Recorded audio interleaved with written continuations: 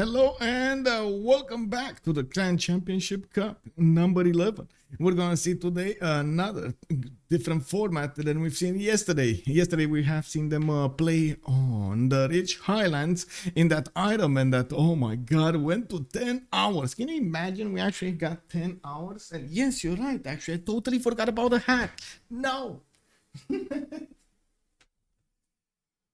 Let me start it up like this. Okay, thank you so much for reminding me. See, it's a shock every time. You need to do something different. You know, I'm thinking. Who this? Exactly, right? Fortuna Belli, good evening, sir. We got Saipong. Hello there, sir. Good afternoon. I did also notice Project Cisco. Hello, sir. And welcome, Zenja Max. He's in the game, actually. He found out he's going to be in the game just a few minutes before because he needed to sub someone else. And he will play with a kit for the Sea Dogs, if I do remember correctly. Ave Machiavelli, hello there, sir, and welcome. I did also notice Zenjamax did pick up that first promotion, but Heinig Dave, man, hello there, sir. Good morning. How are you doing? How are you doing today? I do I have to say that we're still waiting for them to actually get their votes going. I was taking a look who's playing from which team, because that was actually quite a question lingering in my mind over there. So from one side we do have from representing ZOC, we're gonna have Hans and Trinda. We do have Scourge, which actually did a very good performance yesterday. Marius PW with Cherry P showing up today for them in this 2 versus 2 versus 2 versus 2 versus 2, or how many twos we're gonna have? So many twos, too many twos we're gonna have in this game. We do have like I said, a kit with Zenja Max for the for team Sea Dog, Arvenstar with Veskitus. I'm not sure exactly who are they playing with. Actually it's much faster to just search for the name, is it, in the channel? Oh, wait, he doesn't have a name in the channel? Or did I? Oh, right. There we go. Team Bedje, Flight Slingulator. They are representing Flight Slingulator. And then we do have a kid with Eins. And if I actually, this should be, if I remember correctly, kid is French player, so he's playing for the Les Ortolans Roses, so the pink roses over there, or the pink ortolans, the pink platypuses. We're gonna see them. I think everybody does have a better spectator mode. I hope so, because I did talk with them a little bit earlier, and I did tell them they should actually have that on, because otherwise we will probably see some these things during the game. And after yesterday, oh my god, please no, not anymore. Anyway, looks like we will have the teams being fixed over here. The players will actually get their choices. Let me actually scroll down and also give you the information over here. Give me a second. There we go.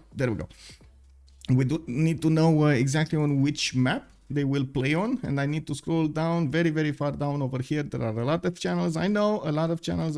There we go, to voting. We need to get to voting, and let's see what's going on over here. This is the second one. We do have this one, and it looks like some players still need to vote. Oh, quite a few of them actually, but we can take a look at which civilizations they banned. For example, we do have Grand Columbia, Teddy Rough Rider banned, Saladin Sultan, Byzantium, Mapuche, Maori, Genghis Khan, Mongolia, Theodora, Zulu, Scythia, Julius Caesar, Russia, and Canada. All of them got banned, taken out, and now they're starting to put the plus in. Looks like that we got here just in time to actually see what they're picking. Oh, okay, so Pangea over here, we do have the second one is probably Highlands. This is Highlands, if I think so. Pangea Standard, that is Pangea Standard. So we do have Pangea Classic Religious and Pangea Standard actually leading the pack over here. A little bit more, with one more on Pangea Classic Religious. That's the Pangea that actually doesn't spawn the mountains across those continent splits. They can spawn anywhere, and you can get a lot of fighting on that map. And you can imagine, since this is going to be a 2 versus 2 versus 2 versus 2, and you're not really guaranteed that you're going to be next to your ally. You can be anywhere on the map between 3 opponents, between others, and so on and so forth. You can imagine this is going to cause quite a stir, having one big landmass so that everybody starts to fight on. Oh, we got some interesting games coming our way. Let's actually see if they did finish the vote. I don't want to... Oh my god, I think I scrolled down a little bit too fast over there. Oh. Is this... No. This is the one. Okay, this is the one. Did they vote? Okay, waiting for nobody. I guess put a plus in or something. And they got the draft. Okay, so they got the draft. They're blind drafting. So their information is in their Discord messages, in the private Discord messages. We don't know exactly what civilization is available for whom, but we will see when they will pick. We will see they picked, not what civilization they picked, because they don't want to reveal that information to the other players in the lobby. It will probably take a little bit of time for them to actually think about their choices. You've seen yesterday in Iron Man, oh my god, it took so long for them to actually pick a civilization, and even after they picked some of them actually changed. But anyway, the players are trying to get an advantage and also the synergy going. They will probably need to pick a civilization that can stand on its own. We've seen how much of a difference it makes when you are not in a 4v4 setup, when you don't have that flexibility, that safety of your allies giving you resources. Yes, this is a 2v2. You do have a teammate, but it's definitely not going to be on the same level as you would benefit from the 4v4s. A lot less resources will be acquired between the two empires altogether. We're going to need to see how they will try to get advantages from actually hitting some timing attacks. They will need to gather as much gold and other resources as possible so they can actually have those timing attacks. Yesterday in the Iron Man, we've seen how much it mattered that some of them weren't ready with enough gold at the moment they actually needed the gold, so they can upgrade their units and do a mass attack very, very quickly against their opponents. That happens. Unfortunately, that is how it is. You just don't get those options just like you do in the 4v4s. A lot of the players do pick civilizations that of course can generate quite a bit of gold, can get them advantages from that GPT when it comes to this flexibility. We've seen yesterday how, for example, India had a very good economy across the board throughout the game and did manage to actually succeed in being a very, very relevant civilization. Won the game in the end over there, stopping his opponent from getting his science victory while he was getting the science victory in his own land. GDRs flying, nukes flying. He got a lot of stuff going for him and did manage to push that victory through. Unbelievable game. I know it took 10 hours. I know it was a pain to actually see those technical difficulties and so on. But man, oh man, after we got all of those fixed over there, after, I don't know, the 3rd hour or 4th hour, when we got the sub, when a player went out and so on, oh my god, the game just totally changed. It was unbelievable. And we did have so many changes in the social dynamics between the players.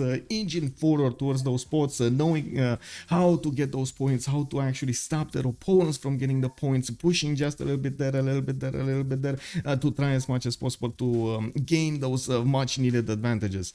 We will need to see them picking. Let me actually come back to this. We're getting spammed over here with memes, but it's fine. It is what it is. You know, we gotta have fun. We do have only Trinda needing to pick. Everybody else in the game picked, and when he's gonna pick it, there we go. He did it. Catherine Blackwing on Trinda. We do have Kublai China on Veskitus. We got Norway. Oh, I said his name right.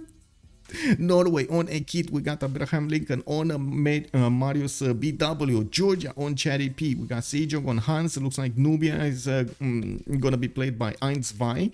Okay, I mean, I love me some Nubian action. We got Victoria St. Jamax. We do have Poland on Cool Kong 2019.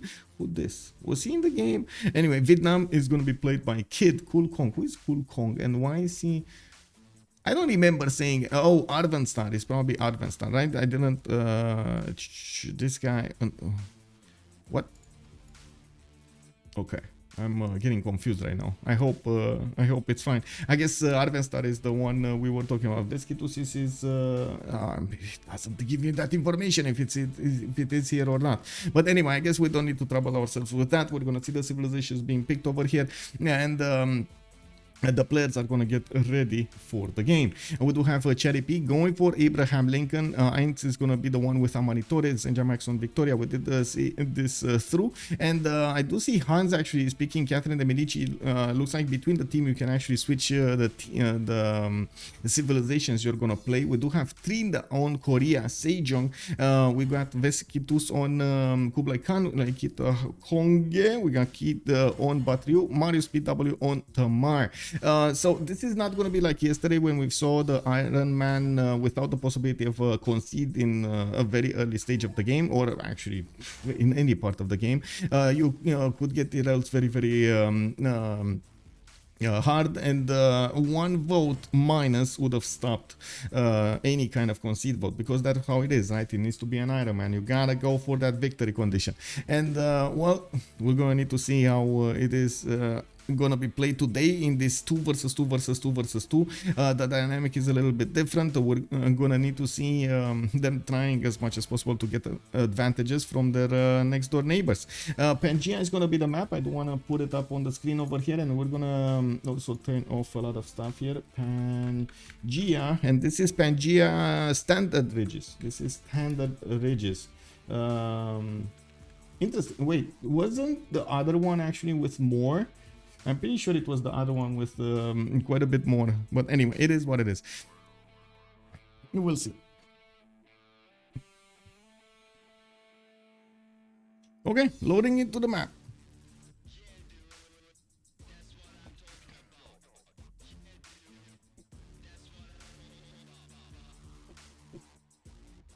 Are we?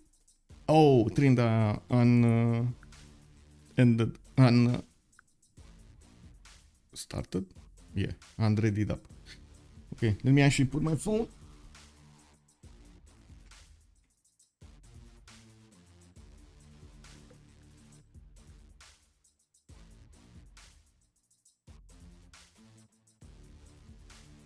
Okay, perfect. So loading into the first map, it will be Pangea standard ridges, which does mean we are gonna have those mountains across the continent splits, which will be interesting across along the continent splits. Will be interesting to see exactly what kind of natural borders they will create. We're gonna see how the players will also try to adapt to this as much as possible.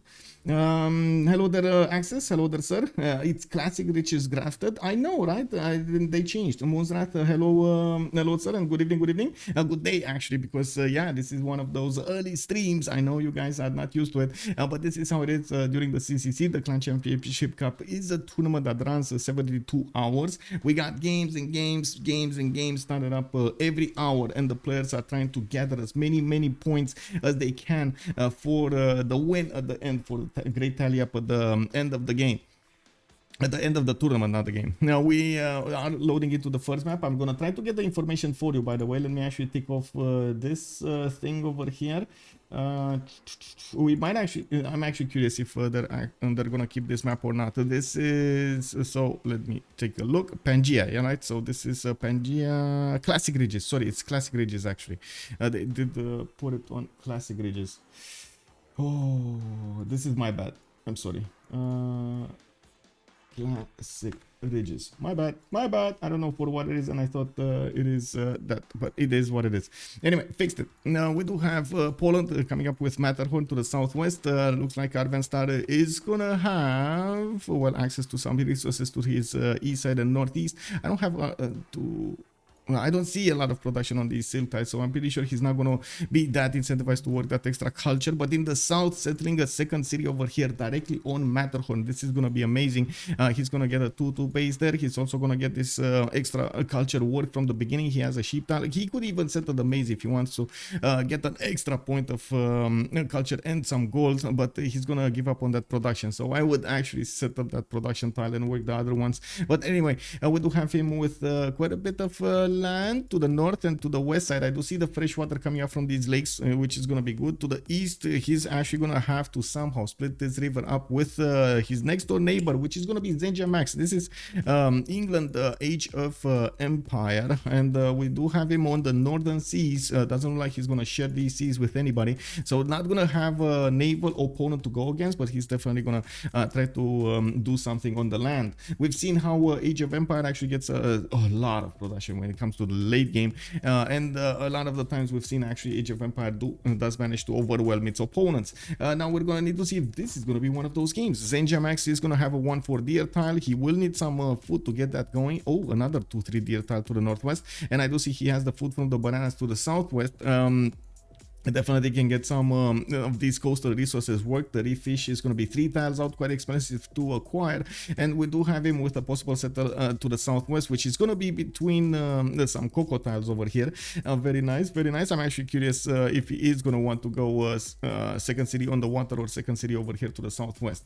We do have him also quite close to Krakow. In the middle there's going to be a river, which I'm pretty sure it's going to be somewhat contested. We might actually see Krakow settle a city around here somewhere or around here, and then England with just one city going to the northwest. Otherwise, maybe we're gonna see them get along and try to make frenemies of each other and split this land up a little bit differently.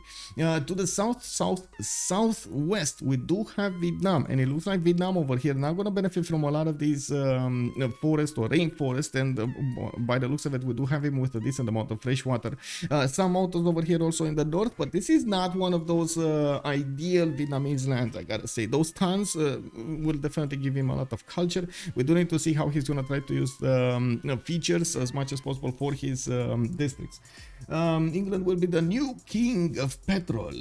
Bonjour, Afifi, bienvenue, bienvenue. The small soldiers also, are they allowed a second alliance? Rural, I do not think they're actually allowed a second alliance. I don't think they can be if I remember correctly, that you can't make friendships with another team. They're basically free for all over here, between the 2 versus 2 versus 2 versus 2s. We do need to see who's actually going to want to attack against whom, because that will matter quite a bit. They will probably just, at some point not deploy armies towards a direction or something like that to stop this from happening. They are not. There we go, Access. Thank you so much for confirming that. Now we do have oh, I just realized we gotta take a look at the strategic resources really quickly also while we're doing this. So horses in the third ring, and I do see iron in the second ring. We do have London, iron in the second ring, and horses are gonna be in the second city over here to the southwest. Fourth ring out from the capital, not gonna get to be acquired. Looks like also, let's see, Tang Long over here with Vietnam. He's gonna get his iron in the third ring to the southwest, and a horse tile on the east side over here. He does have a scout coming up in 1 turn, and from what I do see, he might get the opportunity to settle some coastals, maybe, just maybe. To the north, Arvenstar might want to send some trade routes. You are allowed, if I'm not mistaken, you are allowed to send trade routes. It's just other deals are not allowed for them. And I'm pretty sure also luxury resources will probably be allowed. We do have Korea, Trinda, coming up with his silk tile there, an extra culture point, and a T tile to the west side. Looks like he chose to stay on a 3-1 base over here. Interesting choice. Wait, this is BCY. Shouldn't this be balanced? Let me see. This is maximum. Shouldn't this be balanced? Or did they choose, wait, in the voting, they might have chosen in the voting a different setting. Let me take a look over here.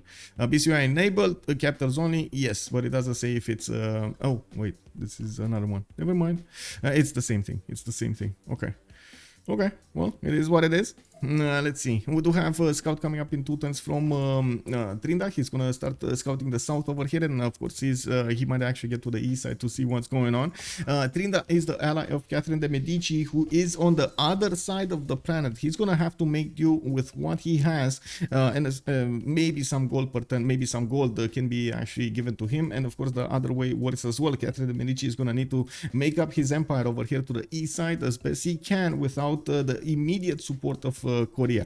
Now we do have Korea also with a very good actually Sewan to the southeast. I wouldn't be surprised if we would see him actually put the Sewan on the iron tile. We do have him also with a decent amount of fresh water, northwest and east. To the west side here, well, of course, Vietnam will not really have another solution than actually settling towards the northeast. There is a decent amount of land between them, and we're going to need to see if they might actually generate some sparks over here. I would actually still prefer Korea over Vietnam when it comes to this, but I guess we're going to need to see if the war comes to pass, what will happen. We do have him also with strategic resources. Let's see, iron in the second ring to the southeast, we talked about that. Horses in the south, and I do see in the in the next few turns he's gonna get a settler in the next 5 turns.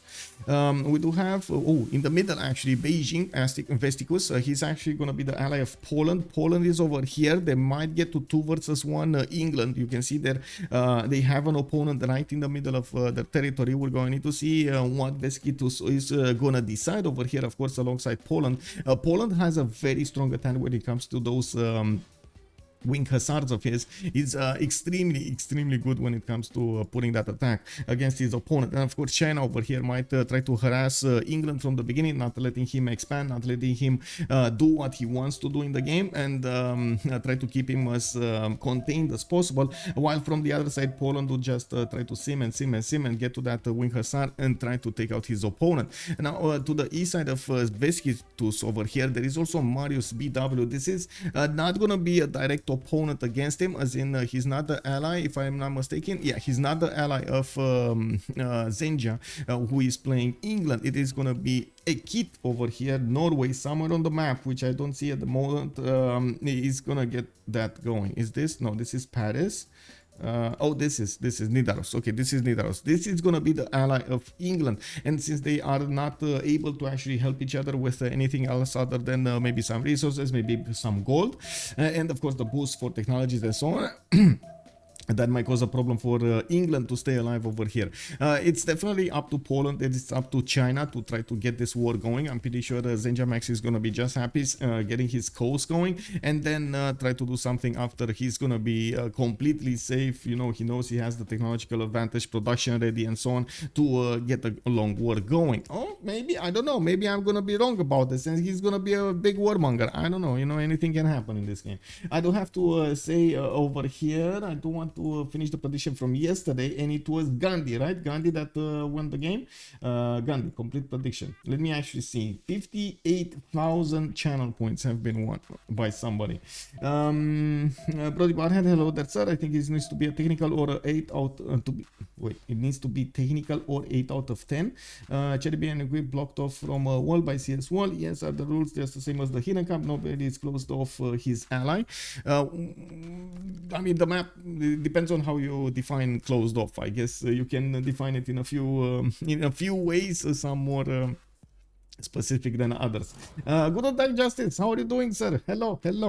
Welcome. We do have China also getting his settler out. Looks like horses are going to be second ring to the east side. He does have access to ivory tiles here to the south, 3 of them actually, and I do see his iron is going to be southwest in the second ring. Can definitely settle another city over here. I'm actually curious if he's going to want to go full coastal here. He doesn't know about Norway, and he doesn't know yet about England and how the land looks, but I'm pretty sure he can assume that England being in the north, so that means he's not going to be on the southern seas. We do have Beijing getting his settler out, and he's moving to the south. Of course, those are ivory tiles and maybe a possible settler on the sugar tile are quite incentivizing. Kid just found a relic over here on Battery U. Kid is gonna get a faster Pantheon, and well, he's gonna be quite happy. Let's see him. He's actually gonna go and for a settle Korea. I do see him moving towards that oil tile, and oh my god. Okay, well, we do see Vietnam is getting his scout around to try to see what Korea is doing. I'm pretty sure Vietnam can get his settle whatever happens over here. That scout is not going to have enough movement. We do need to come back to our eggs over here. We were talking about Beijing, and I think we actually finished with Beijing. Another relic, this time on, oh my god, this time it is on Chatty P. Okay. So 2 teams have a relic, including Marius Speed. Oh yeah, okay, never mind. We do need to take a look over here on Tbilisi. We do have Marius BW getting his settle going to the northeast somewhere. I do see him benefiting from a 3-1 banana, some 2-2 deer tiles, and to the north as well. 2-2s, I mean. He does have some the fresh water coming up from a river, and some lakes over here also to the south. And by the looks of it, he's gonna have Mogadishu quite close. He's also gonna have Nubia very close to him, and Nubia is an opponent of Marius. Let me actually take a look over here. Nubia is Ainz. Ainz is the ally of Kid of Vietnam, and I do see on the other side, oh, this is gonna be wonderful. Georgia over here is gonna have the support of America to the east side. Lincoln, we know that it is productive powerhouse, I'd like to say, and they can actually do something about Nubia over here to the west side. We're going to need to see how they're going to try to coordinate their efforts. America does also have Norway to worry about to the south, and by the looks of it, well, he does have a volcano over here giving him some nice bonuses, a nice volcanic soil erupting over there. Very nice, very nice. We do have Georgia also settling right in the face of Nubia. This will create some tension between them, and I'm pretty sure those Nubian archers at the beginning of the game will have an advantage. They're very strong archer units, but they also do take a lot of damage because, yeah, you know, they're still archers. We do I need to see how Nubia is gonna get to use his walls, his tickets to try to defend against his opponent, Nubian archers, and also we're gonna need to see the timings of them getting their units so they can defend themselves. We've seen how much it matters in the CWC to get the unit exactly in the moment that you need it, so you can fend off an attack. We do have Georgia over here with a decent amount of land to settle to the south and a little bit to the north, so he doesn't need to go full into Nubia over here, but I'm pretty sure he's gonna want to at least take the cities to the northeast and this one to the southeast over here, either on the citrus tile, which is gonna be a bit further away than ideal, or directly on the tobacco tile and then buy out the tiles to the north over here, which I think it would be a little bit better. But anyway, an extra amenity, which I gotta say Georgia will probably need it because he's gonna war up Nubia over here, and I'm pretty sure wariness will take its toll. Now we do need to see him. His strategics to the northwest. We do have horses over there in the third ring. I do see his iron tile is also going to be third ring. Both resources are very expensive, and he's probably going to rely also on Lincoln's available resources. Lincoln does have them cheaper over here with a horse tile and an iron tile in the second ring. It should be good. We do have Rustavi also settled right under the eyes of that Nubian warrior. Man, no shame. He knew, like, this is min distance from my capital. I'm gonna come towards you. It's fine. We have this border. You see me. I'm settling my city. This is all good. You can go back to your home now. It's all good. This is mine. Oh my god, I'm not so sure Nubia is gonna take that message lightly. He started to put down his campuses, and I gotta say, these campuses actually will not allow Nubia to get his Nubian pyramids around them, which is one of the things that Nubian players, or I should say players that do like to play Nubia, do try to do every time. Try to use those pyramids for their bonuses, for the extra food that you get, and at the same time for the discount that you get towards districts, which is amazing, especially if you place it next to the capital city. And also get the extra GCC from the campuses or from the district into that pyramid. Now he's still gonna get the extra science. We do have a +4 campus over here, another +4 campus over here because of that geothermal fissure. It's very good to actually have. And I gotta point out there wasn't really another good option for the +4 campuses around here. And I'm pretty sure he's gonna want to prioritize getting the double card instead of giving some pyramids some extra yields over there. Also, I think Marius might have a bad day. He might have. We're going to need to see how Nubia will react to this. Ainz might be quite aggressive against him, and of course if he's going to have the advantage when it comes to science and production, well, that's definitely going to be a problem. We do have Norway just dead to Abe. That's a very good question. It kind of depends. It kind of depends on where they want to actually focus their efforts. If we're going to see America start to settle cities towards the west side and get some form of proximity to Meadow, I think we know what's up. If he's going to keep on trying to get to the south over here and try to push Norway to the coast and try to get his cities, that's definitely something that will give us a message. We do have Washington started up with his campuses as well, a +3 to the south. I do see Charleston at the moment did not actually put one down. I'm thinking maybe he will need the mining, and yeah, there we go. He needs mining in 2 turns so he can actually put the campus on that copper tile. We do have to talk about Nubia here, because we did take a look at Nubia as a position. We did take a look at his campuses, but we don't know about his strategic resources, which of course it will be quite important for his ability to fight. Yes, I know archers, Pitatis archers don't actually require resources. That's amazing, but you still need some horses. You still need a swordman here and there. You need to get a unit that will actually take over cities and push your agenda forward. We do have Nubia getting another settler to the east side this time. He's not actually going to force the issue. He could have gone with another city to the southwest and tried to get the positioning on Georgia. Looks like he chose not to. We do have a builder coming up from Mero, which might actually put down the first Nubian pyramid, so he gets more food into the city of Mero. Looks like he's also going to have a bit of a problem with the tile quality around here. He doesn't have a lot of production on all of the tiles, especially 2-2s. You do need the 2-2s, or you need something like 2-3s and or better to get this going. And it looks like he's gonna work one and a 2-2-2. Then he's probably gonna work a truffle tile, the 2-1-3, to get a little bit more gold, but he can work the honey for faster food. I gotta say that the population is rising quite quickly, and he does have +4 surplus food, so maybe he is working one of the honey tiles to grow a little bit faster. Now we do have him also with an iron tile in the second ring, horses second ring. Both strategics easy to get. He can use the builder definitely for that horse tile, and since he did start up with campuses, we're going to need to see if he actually changes position towards encampments and generals, because he's going to have quite a bit of science available for him, which will allow him to discover those technologies quite quickly, and which is going to be definitely an advantage. You can see he's actually going for a campus over here. One will finish next turn, another one will finish in the next 4 turns. We do have the first builder coming out, and I wouldn't be surprised. Oh my god, he's not going for the pyramids. Okay, well, I guess that idea flew out the window.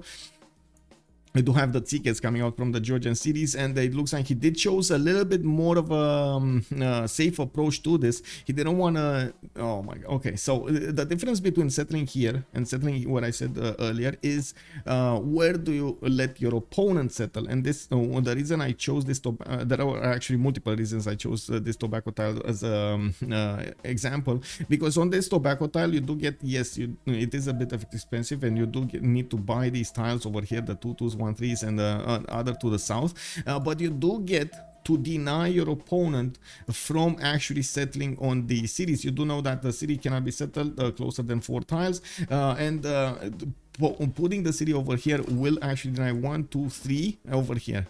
So you see, it creates a semicircle of safety. So at this point, yes, Georgia can actually get another settle of himself on this river in a defensive position on his side of the river, but I'm pretty sure he's aware that also Nubia can try to get a settle here. Probably one of the reasons that Marius is trying to keep a an eye over here on these tiles, and he knows he's probably going to need to fight Nubia in the game. We do have Nubia choosing to back settle, and this is the good thing for Marius. He's not going to get pushed, at least with like more force, with more cities in his face. We do have him getting some stringers out, and I'm pretty sure he's going to want to get archery. And let me take a look over here. Where is he? Archery coming up in 3 turns.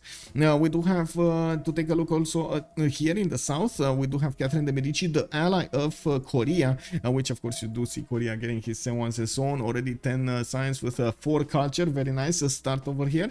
We do have France getting his forces improved from an early stage. I do see he got a builder and improved the deer tile, one of these stone tiles, and a horse tile. Getting in the meantime some extra production, some extra gold from those improvements. We do have him getting a monument in the city of Rouen for the extra culture, and it looks like all of this south and southwest of his is gonna be his empire. He has a lot of cities here to settle with natural defense, the mountains to the west side that will give him those adjacencies towards the campuses, allowing him to get that extra science. He's also gonna be quite protected from a war against Georgia, while Georgia will have its own problems with Nubia. I'm pretty sure France can benefit from this safety, so he can actually settle a lot of cities and develop them, because yes, you can settle 10 cities, but if you don't have the time, if your resources need to be spent on the war effort, it's no surprise that you're gonna have like culture and science and so on, because you know you need to build a library, you need to build a university, you need to get some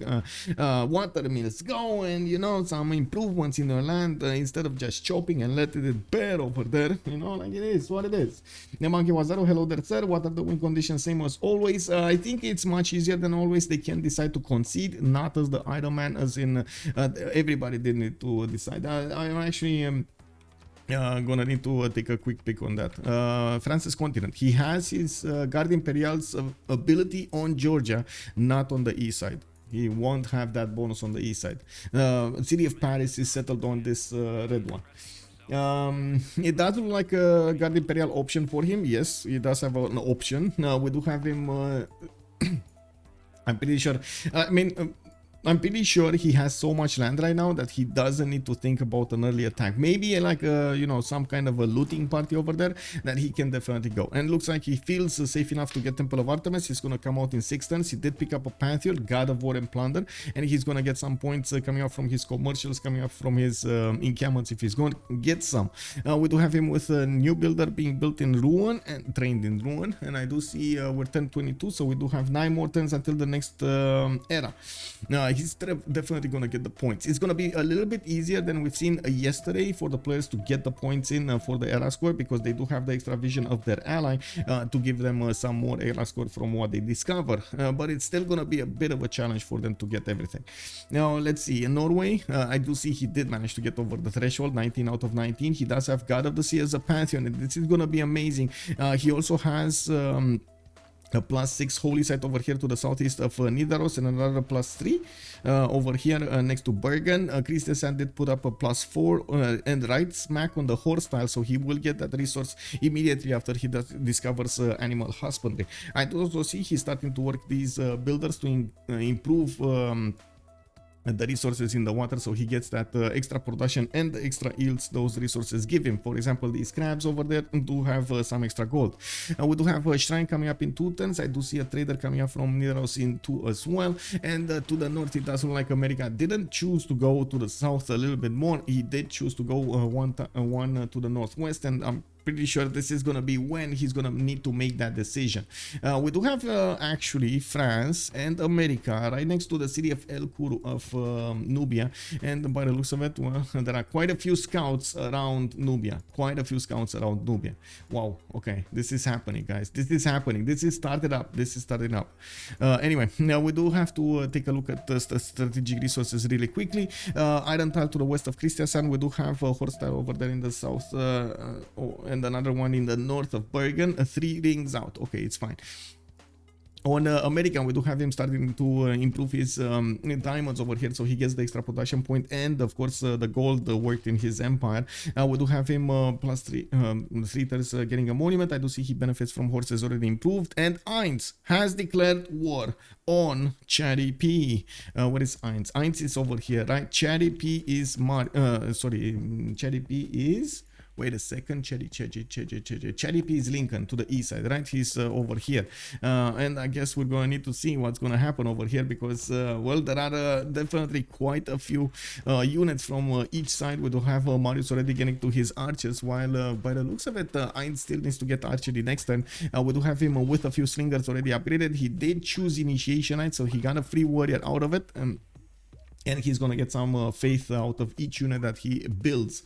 We do need to take a quick pick on Lincoln over here to finish up talking about him, so we can actually pay attention to everything else that's happening on the map. He did manage to get 2 campuses going, a +4 over here between the mountains and the rainforest, another +3 over here to the south of Washington, starting to get that science working for him. 14 science and 4 culture. Definitely needs monuments for the extra culture, and he does have a wonder to the north in the form of Pamukkale, which does also provide fresh water. He can safely settle over there and no problems. He's gonna get very good also adjacency towards some district types.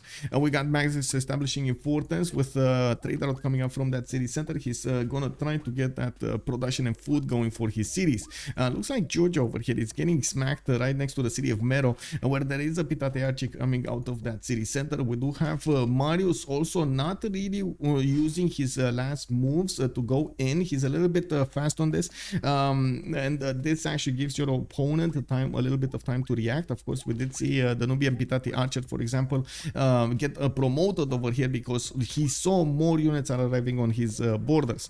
We do have on Lincoln, by the way, Iron Tile in the second ring of Washington to the northeast, and since he's establishing his Magnus and getting his trade route going, he's probably looking to go for internals, which is probably going to be one of the go-to strategies of a lot of civilizations in this game, just because it is, well, they're going to probably be alone for a long time, and they do want to get those production and food points going. I do see Pantheon on Poland. Arvenstar did go for holy sites, and of course he's going to get his relic. I don't think anybody from him, no, nobody from this team actually did manage to get the relic, right? So unfortunately he's not going to get a third or a fourth relic quite easily. We do have Setter coming up from Krakow importance. Looks like at the moment he's wait a second, he's not rushing this. Oh, he did manage to make a project, but he needs 4 more tents. Oh, that's a problem. Okay, so the idea being with Poland, you do want to get your religion as soon as possible, so you get the benefits out of that free relic and the tripling of the relic bonuses from the religion. So you do want those projects and putting the projects in production. Whoa, there was a skirmish here. Okay. This archer probably shot the Pitate. The Pitate retreated. We do have another archer shot available against this warrior. It looks like new archers are being moved to the front line by Marius, and I do see him starting to get some builders out. Since he did finish his Seekers, he's also starting to generate faith. 17 faith at 10. Not a lot, but still it's generating and will allow him to get a monumentality. I do want to take a look also really quickly on every other empire for its for their pantheons. We do have the Sewa started up, and it looks like in the first scientist screen we do not have Hypatia. Well, Korea is probably not going to want to get the projects in and don't want to spend that production if you don't need to. We do have another settler coming up to the south. I do see he's going to get the first horse in 2 turns, and this begs a question: what is he looking for? Is he looking to take something like Buenos Aires? Is he looking to do something against Vietnam? Is he looking to take over Engazargamu, or just to increase his garrison defense strength, which is a good thing to have? I'm pretty sure actually we do need to check their era score. Oh, he does have era score. It's fine. Hans is in a big trouble. 13 out of 19. He is getting Temple of Artemis, which is gonna give him some more points, but I'm pretty sure he's still gonna need like 2 or 3 points. We do have Vietnam also with the God of Craftsman. He's getting the extra production coming up on his strategy resources with the 2 horses to the east side of Tanglong and north side. I do see also he's gonna have some iron resources to improve. 1, 2, 3, and 4. Okay, not bad, not bad. This is a bit further away than ideal, but I guess we're gonna need to see. Let's see. Moves. We got Nubia getting a few more Pitate archers on the front line. I'm actually quite surprised. We do not see a Nubian archer inside of the city of Kava, so he can start shooting against his opponent. The Pitate archers do have 3 movement speed. They are quite maneuverable. I do have to point out there's no pathways for them to go through from Kava and Mero, as in a road, for example, so they can actually resupply the front line faster. We do have a first encampment also put down by Nubia. Looks like he did get his Nubian pyramid. You can see the extra food coming up over there, even on a plains tile. This is amazing for your population growth. We do have actually Georgia lacking his classical units. Taking a look over here, Marius is 2 turns away from horseback riding, while we do have 4 turns out for Ainz. I do see builders coming up from Georgia, and I'm pretty sure he's, oh my god, he actually picked God of the Forge. Okay, I'm pretty sure he's gonna want to chop those horses as soon as possible, so he gets an advantage in production and numbers against Nubia, while we're going to need to see how many of these Pitate archers Nubia can train in the meantime, and how fast he can actually get the chops going for his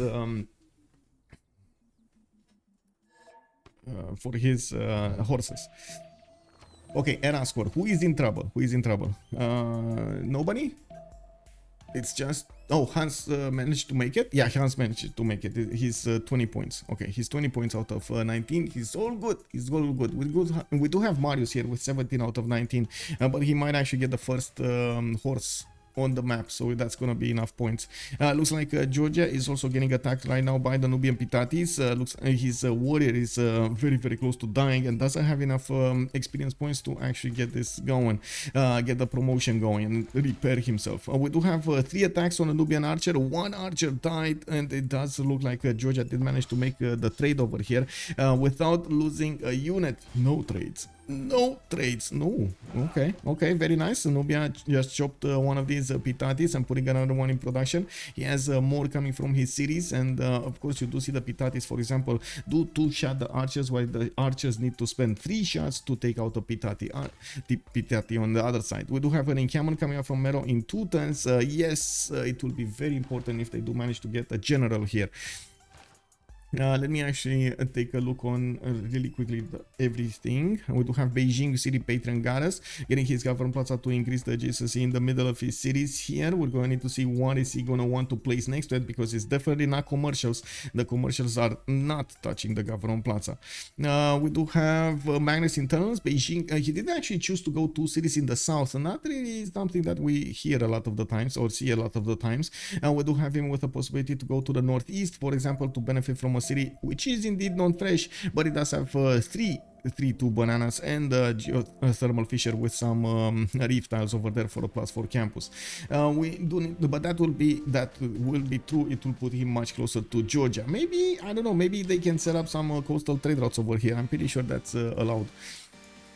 We do have Georgia also needing to counter Nubia over here somehow. He does want to get the archers fighting the Nubian archers until he's gonna get these horses on the front line. He can actually get one right on the stone over there, and we're gonna need to see when he's gonna cross and try to attack the city of Kava.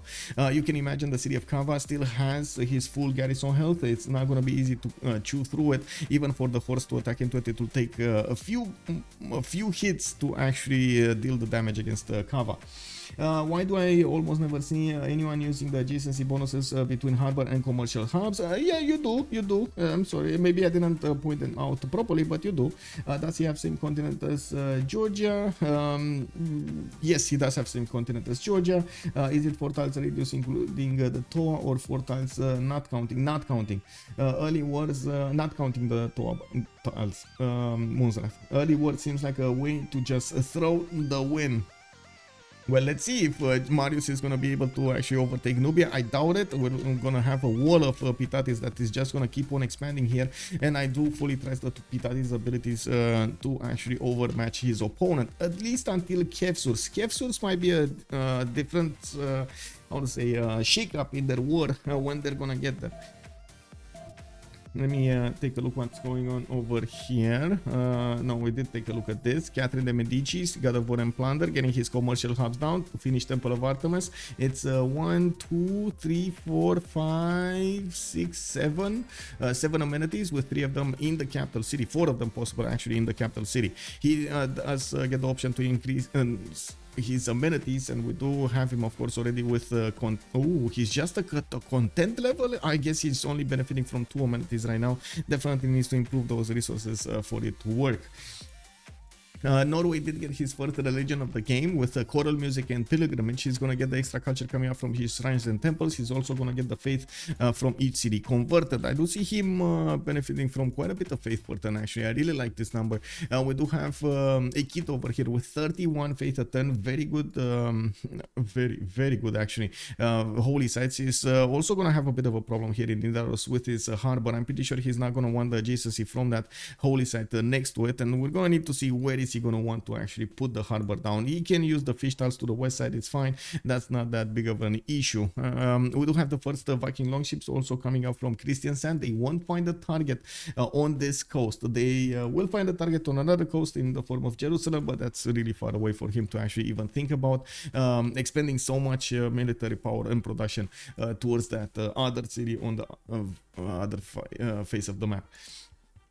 Yeah, we do have also Trinda starting to get his horses to go against Buenos Aires. By the looks of it, he's also gonna get another settle there. Gonna put his settlers right in the face of Poland, which also did manage to get religion, crusade, and reliquaries. I mean, if we didn't know before, we know what Poland is thinking about, right? He picked crusade right next to 3 opponents. Well, I guess the 2 opponents, because we do have Korea in the south, and we do have him getting his shrines up. We do have him with 3 cities, got his government plaza over here to the southeast of Warsaw, and I do see he plugged in Moksha for that extra faith. Did also settle the city of Gniezno. It will have Matterhorn bonuses on some units, which Matterhorn bonus basically allows your units to ignore the heals. You can you spend 1 movement point on each hill tile. It is amazing, incredible how fast horses and coursers and the heavy calves can actually cover a lot of land even through hilly terrain.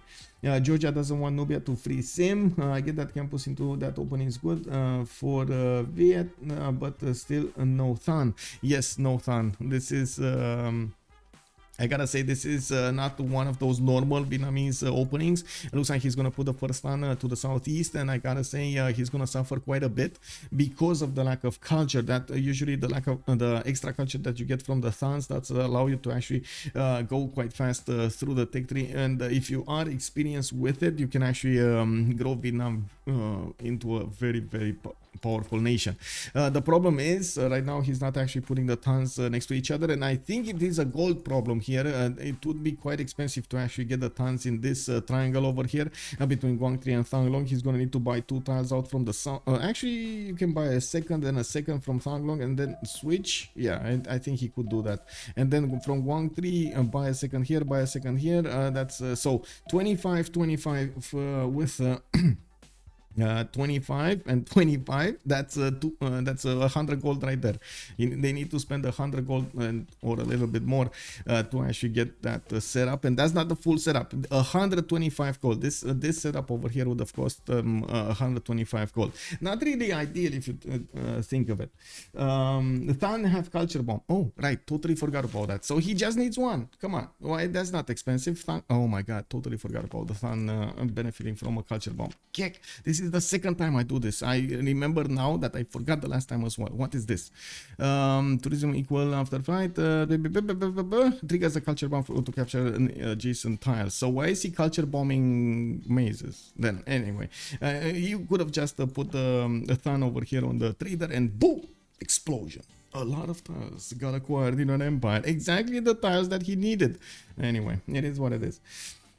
We do have the horses actually appearing next to the Nubian cities. So we do have a horse coming up from Kava. Looks like Nubia is busy getting his chops done and getting the Pitatis to train their shots on the Georgian horse. The horse will actually need to pull out of there because he's gonna die if he doesn't. Might actually take one of Pitatis with him because why not? I mean, you might as well trade the horse for another unit, or try to attack the northern Pitati, and then follow up attack with an archer. Bam, 1 Pitati, then another Pitati dies here.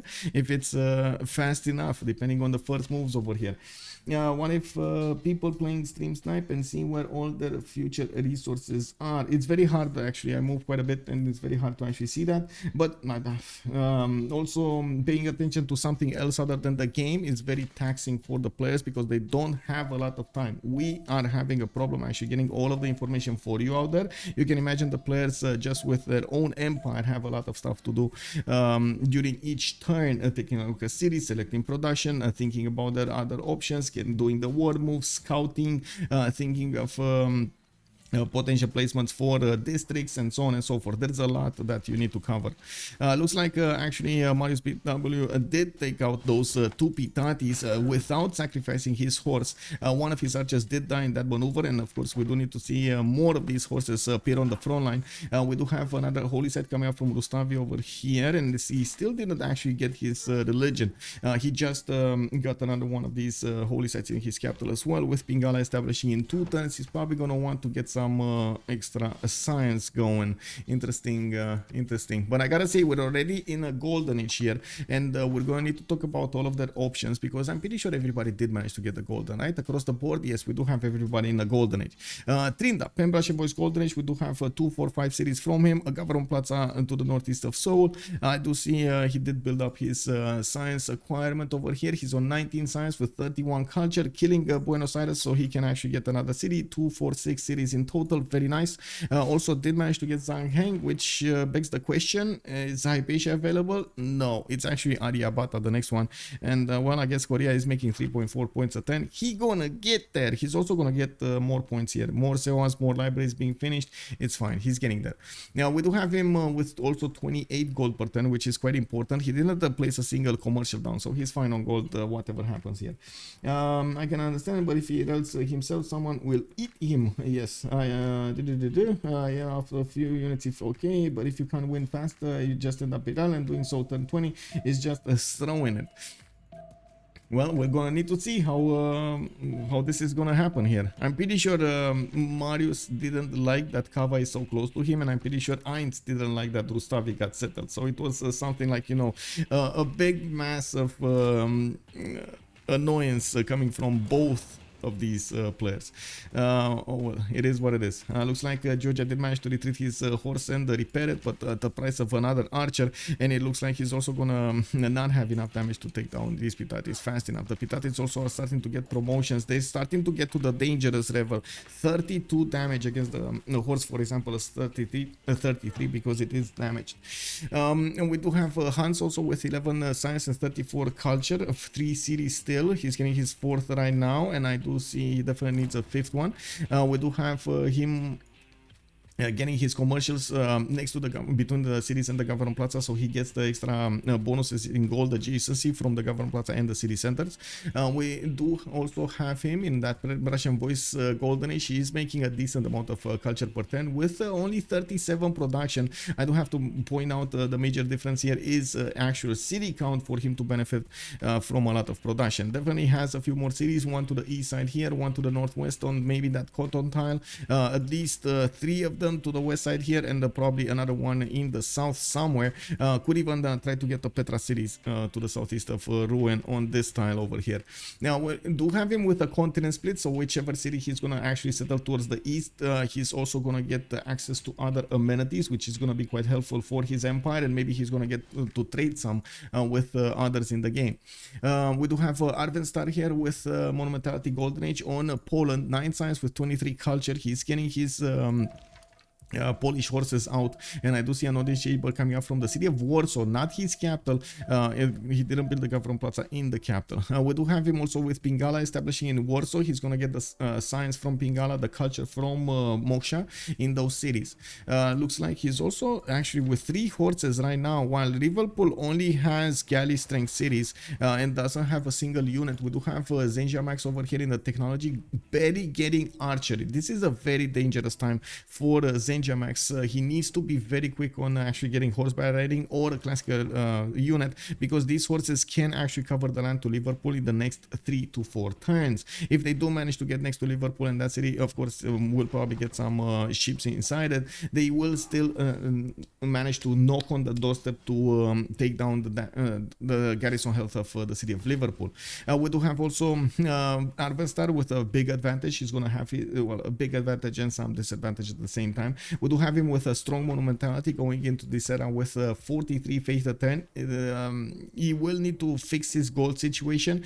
He's gonna have Matterhorn bonuses, and he's gonna have his I would say ability with the faith to buy these builders and improve his territory very quickly, getting that faith into maybe 1 or 2 settlers so he can actually get his empire bigger. You can actually see he will have 5 cities quite quickly over here, and he is benefiting from 15 science with 22 culture, which is going to be a little bit bigger next time. I do have to point out his crusade will still need some time to actually establish. Oh my god, I say some time and it's converting into, wait, how did it, oh my god, oh my god, guys, what is going on? We got, Look how fast this cities passively converted to Crusade. Oh my, okay. Well, this is happening, guys. This is definitely happening. We do have Veskitus actually declaring war on England. He did. Oh, that's actually the ally of Arvenstar. So Jadwiga over here already declared his intentions. He's gonna take out that scout really quickly. He does have an archer over there waiting to aim and shoot, and we do have those horses ready to go. He didn't start moving last turn, which I think it was a mistake. It gave an extra turn to his opponent to start getting his horseback riding. I do see Zenjamax just finished archery, and he still needs to click on the button. Now we do have also the city of London getting Stonehenge here, but just one city with Moksha might not be enough to actually push out the religion of his opponent, especially since these cities right now are going to be more vulnerable to these horses. Crusade does give you an extra +5 against your opponent, but only if you are inside of the borders of the city that got converted to your religion. Sus Jerusalem. Let's see. Did he? Jerusalem. Let's see. No, he did not. Nobody sus Jerusalem. We do have another horse coming out from Krakow. I'm pretty sure he's gonna get to use his chops to get a few more units, and I'm pretty sure he can overwhelm the defenses of London quite quickly over here, since we don't actually have London preparing for a war from the beginning. We do need to take a look also on Veskitus with a golden age. On China, we do have Chengdu actually. Oh, there we go. They made the decision to actually get a 2 versus 1 going against Zenjamax. We do have Chengdu also benefiting from a commercial in 11 turns. He does have city patron goddess for the 40% towards the first district of a city. Ancestral Hall also coming up from Beijing. Probably the reason that he's he is actually synchronizing with the settler. Very nice. And the timing for Ancestral Hall, very nice. Now he can take on Birmingham over here, can go towards London, and of course split the land up with Poland. A major advantage that will come out of actually overtaking the Empire of England here really quickly. They will have available trade routes on the water between the two empires, using the city of Birmingham as an entry point and Liverpool as another entry point. This is going to be extremely valuable for the gold per turn that they will have to benefit from. I do have over here Korea trying to scout with a scientist, because why not? I do see China is going to get to improve his iron tile here, and the horses are coming out from Beijing. He did plug in the maneuver card. You've seen how that horse actually switched from 3 turns to 2 turns, and that's usually how maneuver card looks like when it's activated. We do have a kit over here with 4 turns away from horseback riding. He did get another city to the northwest, Biarkoi, and I think Stavanger is a new city as well. He will have access to these mountain volcanic soil tiles that this volcano keeps exploding. Is this actually, this looks like Vesuvius bonuses? Why is that another? Oh my god, this is so rare, I gotta say. Anyway, we do have Moksha established over there in the north. It looks like Pingala getting established in Kristiansand. Nidaros is getting his stave churches already. These stave churches are gonna give him 1 extra production on all of these improved tiles, and a faith per turn from the improved league sources. This is gonna be quite a faith boost over here, a significant faith boost for Hara Hardrada. He's already on 60 faith a turn, only 44 production, but he did choose to go for a monumentality, so he's using that faith per turn to buy out builders, settlers, and so on.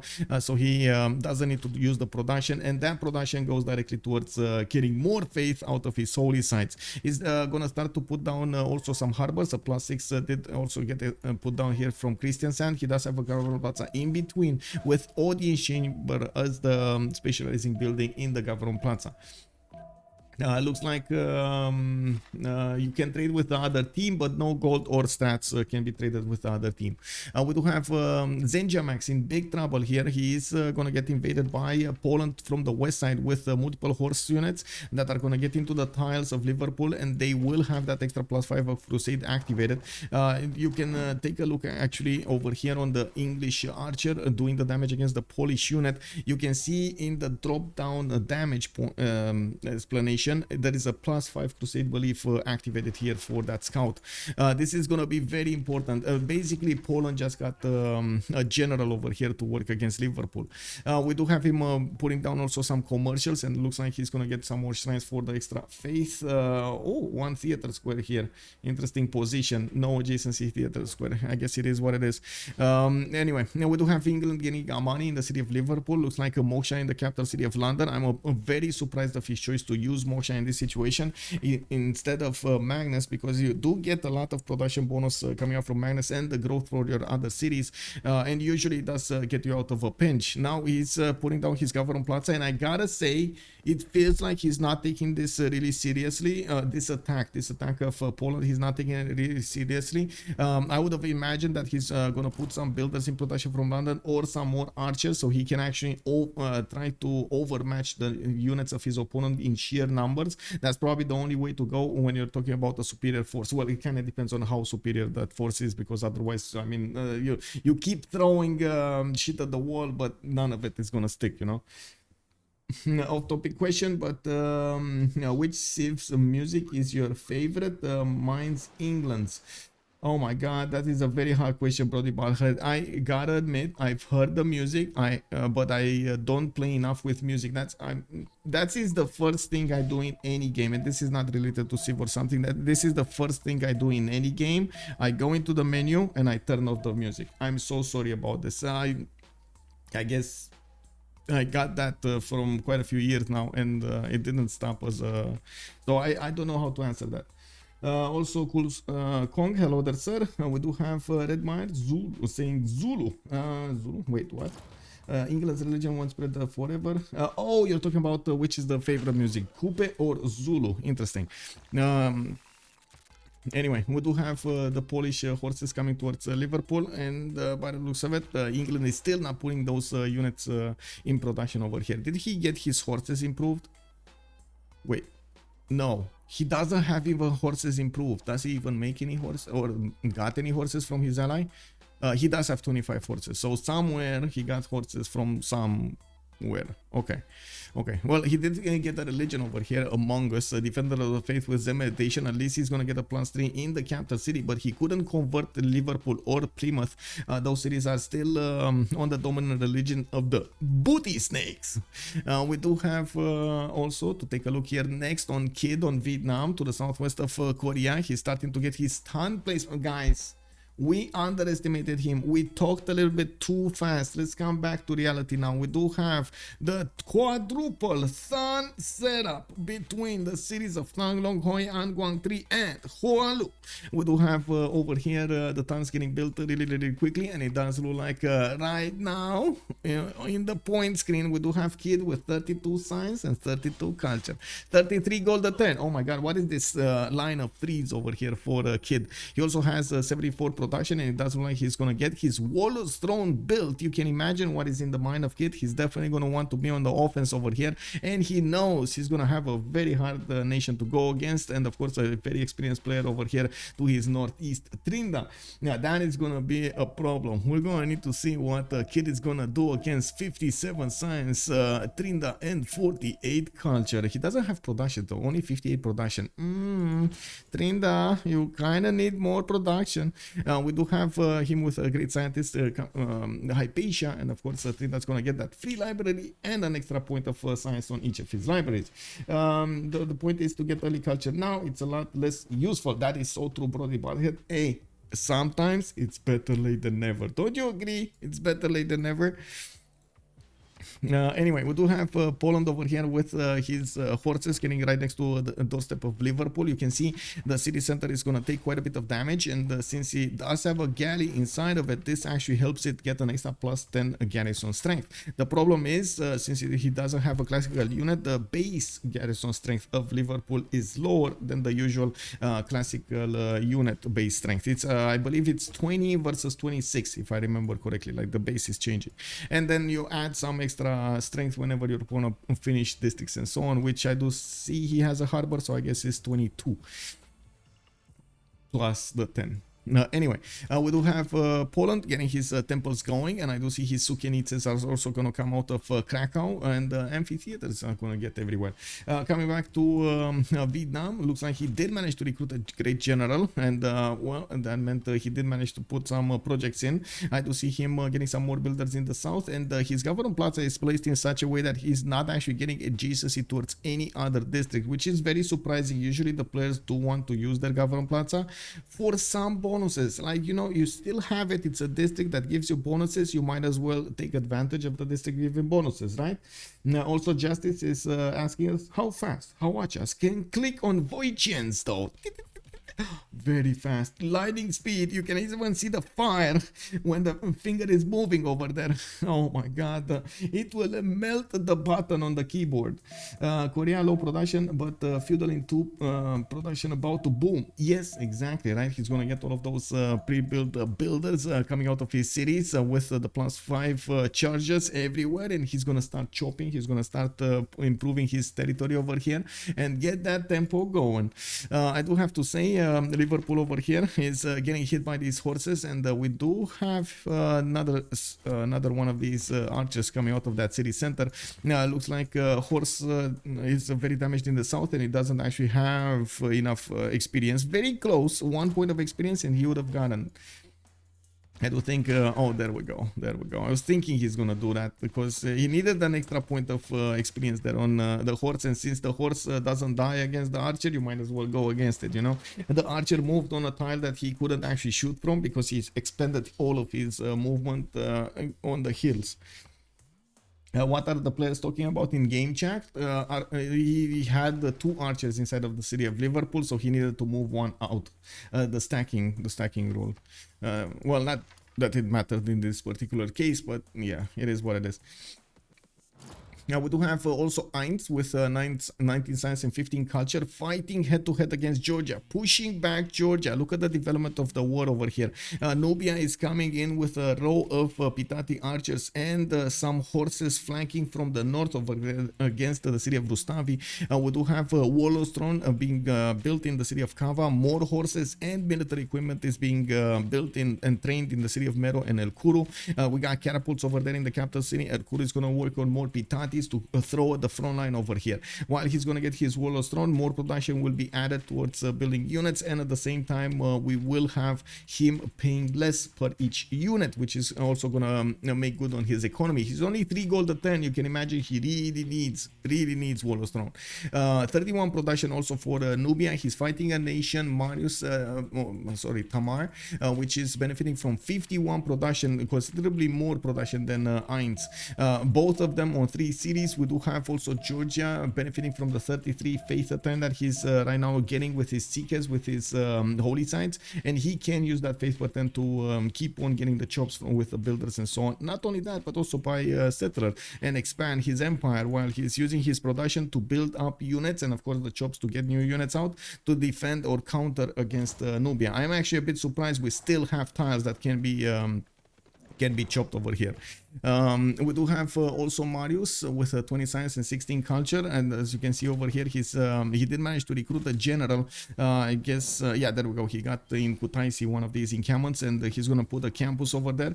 Did manage to get finally enough Greek prophet points to establish a religion. Defender of the faith is not there. We don't have crusade anymore because already it's being applied very powerfully against the nation of England. England did lose his first city, while we do have horses started up to defend London and Plymouth. We're going to need to see if Poland will manage to actually keep pushing, but this is already a big blow against England. 12 science and 23 culture.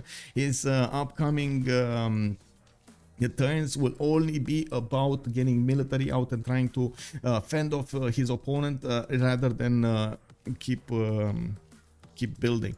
And I gotta say, this might turn out to be a mistake. I think he's basing his decision on he's already gonna have quite a bit of faith generated, and he can settle another city over there on the coast if he wants to trade with China. It's fine. I mean, it's fine. It's just different than I was thinking. I think he doesn't want to muddy himself of allowing England to retake his city.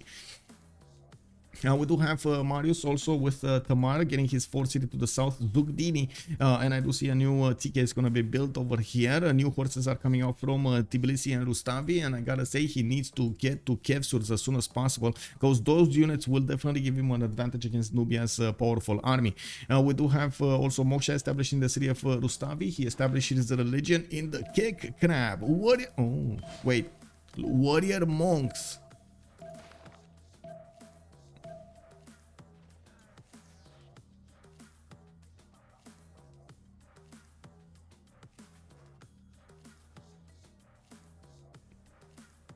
I feel so happy. Oh my god, Brody, we're gonna have warrior monks. Tamar took holy water. No, he did not.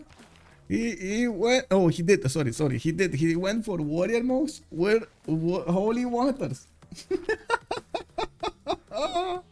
Oh my god, yes, let's go warrior monks. Let's actually see how much faith he's generating. He's on 35 faith a turn. Okay, it's not that big of a faith generation. He also has quite a bit of quite a few problems over here with his horses taken down by the Pitati archers. Not really killed, but really put into the low HP range. Axis. Did you not know that Warrior Monks is an actual strat in FFA now? It's played quite often by now. I mean, I know we've seen it in so many... don't get me wrong. I've seen a lot of Warrior Monks, different strategies being played out. I also know people that only want to play Warrior Monks. There are some people that are going to try those Warrior Monks on any nation. Some are better than others. Definitely Zulu push, for example, with the Warrior Monks, the army... That is amazing. I got that treatment at some point like 2 years ago from Mioel. He used them against me. But anyway, coming back to this, I'm happy because usually in the 4v4 scene you don't actually get to see that many warrior monks, and I do want to see them in action. They are pretty strong. Yeah, he didn't have Jesuit irrigation anymore. He did because it's free unit production. Yeah, I mean, let's see how things evolve over here. By the looks of it, of course, both of them do need to get a lot more science and culture. Neither of them are actually shining in those aspects of the game. We do have Nubia with the need to get another city to the north, but it looks like he's gonna try to get the catapults fast to Rustavi over here on the west side. Now we do have also Poland starting to well, I guess he's not putting new units on the front line, and he's gonna leave China to keep pushing towards Birmingham again. I think this is a mistake. I guess he does want to get as much of a bonus as possible. Heinz, oh my god, he left us. Heinz left us. Oh, it is what it is. Chandra is giga good with warrior monks. Yeah. Best Civ to do warrior monks is actually Theodora. Okay, looks like he got a 5-axis crash. So we're gonna need to wait for him to return to us in the game. Let's actually see what's going on in other places. We got Korea here that can see what's going on to the west side. Looks like Vietnam is gonna take out Bandar Brunei to the north. That's gonna put him on 6 cities. I do see he's getting commercial hub investments. We're gonna need to take a look at the merchants. It looks like there is another merchant over here which is gonna be contested. No, actually it's not contested. Looks like France is not contesting this merchant. How is he not contesting this merchant? Oh my god. I mean, I know he has 7 points a turn, but Vietnam is 1 project away from getting it with 5.7 per turn. Anyway, another ton is gonna finish from Hoi An. I do see new builders coming around. I'm pretty sure he's at the feudalism timing, and he's gonna start chopping and improving his territory everywhere. China over here is also half-heartedly dedicating his army towards Birmingham, and it does look like he's gonna have quite a few problems over here taking over that city, especially with just 1 horse and an archer. We do have him getting new settlers out, and it does look like he's gonna get Pingala in the city of Changsha, where he's also gonna get a campus. I do see another. I do see Moksha in the capital city of Taiwan, and Governor Max in his capital city. Did he build his government plaza in the capital? No, he did. Okay, it's Beijing. He just bought the tiles and changed them. It's okay, it's fine. So now we find our answer. He's actually wanting to increase the adjacency of these campuses using the government plaza. Okay. I mean, this is just a +1, whatever.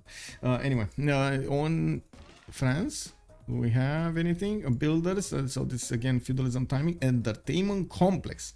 Is he actually gonna try to go for he is for Colosseum here. He's gonna grid out Colosseum. We do have him with 1, 2, 3, 4, 5 chops, 6 chops if he actually spends the gold to the southwest.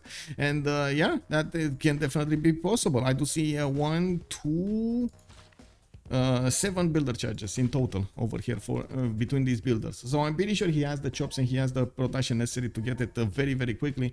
I'm also a bit surprised we don't see a few more chateaus being built across the land, especially on these plains tiles. Some of them do get I would say luxury resources next to them, and especially on these tiles over here with fresh water, they're very, very good.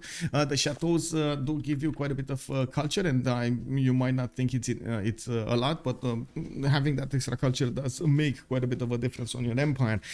You do get the +1 food, +1 housing, and +1 appeal, +1 gold, and +1 culture, and then you start adding depending on what is next to, increasing to +2 with flight adjacent to a culture, to a wonder, +2 gold if next to a river, +1 culture, and +1 gold for each adjacency resource. So if you do put it next to a river and it does have an adjacent luxury resource, it is amazing. So yeah, there are places, or there are no places. Yeah, there is a place over here. For example, this next to the olives and next to the river. This I guess, yeah, this could work. Oh, this could work also, but it lacks production, so I wouldn't really want to put that. Anyway, now we do have another one here that won't have the extra food, but he already has the 2 food over there, and is between 2 luxury resources. You know, there are quite a few places that you can use to place them. Trinda and Hans only free sim team, and well, yes and no, because Vietnam kind of established that he's going to want to go to war. We do have a Warlord's Throne over here coming up in the Government Plaza, and I'm pretty sure he's going to want to use it somehow. We're going to see if after he finishes with repairing his army and gets new units out, and of course gets to Voichen, will we see him go against Korea? Okay. What's going on over here in the city-state screen? Let's see what do we have to benefit from. Cardiff coming up as the industrial city-state. We do have Kumasi with Vilnius and Althea coming up for the culture. It looks like La Venta, Jerusalem, Yerevan will be the ones for faith. Mogadishu with Hunza will be providing the commercial bonuses, and I do see Veskitus over there already has 4 envoys in Hanza, while Hatusa is already being taken over by Trinda. We do have Hans on Kumasi. That's actually pretty good. And where is Kumasi? Kumasi is next to him. Oh, this is pretty good, and I gotta say Norway over here should do well to take out Kumasi, because that's gonna be quite a bit of culture on Monsieur Hans. Let's actually take a look also over here. What's going on? Oh, sorry, city-state. Cherry P is holding Kabul, Cherry P being Lincoln, if I'm not mistaken. We do see him starting to expand, and you can see he's starting on the west side. He's not focusing the south that much, even though he does have a city over here. He's just probably looking to keep Norway on the coast as much as possible, which of course Norway will want to be on the coast anyway. He kept on settling cities even in the south over here, right in the face on the doorstep of France. I do have him with another possible city to the north, but that's going to be very close to the Washington capital. He's going to get it there regardless. I hope Poland will do Hue to Kali. That's actually going to be quite an interesting proposition over here, getting Hue while warring and getting your sim up. I do have to point out we do already have 3 down 82 science and 58 culture. Not surprisingly, this is usually our Sejong rolls. We got an encampment training project coming up from Korea, and he started up on his pre-build, so we do see a lot of archers coming up from Buenos Aires, Sangchu, Jeonju, Seoul, and I do see Yangsan is working on the pyramids in the south. So that window of opportunity that Vietnam might have benefited from, it's starting to get smaller or even non-existent. He might have an opportunity to maybe get to Yangsan and take it out faster than the Hawachas can get there, because they still need to move. But if he doesn't move quickly enough and with enough force to take Yangsan away from Korea, well, that's not going to happen afterwards. I'm pretty sure the Hawachas will be more than capable of pushing back a Vietnamese attack. We've seen yesterday how they did manage to push back Zulu. Well, I would expect the same thing happening today. Yeah, we do have also an encampment training project coming up from Gdansk. That's actually 7 turns away from finishing. That's a long time, man. Yeah, okay, 4 turns away from finishing. He's gonna get a builder to start improving that territory. And I do see Jadwiga is only on 31 science with 40 culture. He does have 97 faith turn with 68 production and starting to get a few theater square festivals going, so he can recruit writers. We do have Marco Polo, and I do see Vietnam did manage to roll that project. He's trying to get another one. No commercial hub investments. Yeah, he is trying to get another one, but that's very late. He's not gonna get it if he waits for that. That's very late. He had 5.7 points and France is on 7. Okay, wait, it's both of them will get it in 2 turns. Let me take a look over here. Wait, did China just buy it? Okay, never mind. China just bought it. It's fine. Yeah, I mean, you know, if you want to do that, do that. China just bought it. Veskitus over here with 26 science and 44 culture is going to get to benefit from an extra trade route, and I do see him already getting 3-4 of them to work. He's getting another wave of settlers, and did actually retreat from attacking England. He's not actually going to push more against England.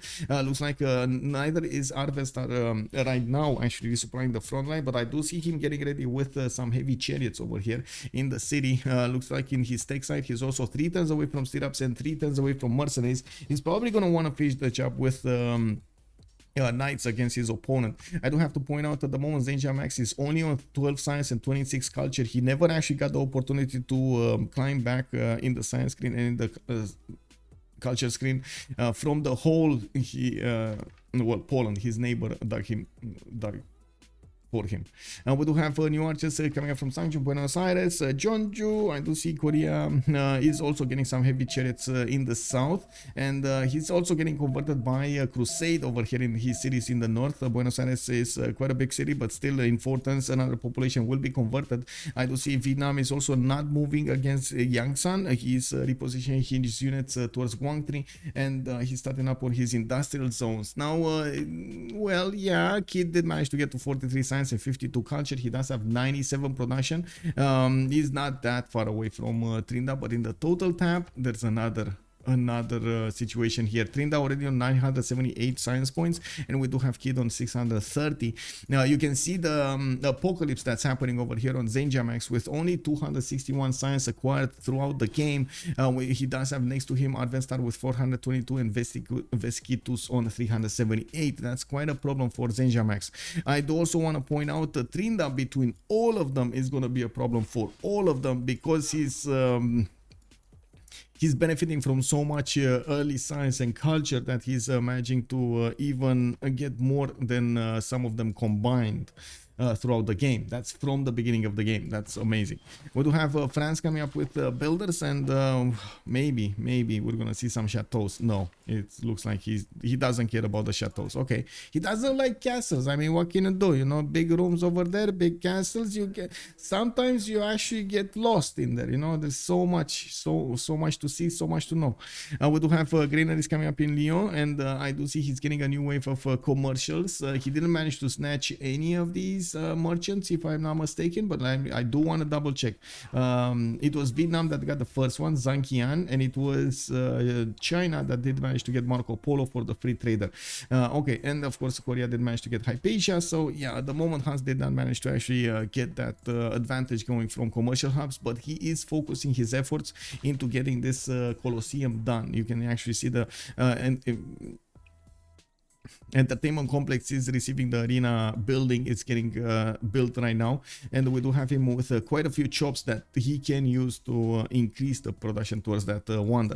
We do have multiple lighthouses coming up also from Norway. I did notice while I was watching Zenja Max's stats that also Ekit is in a bit of a trouble of his own, with only 366 science acquired throughout the game and only making 27% with 47 culture. Is gonna need to increase these numbers very, very quickly. We do have Stavager about to receive its 4th population, and I'm very curious if he's gonna try to get a balance between like getting new harbors out and putting down his campuses, or is he gonna try to fully focus on getting the usual holy site into harbor, into campus kind of strategy, which I think it might actually put him off, because America is sending some units to the west side, but he could easily send some units his way if there is going to be a decent amount of difference in their technological advantage, or in the technology between them. So Charity, for example, is 67 science with 53 culture. We do have him on 583 science versus a kid's 366. And not only that, but he also benefits from having the ability to get more science points per 10. Those libraries getting built in Charleston, and I'm pretty sure Washington did get one. We do have new builders coming up to increase his available production and other stats. Oh, he did get this one as well. This is a plus 12 campus in the city of Buffalo, and to be honest, that's actually such a good campus that it would be nice to have Governor Pingala in that city with a triple bonus on it. That is such a good campus. Anyway, we do have Poland over here getting the 1, 2, 3, 4 of these heavy chariots. I do see a 5th one coming out from Warsaw, and he can definitely put another one in production in Krakow and Gniezno. We do have him also retreating from the offense of this English army. We do have England scrambling to get his Wall of Stone done, and I do see campuses coming up in 7/10 from the city of Plymouth. I do have to point out Korea keeps on building up his archer count, and I do see new heavy chariots. This means he's looking towards somebody. He has a general deployed to the southwest, but I think his army movement showing that he's going to the north. He's probably going to want to neutralize Poland before Poland gets his wing hussars, so it doesn't become a troublesome neighbor for him. In the southwest, Vietnam, since he doesn't have that many stats on him, he's not that worried. Vietnam, yes, he does have the Voichens, but the Voichens do tend to melt to Hawachas. Colosseum got stolen. Well, no, it's here. We do have Colosseum here. I don't think anybody is building Colosseum. I didn't see any other entertainment complex. So we got an Irel war over here between Georgia and Nubia. That both of them are actually expending so much effort into this war that neither of them are actually winning. We do have on one side Marius on 31 science with 18 culture. On the other side, Ainz with 28 science and 15 culture. You can see neither of them are winning this, right? It's easy to see this. We do have China over here. That's definitely not in a build an entertainment complex kind of mood. He's wanting to expand as soon as possible and grab as much territory as possible, while he's gonna need to prepare the kill against England. His ally is also getting ready for this, so he needs to get up a little bit faster. Good thing is he did manage to connect the northern cities with trade routes, so he's getting the road pathways towards Beijing, so he can resupply the front line much faster with unit built in his initial settles, which are usually the most productive ones. We do need to also take a look over here. Korea is probably going to war Poland by the looks of his positioning. Poland getting ready to war England again. We do have Lincoln that still needs to make up his mind, but by the looks of it, the positioning of the settler right in the face of Nubia, he's going to be looking to take out Nubia quite quickly over here to liberate Georgia from having from having his war. I do also want to point out that Georgia is getting very close to his Kiev source. We do have Marius one turn away from getting military tactics, and I do see he has 1, 2, 3, 4, 5, 6 pre-builds. He's also putting that settler we talked about earlier, because Nubia never reacted to this, never actually put another city in the front of Georgia. We do have Georgia with the ability to put that extra city towards Kava.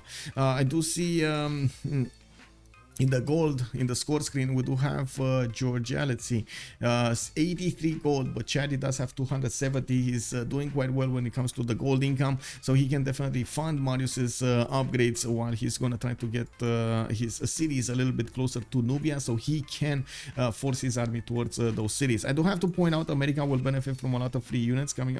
This is Lincoln. Lincoln does have an amazing bonus when it comes to recruiting units, and let me actually take a look. First of all, gets the 100% production to industrial zones and aqueduct districts, and we do have receive a free melee unit after completing an industrial zone and their buildings. The free unit does not require resources. Okay, we do have a theater square being built from Mero. I do see it's going to be only a +2, and I do see new horses being trained on the city of Kava to the west side. A major problem here for Ainz will also be defending against these Kevsurs. He's gonna try to go for coursers, which yes will be stronger than the horses. I'm not convinced the Kevsurs are gonna care though. The Kevsurs are very strong, especially in the hills, so you do kind of need to get out of the hills if you want to defend against them. Anyway, now let's actually take a look over here. Warlord Strong is going to finish here. We do have audience chamber selected for Poland. On Korea, we do have hanging gardens in the city of Gwangju, and he did choose to go for Warlord's Throne as well as a specializing building his government plaza. He's gonna get that extra production going towards his units. Young Pink lakes. Wait, what lakes? You're talking about this lake? All of them are lakes. All of them are lakes. 1, 2, 3, 4. Yeah, all of them are lakes. Is Colosseum finishing? Next turn. He's finishing next turn. It looks like Hans did manage to chop those quite fast. He still has 4 builder charges available for that unit, and I'm pretty sure he's going to want to improve. Please build the chateaus. Oh my god, please build the chateaus, man. You gotta get the chateaus. If only for the era squad, please build them. For the love of God, build the chateaus. Anyway, we do have another settle moving to the southeast somewhere, and I do see at the moment he's sending a trader somewhere to the northeast to Anshan. He's going to create a pathway directly towards America and towards Nubia. I'm not sure that's actually the most the best way you can actually get something out there. We do have him also getting a campus importance from the city of Lyon. That's going to be a +3, and well, we're gonna need to start looking at the golden age options, because in 5 turns we're gonna have the switch of the era, and it's very important to see which player is actually gonna get the golden age and which player is not gonna get that golden age. We've seen yesterday how much it matters, especially in the first 3, to get exactly what you need to get.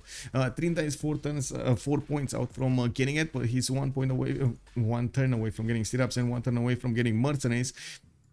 Now we do see him getting an encampment training project from Gwangju, and he still has quite a few builder charges for some chops if he needs to. We do see also Hans on 48 points out of 53. He's going to need 5 more points if he actually wants to get this golden age. Arven Star, he's on 44 out of 46, very far away from getting a golden age. I'm not even sure he wants it. He does have a few campuses coming around from his cities, and since he's going to probably lose his monumentality golden age, he's going to have to make do with his own production capabilities and the faith used for something else. Of course, he's still gonna get probably Grandmaster Chapel over here, which is gonna help him out quite a bit, but his stats are not great. He does have 93 production with 108 faith per turn, and we're gonna need to see what is gonna be the result between him warring against England. Would have loved to see a few more cities here, but I guess that's a mute point. Korea might actually take Gensno quite fast, especially looking at the army size that's being deployed over here towards Gensno, towards Poland. We do have Veskitus also, very far away from getting even a normal age, 33 points out of 41. He's getting a few new markets, and I see heavy chariots and some industrial zones coming up from Changsha. This is going to be a good industrial zone when those aqueducts are going to finish. It's going to take some time for them to actually get going over there. Now we do have him sending finally those cities to the northeast, which is a big inland sea, but again not populated by anybody, so it's going to be fine.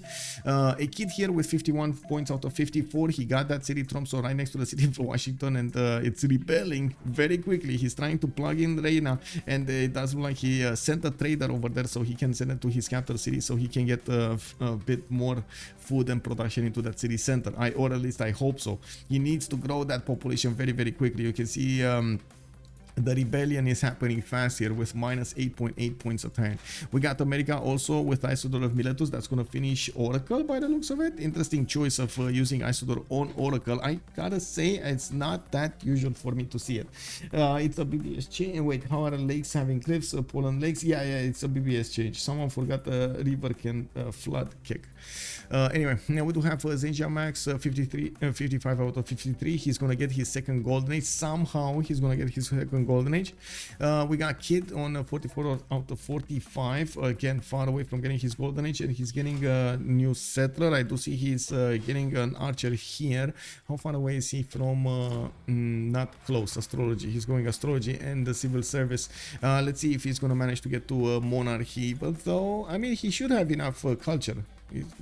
He's in Classical Republic. He's on 82 culture. He should have enough culture to get to his monarchy here. Take side, mercenaries. He definitely, it looks like he wants mercenaries to operate probably a void chain or something. He's probably also worried about Korea to the north. He sees the military build-up, right? You can easily see it in the military strength. We do have Trinda with 470. I mean, who builds a military to just keep it, right? You know, that equipment gets old, bro. Who's gonna pay for the replacements? Anyway, we do have Kid coming up over here with his necessary era score points. He's gonna take quite a bit of time. He does have probably the option to get a boat out in the city of Thang but I don't see him. Oh, I guess he did get he's going to astrology, so yeah.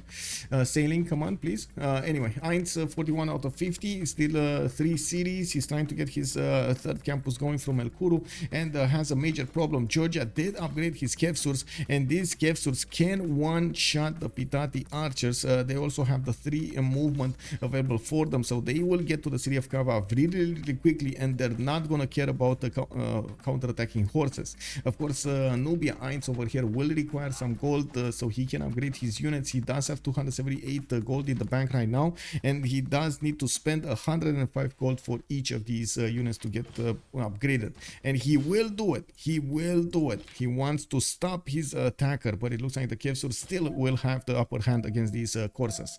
We do have Marius also with 36 out of 36 with 23.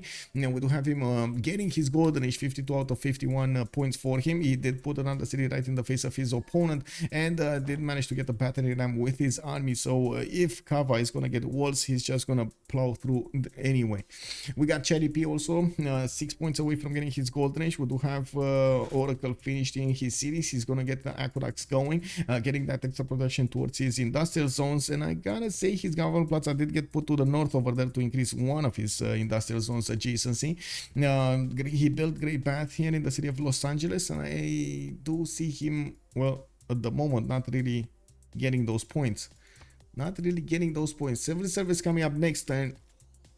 He's gonna be close, but I'm not sure if it's close enough to monarchy. He needs to get it in the 2 turns after the next turn. So like in 3 turns from now, he needs to have monarchy. It is what it is.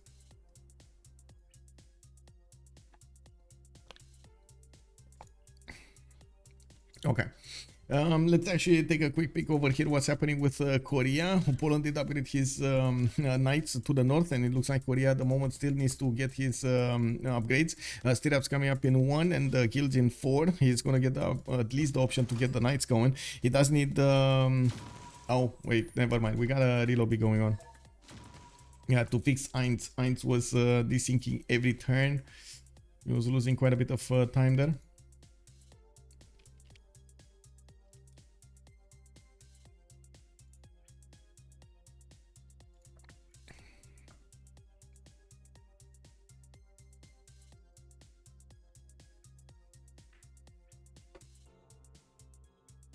No, hopefully this is the good one.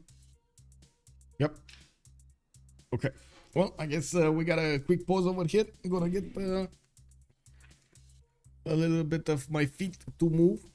My feet.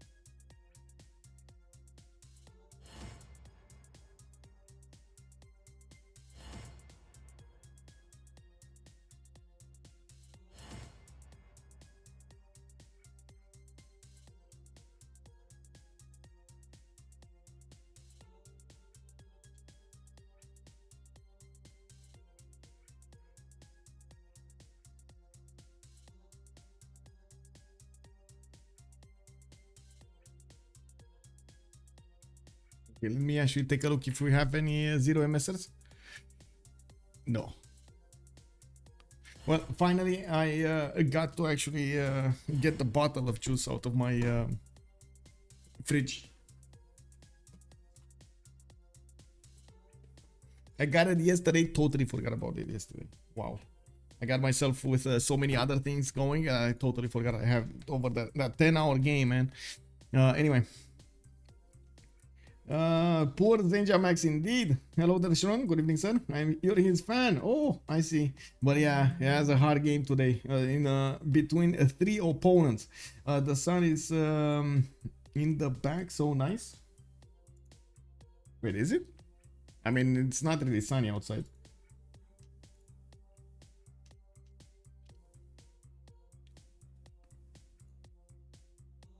Let me pop this out a little bit. Pop out. There we go. Get this like this. Oof. Let me get the settings correctly done here. Okay, there we go. Bam, bam, bam. There we go. Why is Poland on 4 cities? Heavy warning. He has been fighting from the beginning of the game. He got an attack against his next door neighbor, Zenjamax. That was why Suron was, well, complaining a little bit earlier. We do have also to take a look if he's going to manage to get his night attack going against his opponent, because that's his next strategy to attack into England. We're loading him back into the game and we're going to see them get the next war moves. We did have to relobby because there was a bit of a problem with one of the players, Heinz. He was desyncing from the game, and unfortunately, of course, that is not really nice. You do get to lose the first few seconds of a turn every time you desync. Loading in. Okay, this. Okay, this works nicely here. Okay, there we go. Yeah, so if you take a look at Poland, he's on 5 cities, actually not 4, and by the looks of it, he is applying that power against his opponent. I'm just hoping this game did not actually Pirates crashed, but I think it did. Yeah, it did. I guess I'm gonna wait a little bit, and then if it doesn't move, I'm just gonna close it up. I didn't really get the Fire Access crash, but it's not working anymore. Widescreen. Oh well, I guess I'm gonna get to reconnect. It is what it is. So now Poland wanted to get a few knights attacks against his opponent, against England. The biggest issue with that is, well, they have another problem. To the south, Korea is starting to mass a very big military to the towards the borders of Poland, and he might actually counterattack when Polish army is heavily fighting in English territory, which is, you can imagine, the worst possible moment you want to be attacked. And I'm pretty sure this is going to cause quite a bit of an issue for his empire over there. I do also want to point out that Korea does have the opportunity to go against China as well. He might take out 3 players, including actually plus Vietnam in the south.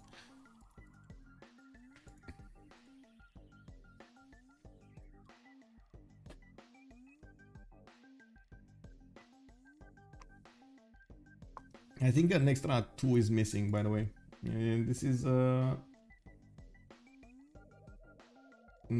is it? Anyway, we're gonna need to see when we're getting in.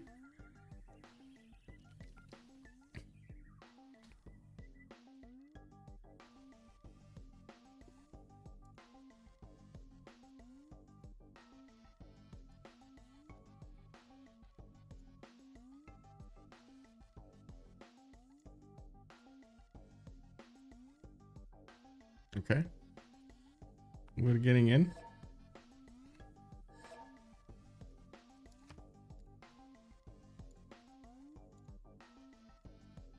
Need to reconnect so I can fix the 0ms. Should be fast. There we go.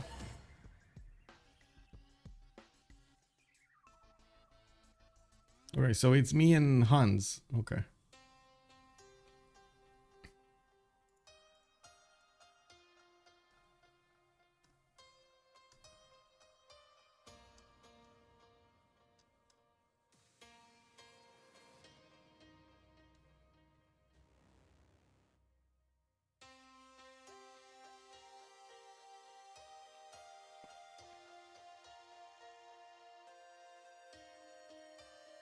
Okay, we'll load it in. Oh, Veskitus is saying he's still in a loading screen. Oh, Kek. I exited the game, then reloaded, exited again from the lobby, and then joined the lobby, and still he did not get out of the lobby. Lol.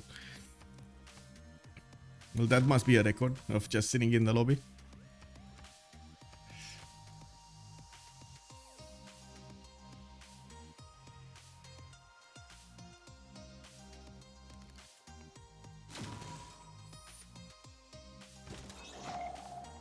Okay, Hans connected. Arvestar is gonna want to reconnect, so he starts to load in.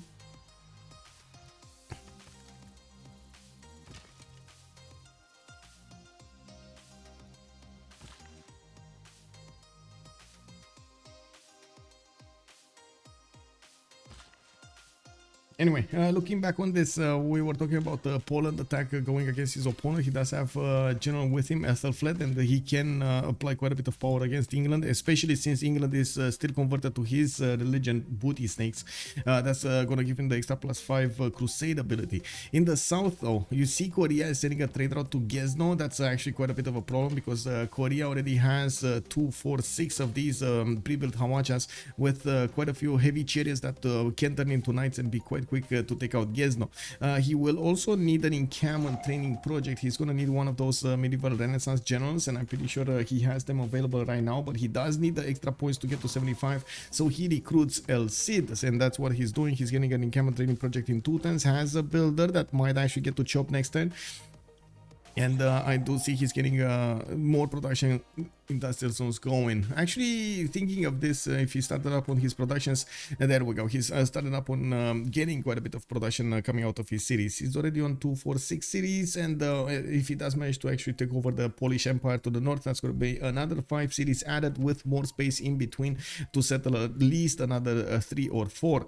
Now, of course, if he does manage to go through Poland, then he can follow up on England quite quickly with another attack going against his next door neighbor.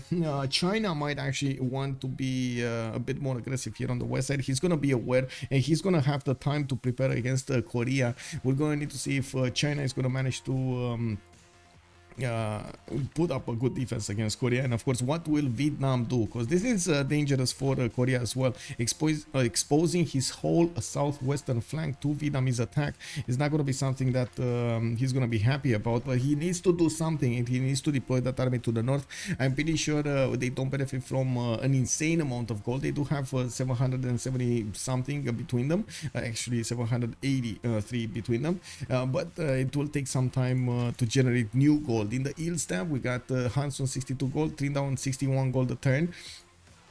Now, I gotta say, I'm not very impressed about the science per turn coming up from France, and I do see finally he's setting some chateaus down, but exactly on the times that he doesn't have production on.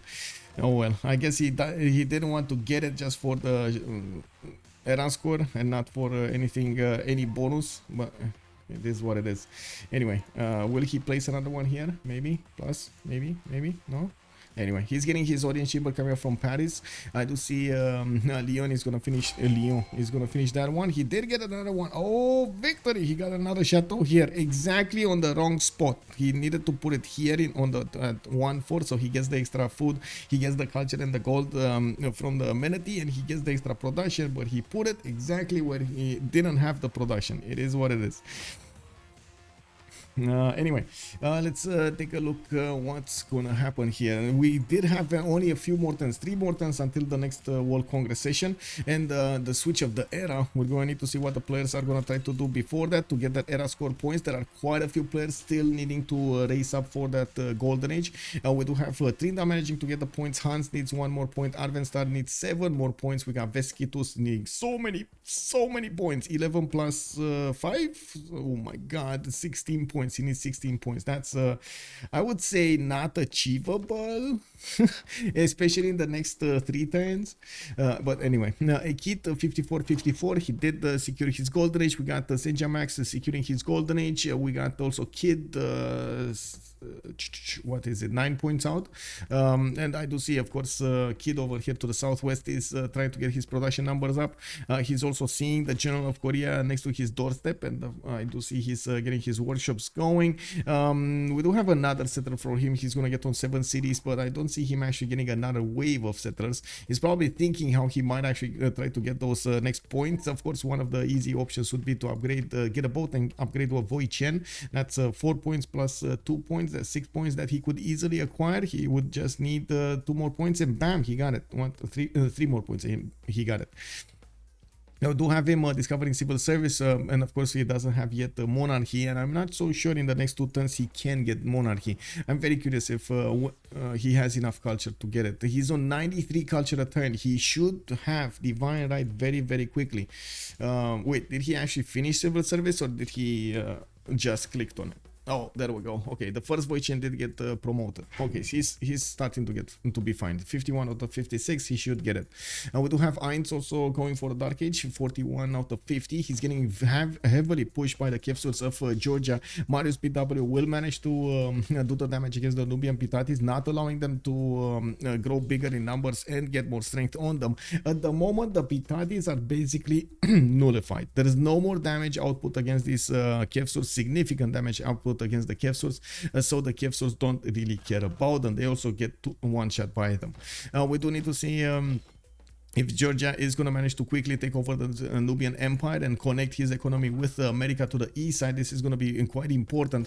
We got America with New Orleans also getting a few of these swordsman upgrades next to it, and he can try to put a little bit of pressure on Nubia cities of El Kuru, try to split his army attention up from the west side to the east side, so he doesn't have enough for either side, or at least if he's going to have enough for the east side, because America is not going to push through, he's definitely not going to have enough against Georgia. Now we do have Marius BW, we talked about him. Cherry, we talked a little bit about him. They both get their golden ages, it's all good. Over here, Cherry P needs 1 more point. He's getting a horse out in 2 turns from Charleston, and I think that's his first horse of the Empire, so he's gonna get this going.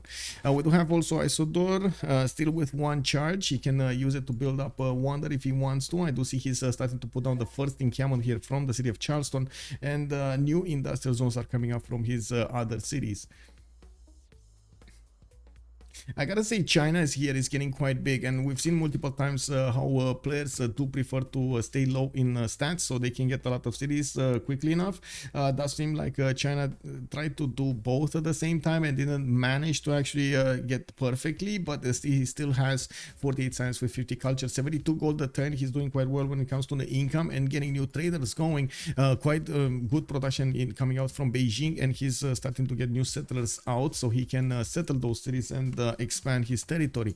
I do see Arvestar over here is already having problems with gold after he did upgrade his knights, and since he didn't have that many of these commercials available for him, only a +2 commercial in the city of Krakow, that yes, it does benefit from a Sukianitsa in the market, and I'm pretty sure he has a second trade route started up somewhere. He's just not generating enough gold to upkeep all of his army. He's gonna need some funds from Kublai Khan. We do have also, I do see 146 production coming up from Veskitus, right next to Tindas 111. The difference in stats though, when it comes to total science acquired, for example, it's painting another picture. We do have Trinda with 1400 points acquired in science, while Veskitus only has almost 600, more than double the amount of science that was acquired during this game by Trinda. Now we do have also in the yields tab over here, it doesn't look like anybody's outdoing themselves when it comes to the gold generation. They have a decent amount of gold, but nothing extraordinary, nothing over 100, for example. Okay, we do have a great lighthouse being built in Christian Sand, and I do see Norway is also gonna get that extra speed, that extra movement point on his boats. We do have safe churches being built in his other territory, in his other holy sites, and I do have to point out he's getting that massive boost of faith that he got from the safe churches in all of his fishing or improved resources throughout the empire. We can see him jumping up to 150 faith a turn with 98 production. He's still quite low in the stats when it comes to science and culture, 40 and 58.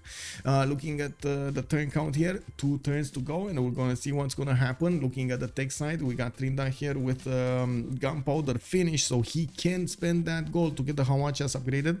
He does have some trebuchets also coming out from Sangju. To be honest, I think the trebuchets are kind of redundant here, since the Hawachas will do quite a bit of damage against the cities anyway. We do have him with a forest fire next to the city of Gwangju, and well, that's where he's put his Magnus in, and I think that's where he put his Magnus in. And is he sending the traders also to that city? No, Jeonju to, yeah, to Seoul. He's sending those traders to the capital, not to Gwangju. Interesting. Anyway, I guess a little bit of optimizing that could have happened, but I think he's actually using the trader to just create pathways, you know, like try to create the road pathways. Just like you see over here, he basically created the pathway directly to Gniezno for his military to even cross the rivers here, so it's much faster to go against Poland, which is very surprising that Poland didn't catch on to what's going on over here, because yeah, trader does spell doom most of the time, especially so early on. We do have a Temenanki being built in Hoi An. I do see Vietnam might actually get some chops over here into it, or at least one chop, or two chops. He can actually get 2 chops into that wonder. One might be enough though. Let's actually see what's going to happen. It does also have Liang being plugged into that city center, and I think these are not floodable. No, this is floodplains. Okay, this is floodplains. So 1, 2, and 3. Yeah, okay. Oh wait, is this? No, this is not. This is just planes. This is not floodplains. But anyway, we do have the upgrades coming out from Korea. He's going to get all of that massive army to move next turn against Poland. That's right in the era switching, by the way. He's going to get to the city of Gniezno, where Victor is getting established. So there is some form of an idea that Arvenstar has about his potential next war against Korea. He's getting new heavy chariots coming out of his cities, and he's going to need to deploy them to the south so he can withstand the upcoming attack. Arvenstar is also getting a machinery in 2 turns, and I do have to point out knights are not really the correct unit you want to use against the Hawachas. Even with the barding promotion, the Hawachas usually are more effective against the knights. They just don't have that amazing base strength that you should have. And oh my god, we're getting into the loading screen again. It's happening, guys. It's happening again. We're doing it.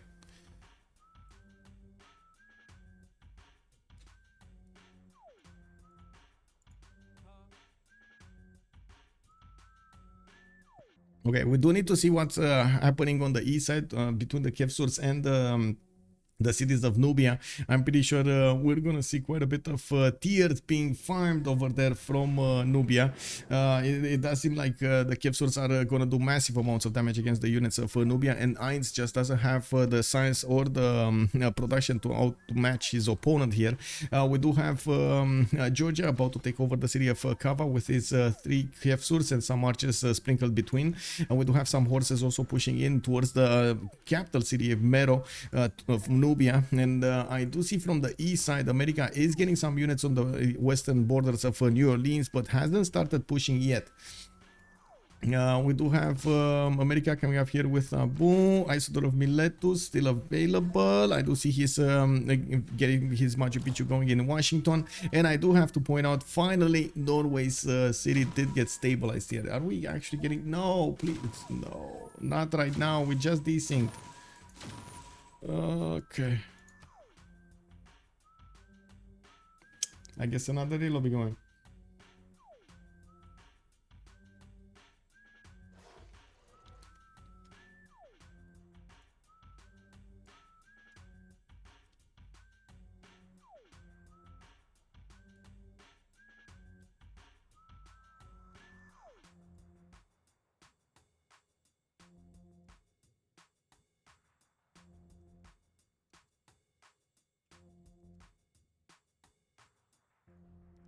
Okay.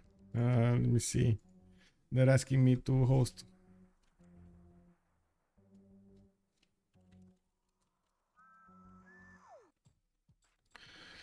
Load game. Load saves.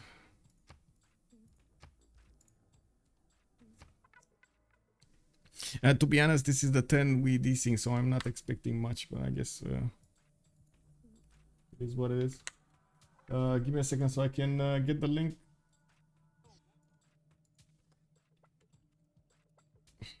Okay.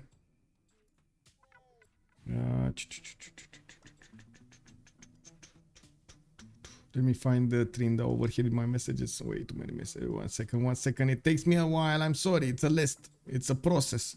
I need to go through to find somebody on this list. Oh my god, man.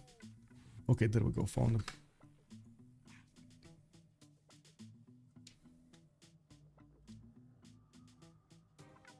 Okay, so they're getting in. We're just switching host over here.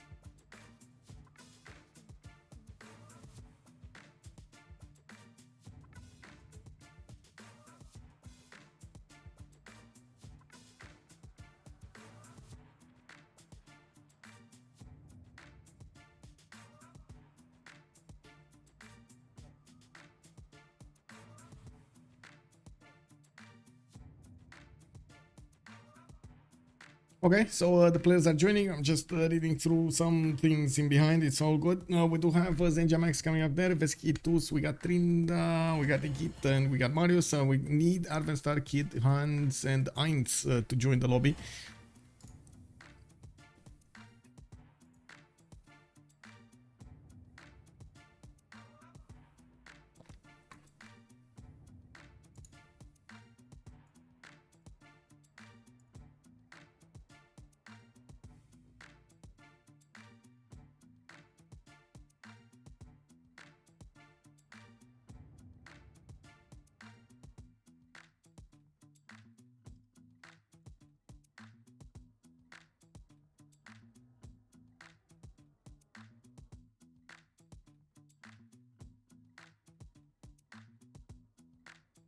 Well, at least I don't need to check my 0 MS, you know. Everybody needs to be having that plus MS to the host, right? So it's fine. It's all good. It's all good. We don't need to do that. I don't know where my praying mantis is. He actually moved around quite a bit through the room over here. I saw him jumping around from one side to the other. He was probably catching like little insects and stuff like that. But I don't see him right now.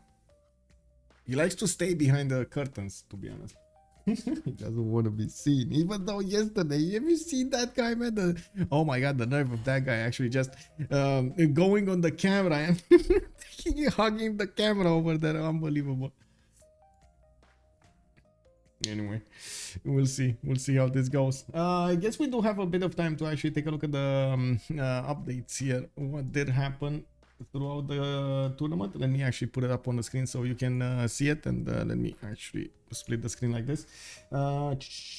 There we go. So we're in the tournament right now. Of course, everybody's charging to get as many points as possible. And we do have La Pregre with 1,455 points already after the first day and a few games in the second day. Isivo Sumi, we do have them on 1,190, quite further down than La Pregre. Cidos is on 1,165. We do have KC on 1,153. Animal Squad on 1,020. Zone of Control is just below 1,000 with 990. And the Scourge 820.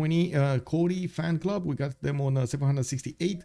HOK on 730. Les Ortolans Roses 730. And a Flight Slingulator on 553. Interesting that we don't actually have the Brazilian community joining us this time. It is what it is. Yeah, we do need to take a look also who got the points in each division. We do have, or in the clans over here. Looks like in the FFA standings, La Pegre is leading the pack decently over here with a decent advantage against Animal Squad right next to them. We do have in the 4v4 standings, Civ6 Sumi tied with Sea-Dogs, KC, and La Pegre. They probably both won 2 games. We got La Pegre here with 190 points in the 2 versus 2 standings, while KC, Flight, Cody, Fan Club, Sea-Dogs, and Civ6 Sumi are tied at 115.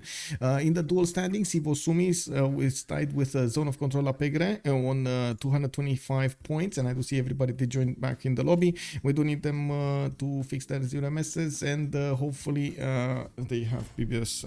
Really hope you have BSM on.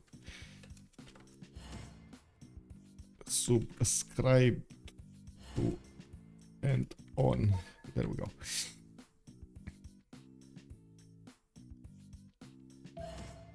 Okay, well, they're readying up, so maybe they do. Okay, maybe they do.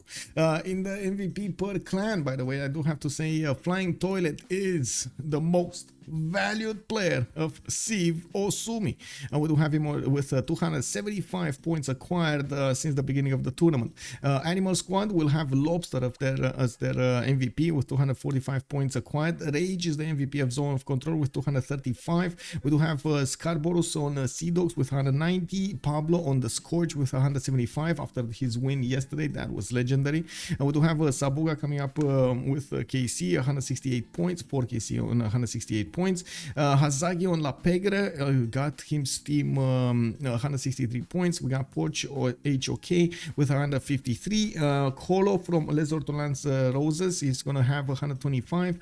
Daniel from Slingulator 105, and then Alexis Krem from Cory Fan Club is getting his 85 points for his team. Who is on La Pegre? Basically the Frenchies. Give me a second over here.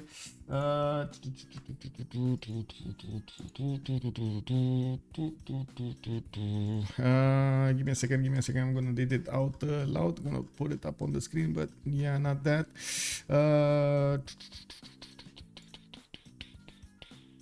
Registration. Okay, there we go. La Pegre. They have Barsake, Under the Guns, Brigante, Tiris, T-Tube, Ulas, JR, Elark, Chuck Maurice, Malm, Soft Style, Hazagi, Omega, Romrom, Ben, and John, General Chatting, which is Nico, okay, and Xifi on their side.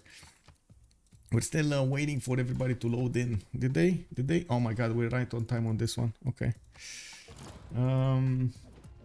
Okay, so three things are happening at the same time. No, 4 things are happening at the same time. First of all, we're just about to roll into the next era. That's very important. The players will want to get their next era bonuses secured for themselves, and we got a few tiers being shed over here by the players that did not manage to get to that golden age, and they're standing in the normal age. I do have to point out we do have also 3 major wars that 2 of them are happening. One of them is about to happen. Poland is pushing into English territory, and as you can see, he's doing massive amounts of damage with his knights. He's starting to get into the borders of Plymouth, so those knights will also benefit from an extra +5. He does have a general. England does not have a general, so that's basically added up to an extra +10 going against English troops when he's inside of the city of Plymouth. We do have another war. As you can see over here, we got Georgia pushing his advantages against Nubia towards the city of Mero and El Kuru. We do have TKs being built here in Kava. He did manage to secure the borders to the east side that will still open up quite a few options for him to get new cities out, and I'm pretty sure he's gonna want to keep on taking cities from Nubia, taking cities away from Nubia. America is trying to make some kind of a ruckus on the east side of El Kuru. Maybe he's actually going to manage to get a few pillages going and force Nubia to split his attention up. That is going to be very important. There is a settler coming out from Mero in 2 turns. Even if he's thinking of getting a safety settler going, I do not think he has anywhere to run. He's between 3 of his opponents, and all 3 opponents want him out of the game here. Well, I guess no, 2 opponents want him out of the game. France is just passive over here. He's not doing that much. He still didn't get the chateaus. Oh my god, man. The chateaus and placements of chateaus. Why here and not... Anyway, it is what it is. It is what it. This is a nice placement. This very nice. This very nice. I really hope he's actually gonna get them in a better placement, but it's fine. It's fine. That extra production coming up on shadows is actually very important. You need to try to fix it as much as you can. Less than the food though, less than the food. So I would sometimes it's more important to actually place it in a non-freshwater setting, so he gets the other points from the luxury resources. But whatever, it is what it is. We do have this other attack that's about to start over here. This is the last thing that is happening before the switch of the era. We do have Korea already upgraded his units. He does have the movement available for him. He's starting to move towards the city of Gzno, where he also did send a trader to. This trader created the bridge over here over the river, so he can actually pass it much faster, and he doesn't need to worry about the speed and the movement that he's actually going to lose whenever he's going to cross borders, cross the river.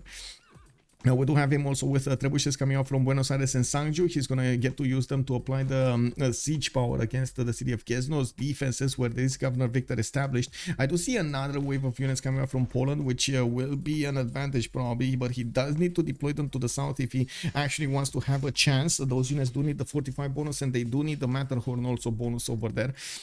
All of these Korean units, after they will take over Matterhorn, they're also going to get all of those benefits if they do pass next to the on the tiles of Matterhorn, which is probably going to be one of Korea's priorities over there. We do have settler coming up in 3 in Gwangju. I do see intelligence agency is going to be finished in Seoul in 6 turns. Another encampment being put from Jeonju, and I'm pretty sure he's going to try to go to the east side over here soon. Give me a second. I don't need to click this off, pick this on, and then pick this on. Not this. Oh my god, not this. Light. Okay, this one. Okay, so we're switching the era. We're switching the era next turn.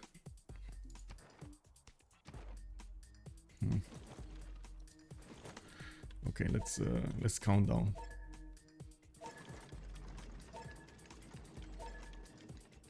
Okay, there we go.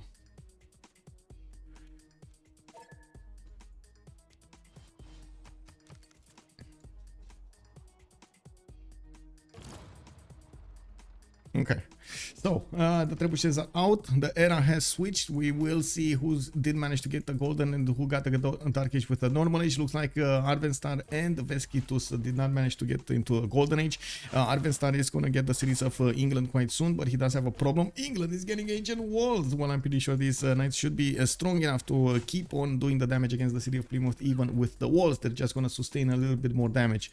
We do have Trinda with need to pick his golden age, has with needing to pick his golden age. Veskitus over here dark age. He does have 2, 4, 6, 8 cities at the moment, and I do see he is starting to get his aqueducts going for the extra adjacency towards these industrial zones, or this industrial zone. He will have another one probably placed on the 1-1. We do have Kid Golden Age, Max Golden Age, Kid Golden Age, Ainz is in a Dark Age, but he's about to lose his empire, so I guess it doesn't matter that much anymore. He does try to get a few new settlers to expand his empire, or try to run away. We're going to need to see if he's going to be left alone to do that. We do have also Marius with Golden Age on Tamar, pushing his efforts against his opponent. He did choose to go for a pen brushing voice this time, and well, we do see him with a decent amount of face generation. He's on 52 faith a turn, definitely not as big as a Kit or Arvenstar, but a decent amount. He didn't spend the same effort on these holy sites either, right? He just got a few shrines, not even a few, he just got 1 shrine, 2 holy sites, and that's it. He didn't definitely spend a lot of time building his faith up. The tickets are the ones that are giving him the bonuses right now, but his science numbers and his culture numbers are actually quite low. He needs to do something about it. He's gonna get the campuses coming up from from Nubia cities, from Mero, from Kava, from El Kuru. 2 of them are going to be very good +4s over here that Nubia was benefiting from earlier. He did manage to get to 92 production, which is okay-ish production number. And there we go. War declaration has been sent. Korea is moving in the city borders of the Polish Gzno city center. That's a problem. We do have more heavy chariots coming out from Arvenstar, and looking at the gold situation here, he does have 321 gold in this one. Oh, hello. I got a visitor. Oh my god. Okay. Give me a second. Let me actually vote on this and then we'll see about the visitor. Yeah, go. Okay. Kitty? Kitty? My cat is here. Kitty? She just wants to watch the outside, and yes, her name is actually Kitty. Yes, I know. It's full creativity. El Cato. Yeah, exactly, Jarek. Yeah. Hello? We are each? Oh? She doesn't want to. She's very vocal, by the way. If she doesn't want something, she's gonna say it. She's definitely gonna say it in some form or another. She's gonna say it. Not like her kids, actually. Well, kid right now, because the other one unfortunately didn't make it. But anyway, we do have them needing to pick their choices in the World Congress, and we're gonna need to see what's gonna happen in the next few seconds here. We do have 1 minute to go until they're gonna finish this.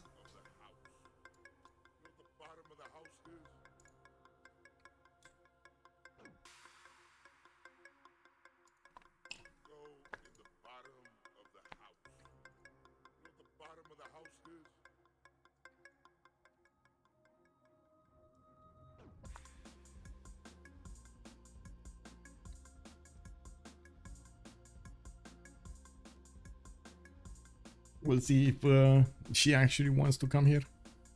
It's been a long time she came here because, well, they didn't allow her to come here. Anyway, her kids. Yes, I know. Big cat dynamic over there. Cat social dynamics.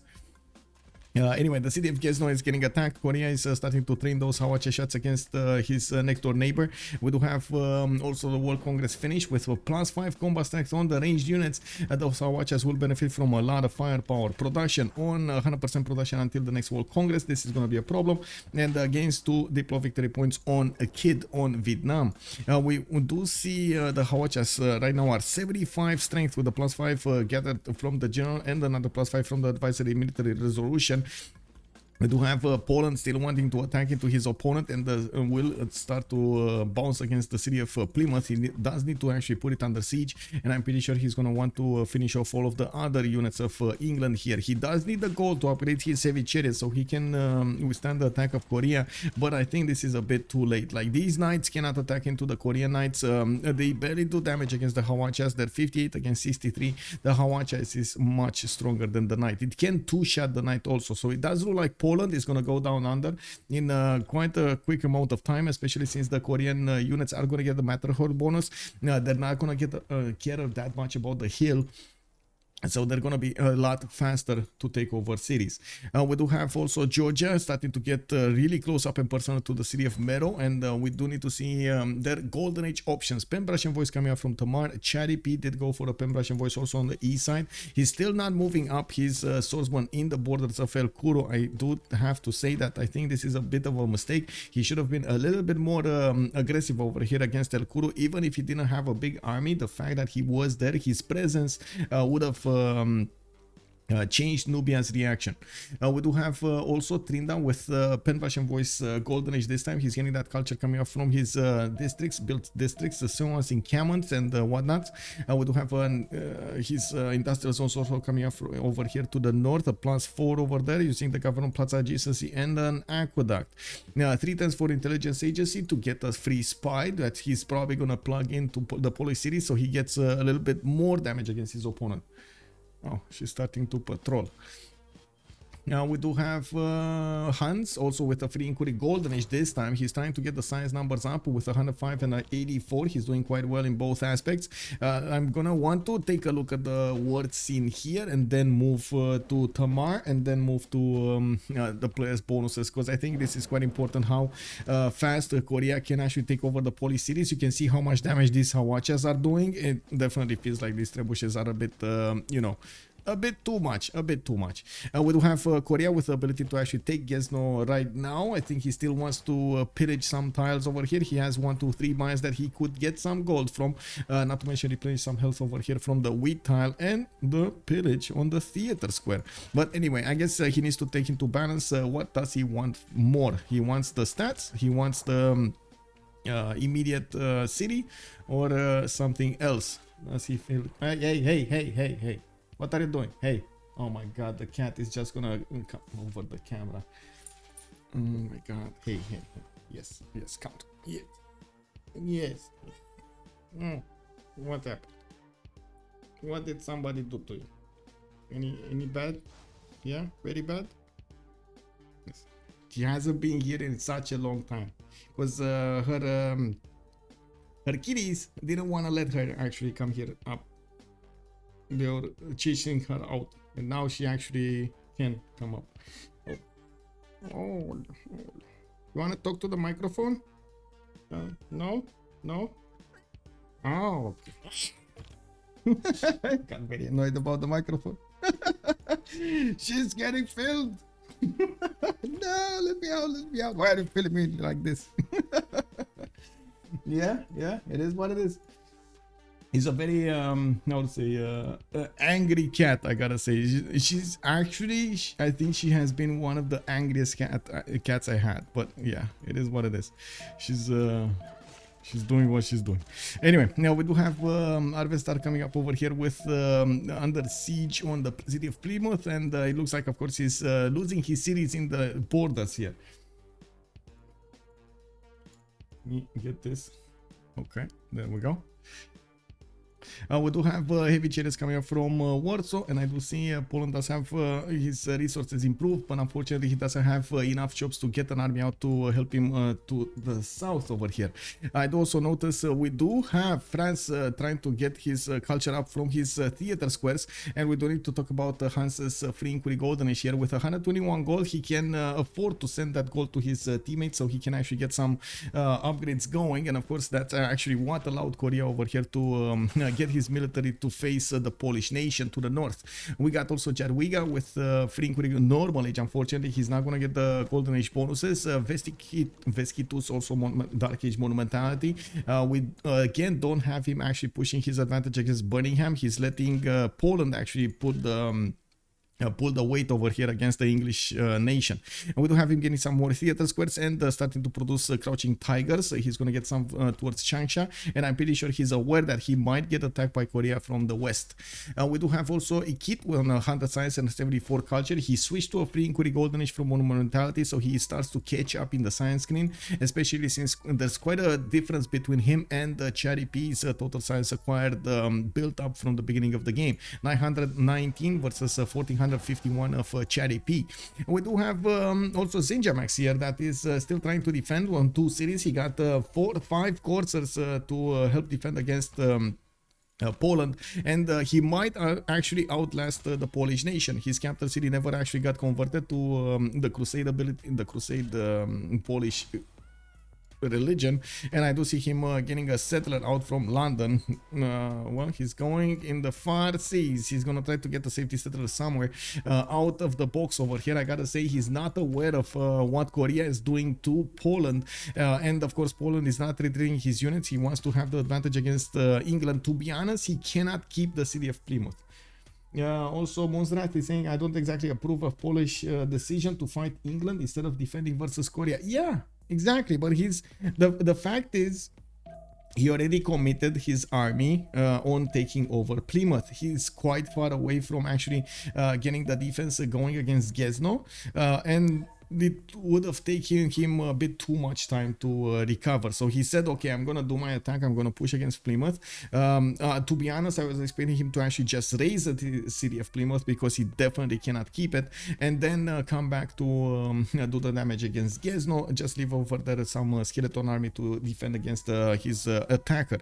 It looks like that's not, actually he doesn't even care, because Plymouth is gonna get raised, so he wouldn't have cared. He would have just retreated his army, did the damage against England, retreated his army. That's not what's happening though, and looks like Korea is pushing not only to Gzno's away from Poland, but he's also moving his Hoaches into range of the city of Krakow. Now that city does have walls, just as Lodz does, and we do see in the north we do have new walls getting built up. Zabijak, hello there, sir. I mean, it's just a great punish from Trinda will gobble them up both. Yes, that is true. That is so true. He's probably gonna get 1, 2, 3 kills over here. have a hard time seeing Veskitus managing to keep up with Korea's ability to get a lot of science points, production points in the next part of, and culture in the next part of the game. So I would say at around tank slash artillery slash a little bit forward helicopter timing, I'm pretty sure China is gonna fall over here. Well, we're gonna need to see. But the Dark Age definitely doesn't help him to recover the difference he has in the science and in the culture that got acquired by Trinidad till now. You can see 1,000 versus 2,983 versus 1,473. That's a major advantage for Sejong from the beginning of the game. In the next up, we do have a kid coming up with Vietnam to the southwest. He does have some aqueducts coming up, and I do see intelligence agency coming up from Thang Long. He did manage to build a lot of aqueducts throughout his city, so he gets the extra adjacency towards industrial zones. I do see he's probably going to put an industrial zone over here. He has already one over here next to Hoi An and the Thans, and I do see he got one from Hoa Lu. So good production capabilities coming up from Kid. He's already on 189, and he keeps on building up his science count and his culture count. Actually, he might take over Sejong's empire in science and culture at the same time. This is going to be a bit troubling for Sejong because he's putting in military effort against somebody, so that means his other developments in his empire are put on hold for some time. Now he's getting back to getting some more stats over here. I wanted to say that, and then I see walls, I see horses. This is basically useless, by the way, to get the walls up in the north. That's 1 turn or 2 turns that he actually just wasted here. I would have loved to see something else, but anyway, it is what it is. He probably needed to feel a little bit safer. Which, you know, it has its own merits. Like, you know, you play differently. You got that. You're very happy. You know, a man is happy when he's getting his Colosseum. A man is happy when he's getting his Temple of Artemis with Canada. You know, you gotta do what you gotta do. Some people are just happy building walls. Well, why not? We do have Heinz about to die over here. It doesn't even matter if we're talking about his golden age or not. He does have Mero about to be taken over. He lost the settlers going to the northeast. It got taken by one of the horses of Tamar, and it looks like El Kuru is going to be the last bastion standing of Nubia. England, after the game, sends a secret convoy of tanks to Korea.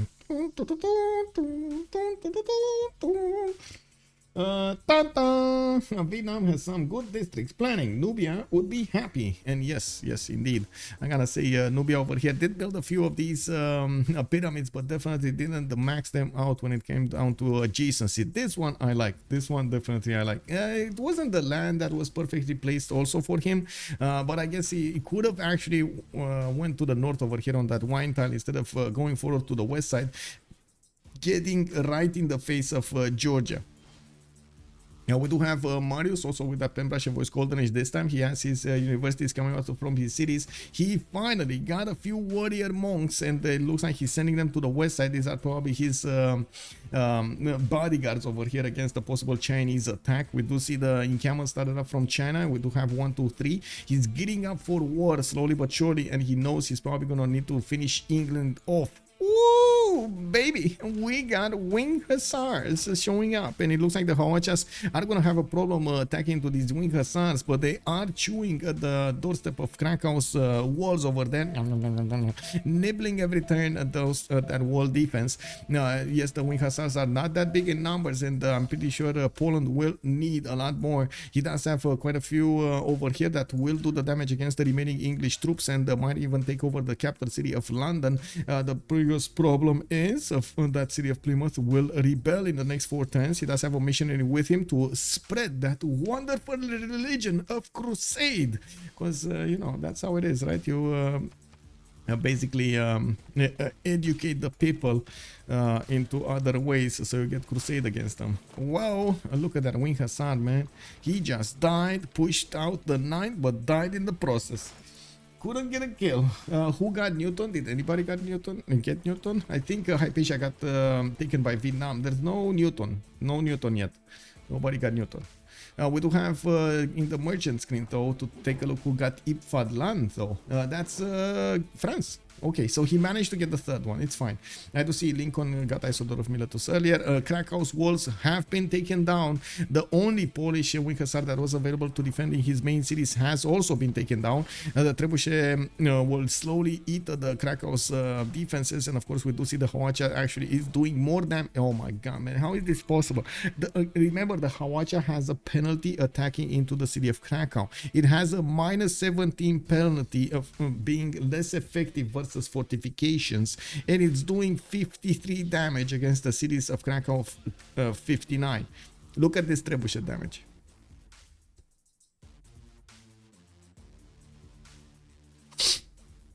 The Hawacha is doing more damage than the trebuchet, which is specialized to attack into city centers. Oh my god. Okay, that's big. That is big. Looking at the Vietnamese sim over here, it does look like he caught up quite nicely with his districts, and we do see some science points are going to get acquired by him. 99 science with 127 culture, and we do see him getting buttress in 2 turns. I think he's actually going to try to grid out industrialization here, since he's probably aware that wait, is he? Let me actually take a look at both of their vision. They see this, okay, and the kid sees, he knows Korea is attacking Poland in the north. He is aware of all of this happening, so he knows he's going to have a little bit more time left for him to do something else. I do have to point out at the moment there's a new resupply line from Korea going to the south with horse pre-builds for coursers and maybe possible calves. We do have him with military engineering. We do have Poland actually military engineering in 2. Trinda is on education in 1. I do have to point out these Korea is making quite a bit of a sacrifice over here, not getting his production numbers up or his other stats while he's worrying his opponent. He's going to want to grid this war out as much as and as fast as possible, while Vietnam will get more stats up. He doesn't have that many units, but he will have the production to get them. The biggest question is, will he have some pre-builds? Because even if you do have a massive amount of production, it's unfortunately happening quite a few times that you might not get the time to use that production to get enough units to make a difference. So of course a lot of the times you actually need a certain to cross a certain threshold of unit count so you can actually withstand an attack or push against somebody.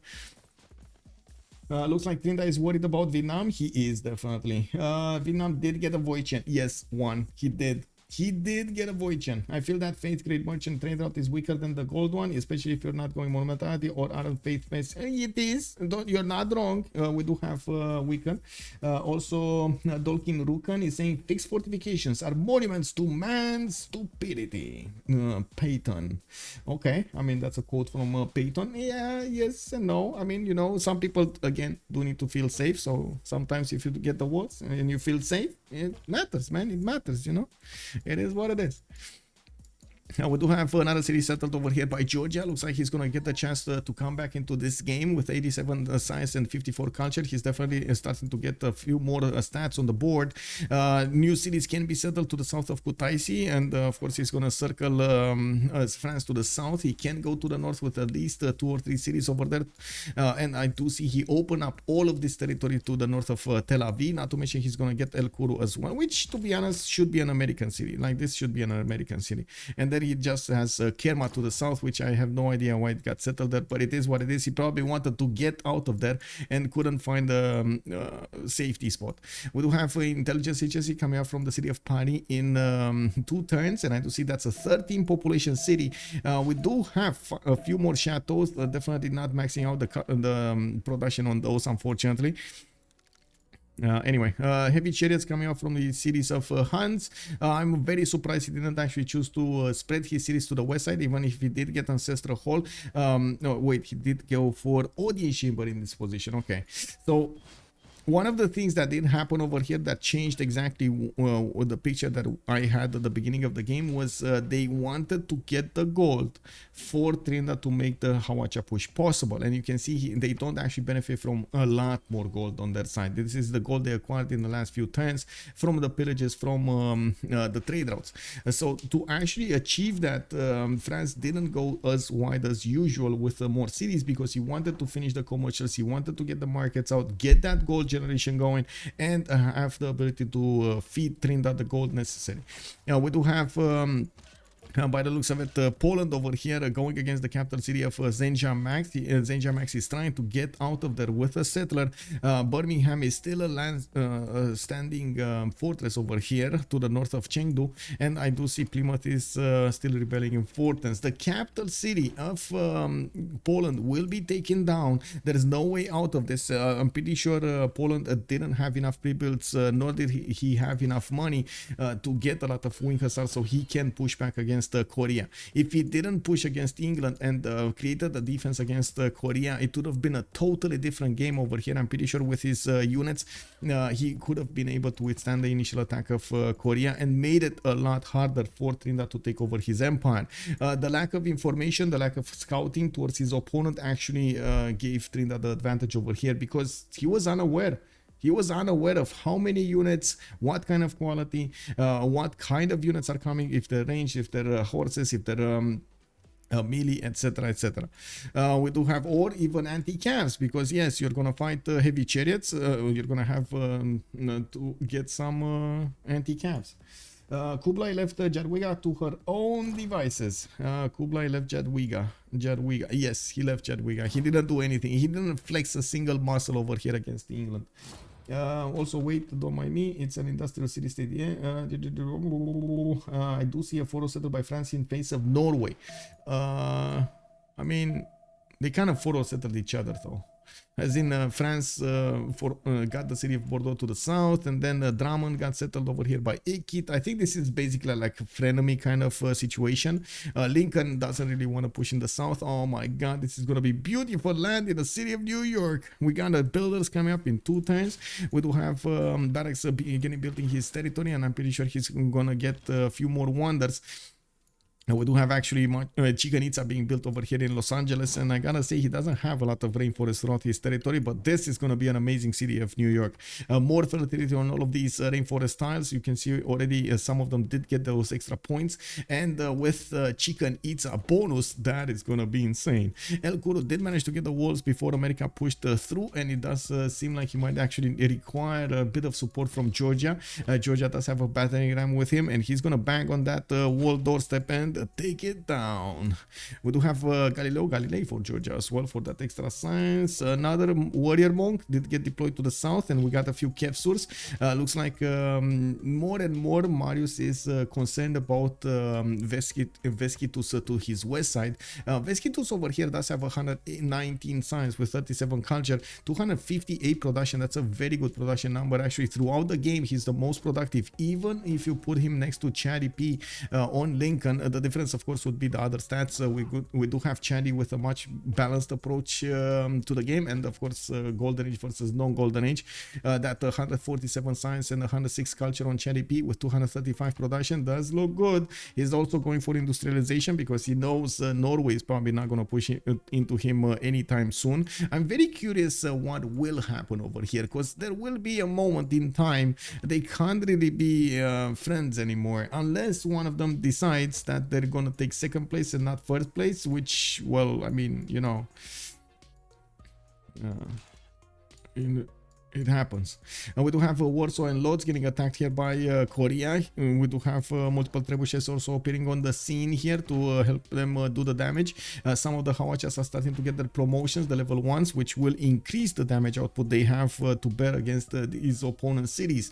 They're chewing through the wall defenses very, very quickly, even against the wing hussar strength cities of Poland, while Poland is busy taking over the empire of England on his east side. Looks like he's gonna need to convert both his capital city and the Birmingham to the religion of Poland. I don't see 2 missionaries here are just moving with this army. I don't actually see them putting the points of spread into the cities.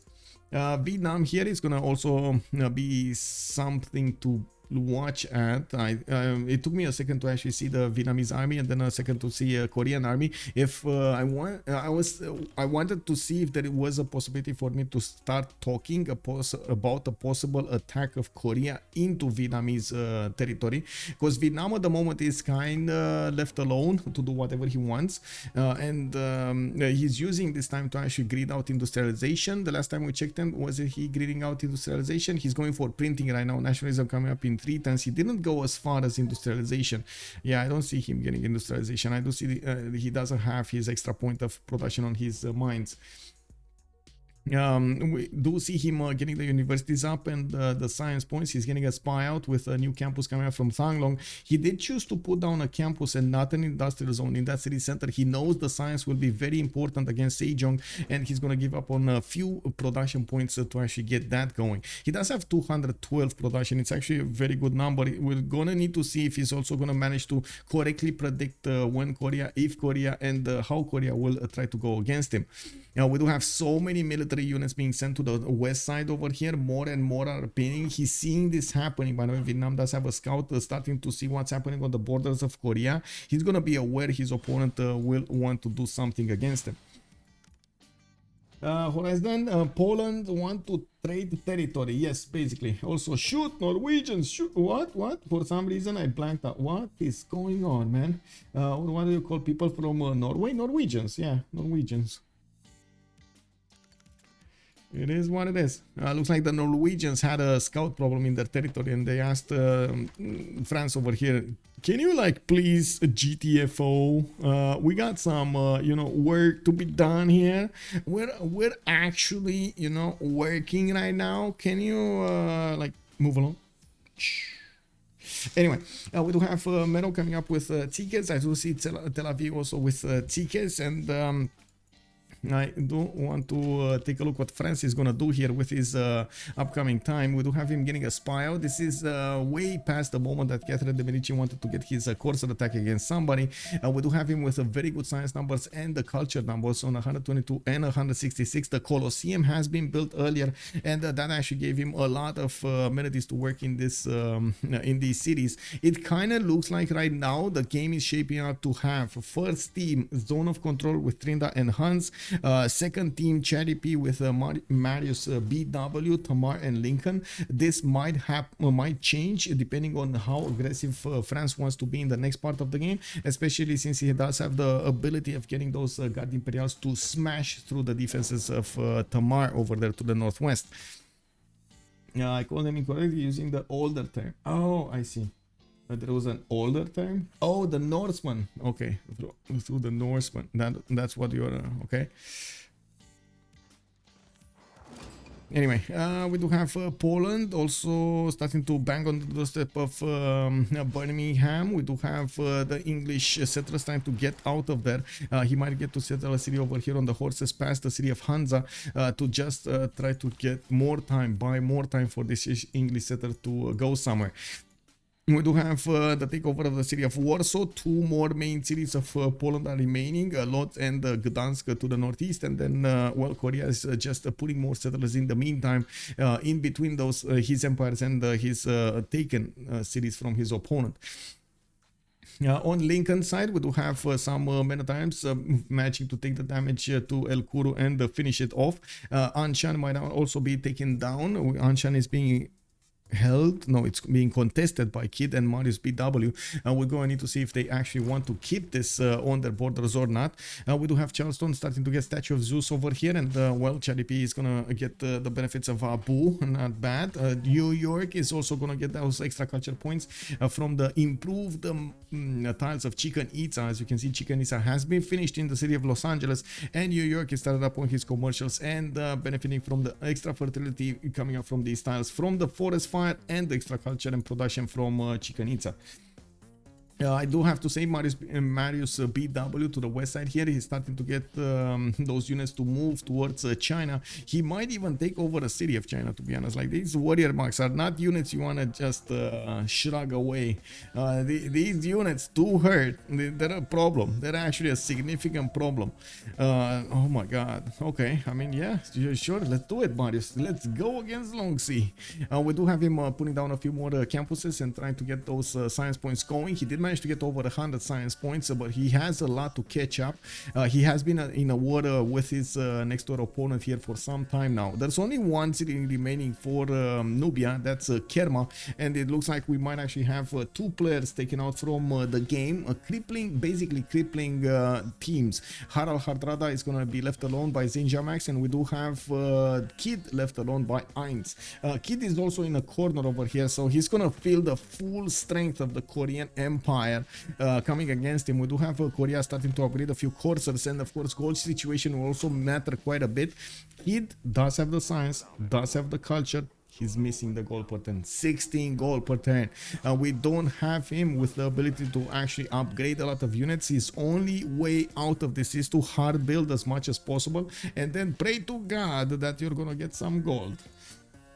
We are about 15-20 turns away from guards. Yeah, I think even faster. I think we're even faster than this, because Hans has more than decent amount of science and culture, depending on how fast he wants to get it. His astronomy 3 turns, mercantilism coming up in 1 turn. I'm pretty sure if he clicks on guards, he's gonna get it in the next like 8 turns or something like that.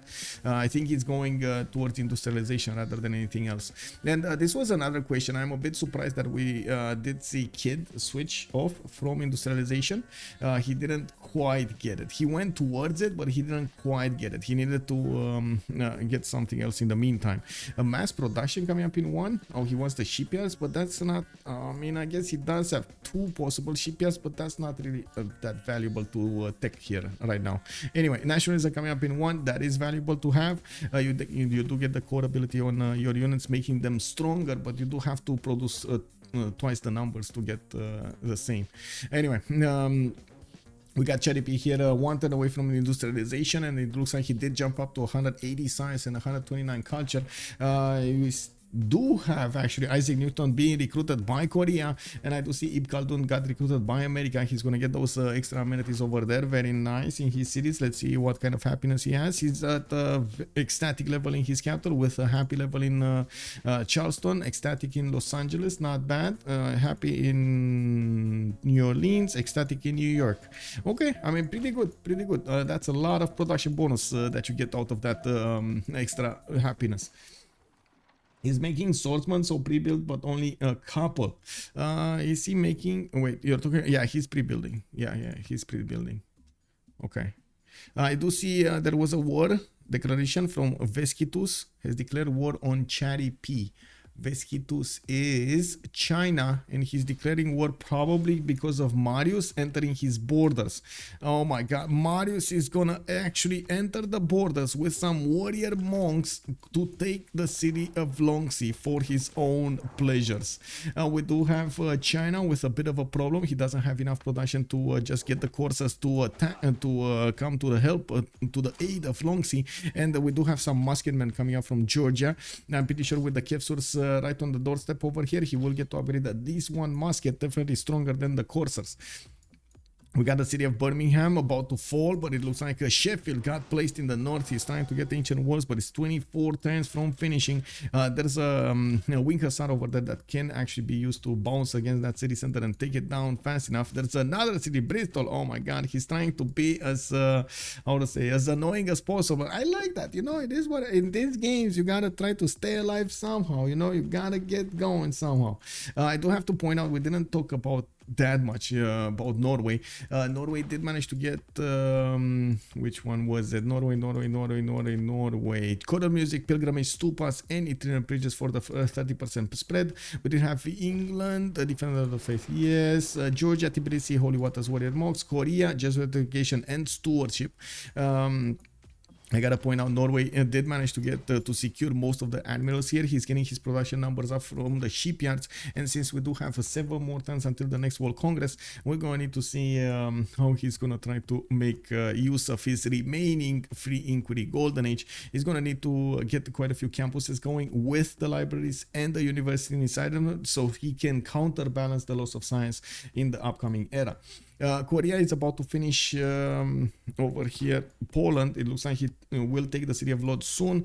He needs to take Gdansk. That city is going to get ancient walls. No problem for these trebuchets and the Hawashas to take them down. And of course, Korea did upgrade a few calves. And I gotta say, he did upgrade a few calves in the south as well. He has a lot of gold and he can upgrade this massive army, to actually try to go against Vietnam. Try to start up the war over here. 1, 2, 3, 4, 5, 6, 7 caps. He has 8 caps. He has 8 possible caps with general. I think he will have a general. Where is his general? Does he have possibly another one? He might get another one. He does need the least one project to get it. His general is over here somewhere else. Yeah, he's here. Anyway, how is Korea getting gold? If no gold trading is allowed, it's so no gold trading is allowed, or luxury, no gold trading, I don't know if luxury is, or strategic resources, that's what I wanted to say. It's not allowed between the teams, but inside of the teams it's fine, like you can help out with your ally. We do have to take a look what's happening here. Lodz got taken. Gdansk is gonna be hit over here by the trebuchets, and Korea is gonna take it down. Birmingham did get taken over. Sheffield is gonna follow up, and I'm pretty sure the Wing Hussars will manage to do the necessary damage against that city center. We do have also Bristol needing to follow up, and there is no more escape settler going to the east side here. We do have also Kerma about to go down. America did cross the river towards that city center. It's not under siege yet, but it's never gonna actually get walls. And looking at what's going on, America is gonna finish one of the players of the game here. Yeah, we do have Georgia also about to take over the city of Longxi. This is, I guess, his only chance of expanding his empire, or at least what he thinks of expanding his empire, and trying to slow down his opponents. The weaker Kublai Khan China will be when Korea comes to him, the better it will be for I would say, yeah, for Korea to take over his empire, and probably for Georgia also, because they still get second place, right? I think it all depends what France will do. If France wants to go to war, he's probably going to want to go to war against Georgia to the north, and I gotta say he's getting quite a few swordsmen, but I think this is more of a defensive posture. What Hans looks to be doing here, he's looking to increase his gold income to feed Trinta the necessary gold pattern and the gold to upgrade his units. What will be the Polish capital now? That's a good question. What is the Polish capital? Which is Gdansk. Gdansk is the Polish capital. Gdansk.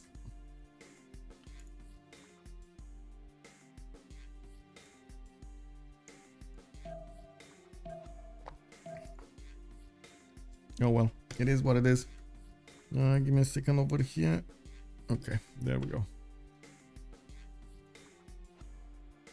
So looking at the score screen, if you take a look at who did manage to get the scores up, we do have Trinta with Hans from ZOC in the first one, Marriage BW with Cherry P in the second one with the Scourge team, Equit with Zenjamax 4, the Sea Dogs are coming up on third, and Zenjamax is about to die, so Equit is going to be left alone over here just trying to get the points. He's probably also not going to try to antagonize America that much, so he can keep on coexisting with him. Heinz has been defeated. Yeah, Heinz has been defeated. That's it. That's the first player taken out. We do have Lincoln dealing the final blow against Nubia, and unfortunately, well, it is what it is. Let me actually unpause, because I just remembered I actually am the host. Okay, we got the spy coming up from America. I'm very curious where is he going to want to plant this. We do need to see what's going to happen with the armies of Georgia. Are they repositioning to the west side slowly? Yes, they are repositioning. Everything is repositioning towards the war against China. China did manage to get the walls in Longxi, and looks like Georgia is in a pickle right now. He cannot do the full damage against the city center yet, and I do want to take a look how his units are faring against these coursers. The warrior monks are actually stronger than the coursers and and of course the horses. We're going to need to see if these knights are going to manage to do something. Not in these numbers. It definitely needs like 5 more knights to push back the Georgian units. Not to mention, where are his crouching tigers? Wasn't he building crouching tigers? Oh, he deployed them on the west side. So 1, 2, 3. Okay, and they got deployed on the west side. And this is the danger, I gotta say. This is the danger you find yourself in whenever you're not gonna have pre-builds. If you have pre-builds and quite a few bonuses for I would say for science and for the Civ6 are actually coming up from some pre-builds. You need to get a horse, you need to get a swordsman somewhere, a few warriors are actually gonna do good.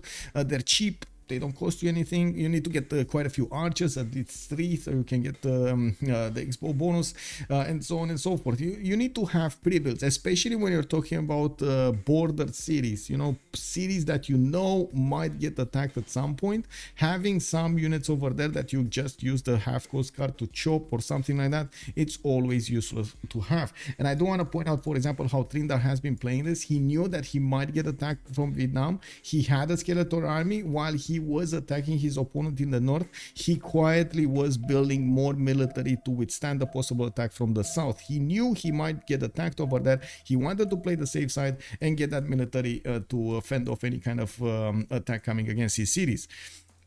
Now we'll need to see Korea over here make a decision about his army. He's probably going to want to take Plymouth, the former capital of England, and Birmingham, and the other cities of London, while yes, Poland is starting to chew through them, and Poland will probably succeed in finishing off England over here. We're going to need to see if Korea is going to inherit all of this territory. If he does, he will be way too strong to stop anyway. So yeah.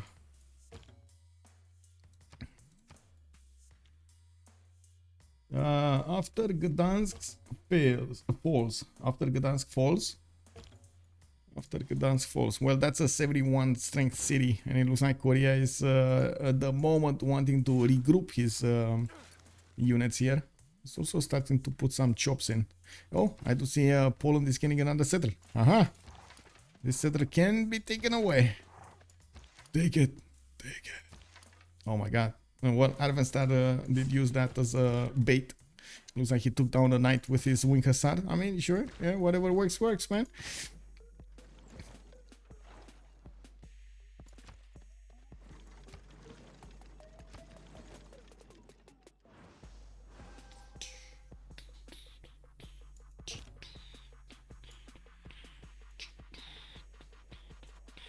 Veskitus over here does benefit from 236 production. That is way more than Marius is benefiting from, and it looks like he's now using that production to build up that army that he needs to defend against Georgia. I think actually the city of Longsea is still going to be taken over.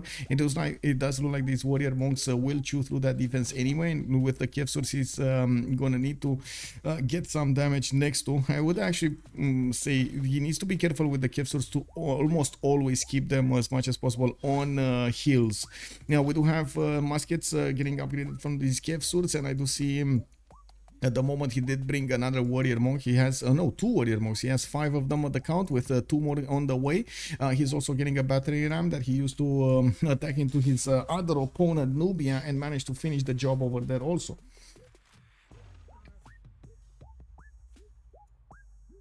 University coming out from Shanghai, new crouching tigers here, campus rebuilt in Birmingham, but to be honest, Arvenstad is living on borrowed time at the moment. In the southwest, I do have to point out Vietnam over here is going for his industrialization, finishing up in 2 turns. We do have Korea with possible knowledge that he has a window of opportunity to attack Vietnam. Since Korea will benefit from the Cav upgrade, he's going to have a superior force to attack into Vietnamese units before Vietnam can get his own upgrades on his units, because of course industrialization is quite expensive technology to get. I do have to also say that Trindar did keep his advantage in the total science acquired, not to mention he's getting quite a bit of culture now. We do have him putting down some more gold generating districts, as this harbor, for example, in Seoul. Well, I guess he's gonna get a lighthouse, and then he's gonna get a trader to make gold. We do have a commercial in Yangsan. We got Sangju with a commercial over here to the north, another plus 4. And I do see new settlements are built in his new cities. Not bad, not bad. He did also inherit a lot of religious cities here in the north. He did get a religion with it, Zoroastrianism, Jesuit education with stewardship. Okay, very nice, very nice. Gonna need to reconvert his cities. Okay, Longsi got taken down. We do have Veskitus over here, the ally of Poland, getting pushed by his opponent on the east side, and it looks like he's gonna have a very angry opponent on the west side. He needs to be careful against both, and I'm not so sure he's gonna manage to do both. We do need to see Georgia is on a warpath here, and he's trying to do as much damage against his opponents as possible, making use of the military he already built. We do have America also trying to get the stats on his side, 194 science, 189 culture. He's keeping up ahead of Catherine de Medici's 151, and I do see he has a significant advantage in total science acquired throughout the game. Yeah, workshop in 2 times from Washington. We do have more builders coming up from the other cities of Charipi. He did finish Alhambra earlier, which gave him an extra military policy slot to use, so that's very important. New theater squares coming up from New York to get some extra culture going, and I gotta say, this Chichen Itza gave him so many points of production and culture throughout his empire. He might have at least 2 cities to place in the north. I'm not sure if he's gonna be interested in doing that because he already has a good base to work with.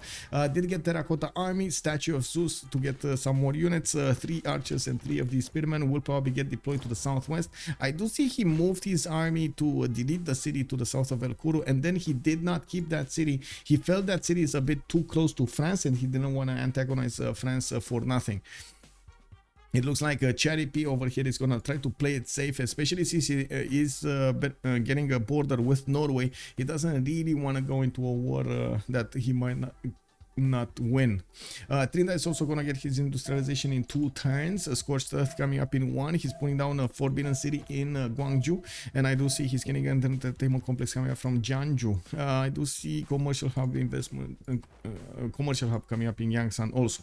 He didn't invest in his army yet. He didn't actually use that army to go against Vietnam here.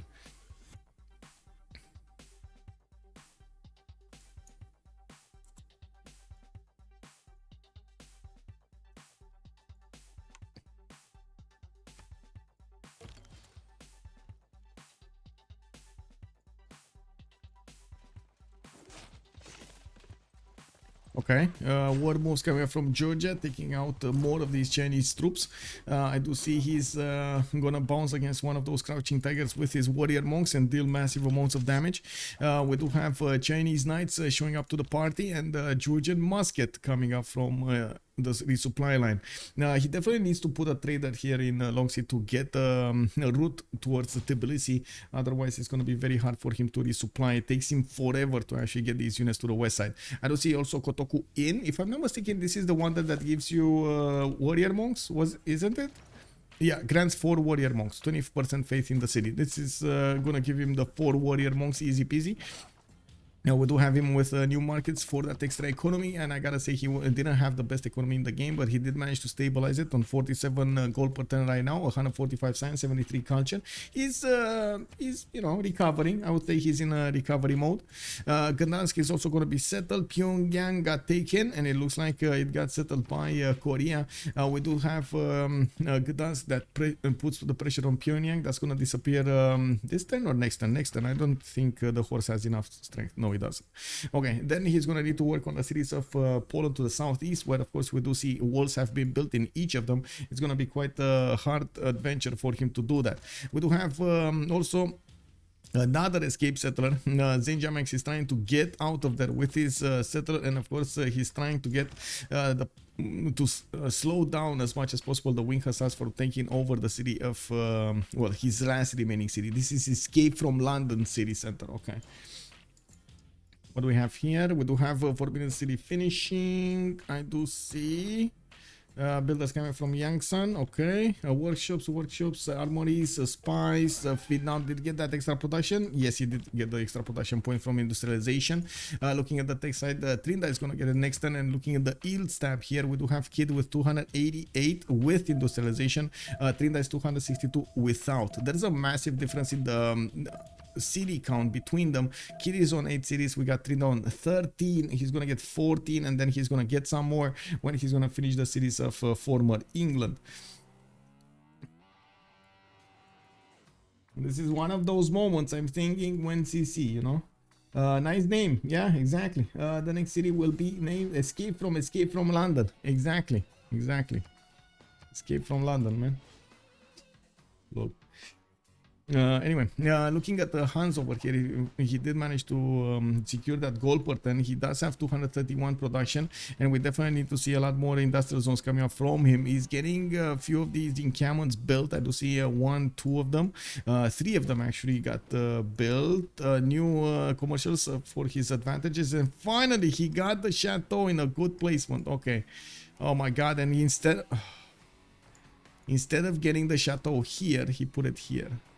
Man, this would have been a two food, 3 gold, 3 culture, and then 3 production tile. Please. Anyway, Mopin Chill, thank you so much for the follow, sir, and welcome. England is building settlers after settlers. I mean, yeah, he's trying to get out, man. He's trying to get out as soon as possible. He knows Poland is running behind him, you know. It's like a big beast in the forest that you can only hear and hear it howl, and you hear the leaves moving and the footsteps, you know, and you're running up for the life. We're running for your life. Anyway, workshops coming up from quite a few cities of Vietnam. Trinda did get his industrial zones going also throughout his cities. 5 stands for Forbidden City. Wait a second, wasn't it built? Oh, it's 5 tens in Los Angeles also. Okay, Los Angeles is a 70 production city. Does he have another one? No, he doesn't have another one of those industrials, these engineers, and it doesn't look like the next engineer is going to be one for production towards wonders. Does he have a chop? No. So it looks like it might actually go to slot order, and Cherry P is the first one in the game. Oh, look at that. Huete Kali coming up in Charleston. It doesn't have that many hills, but that many lakes, but you know, he's getting some. Also, Great Library has been built in Charleston. I do see Machu Picchu next to Washington, where he did build one of these amazing plus 14 theater squares. We do have him with quite a few good industrial zones, and of course his army is next to Anshan over here, deployed to the southwest towards France. France doesn't really have the ability, the extra bonus from the Guard Imperial, and an incentive to attack America, and we're going to need to see what's going to happen, how Hans will want to take this win. To be honest, I already think they have the win in the bag. Like, it's very hard for me to imagine that Batrio, for example, is going to push through Trinda's territory from the southwest and take him down, or try to get a space victory over here, because that's probably his only possible option with the production he's benefiting from. He does have 332 right now. It did update, and he did finish some of his workshops. We do have factories coming in from multiple cities, and I do see Trinda jumping up to 313 of his own. Trinda does require a bit more culture. We do have him getting the bonus for the culture anyway from getting into a new era, and of course depends on how much science he's getting. Now we do have Georgia also pushing towards Beijing, towards the capital city of China. He's using these warrior monks to the best of their abilities. 78 strength units against the knights, 65. China is struggling to get the defenses up, and I do have to point out that China at the moment is 3 turns away from ballistics to upgrade these units into cuirassiers, which should be strong enough to withstand opponents. Trinda is asking for a 10-minute break. This is before the World Congress. We just switched into the next era, and I guess we're going to need to see if they want to take a break or not. They will have a break anyway for the World Congress. Okay. Let's take a look at the east side over here. What do we have? Okay, America not moving anywhere. He's getting his trade routes connected slowly but surely with Georgia. Wieselbanken bonuses starting to rise over there. For Los Angeles, 4 turns, 3 turns in Guangzhou. We do have Korea getting 1 turn extra over his opponent. Looks like he might get it. He will get it if this goes up, because, well, Los Angeles is not going to get... wait. He's going to get an extra tile to work. Next turn. extra population over here might make the difference. We do have Korea with the ability to actually chop another tile. I'm not that convinced he wants to chop that forest. That's a plains tile, so he won't have the ability to actually get a mine out there. What do we have here? Does Korea have chops for Forbidden City? Oh, I just touched on that subject. I do have to point out the pantheon of Korea was a goddess of festivals. This is something that we didn't catch on at the beginning, but he does have the extra culture coming up from his plantations. He has a decent amount of them. I do see 1, 2, 3, 4, 5. Oh, we will have that pause by the looks of it. Okay. Okay, so 10-minute break. Let me actually put it up on the screen over here. We're gonna come back. We're gonna have the Congress right afterwards, and we're gonna need to see what the players are gonna wanna do then.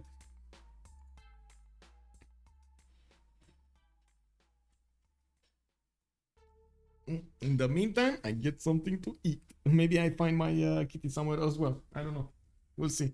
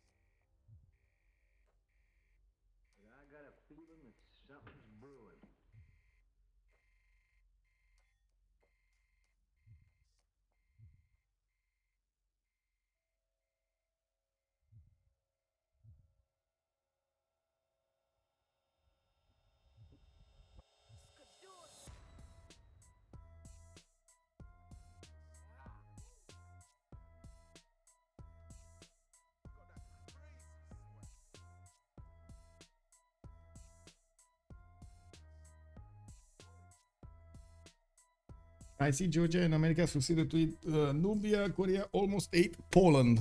Yes. To be honest, it kind of looks like this game is very close to be over. I'm very curious what's the reaction of Vietnam when, first of all, he's gonna lose his... Wait, he already lost his ally. He's all alone over here. And, well, looking at the score screen, to be honest, I have a hard time seeing him pass the third team unless Veskitus and Arvestar both die. And looks like they're trying to stay alive here. It all depends on Korea if he does manage to do that. Kid might jump up to the third team here, and of course that will be quite an advantage for him. I'm not that wait a second, I want to take a look at the rules. I want to see if in the rules there's anything to concede votes. I think the 2 versus 2 versus 2 versus 2 actually is benefiting from the normal concede procedure, with turn 80 being one of the first ones when you do get all -1 vote. And then progressively every 10 turns or 20 turns or something you get less, like 8, all -2, all -3, and so on. Let me actually take a quick peek over here. And Sasu, bonsoir monsieur, who's winning? It looks like Trinda and Hans. Zone of Control is winning. Let's actually take a quick peek at the rules here. I'm opening the file right now. Not the good. This is not a good file. Come on. Where's the file? CCC 11 rules. This. Okay, this. Okay, it was next door. So let me actually put it up on the screen so you can see what I see. Looking through, we got 70 more seconds. I'm just gonna tick off this countdown timer because I'm here anyway. Let me take a look over here. There we go. So let's see in the 2 versus 2s. This should be right. Final round. No.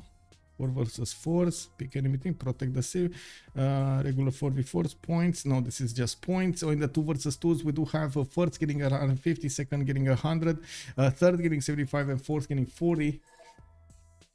But I don't see specific rules for the 2v2s. I think it's this one. Oh no, FFA 2 versus 2 versus 2. There we go. FFA rules apply to 2 versus 2 formats. It basically is of FFA with 2 players from the same clan allied to each other.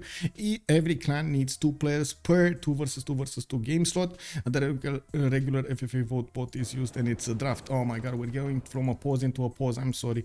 Okay, so I guess gold, me, and me. And then next, and I guess 2 minutes for a pause over here. It is what it is. FFA rules. Thanks so much, Elena. Merci beaucoup. Merci beaucoup, Elena.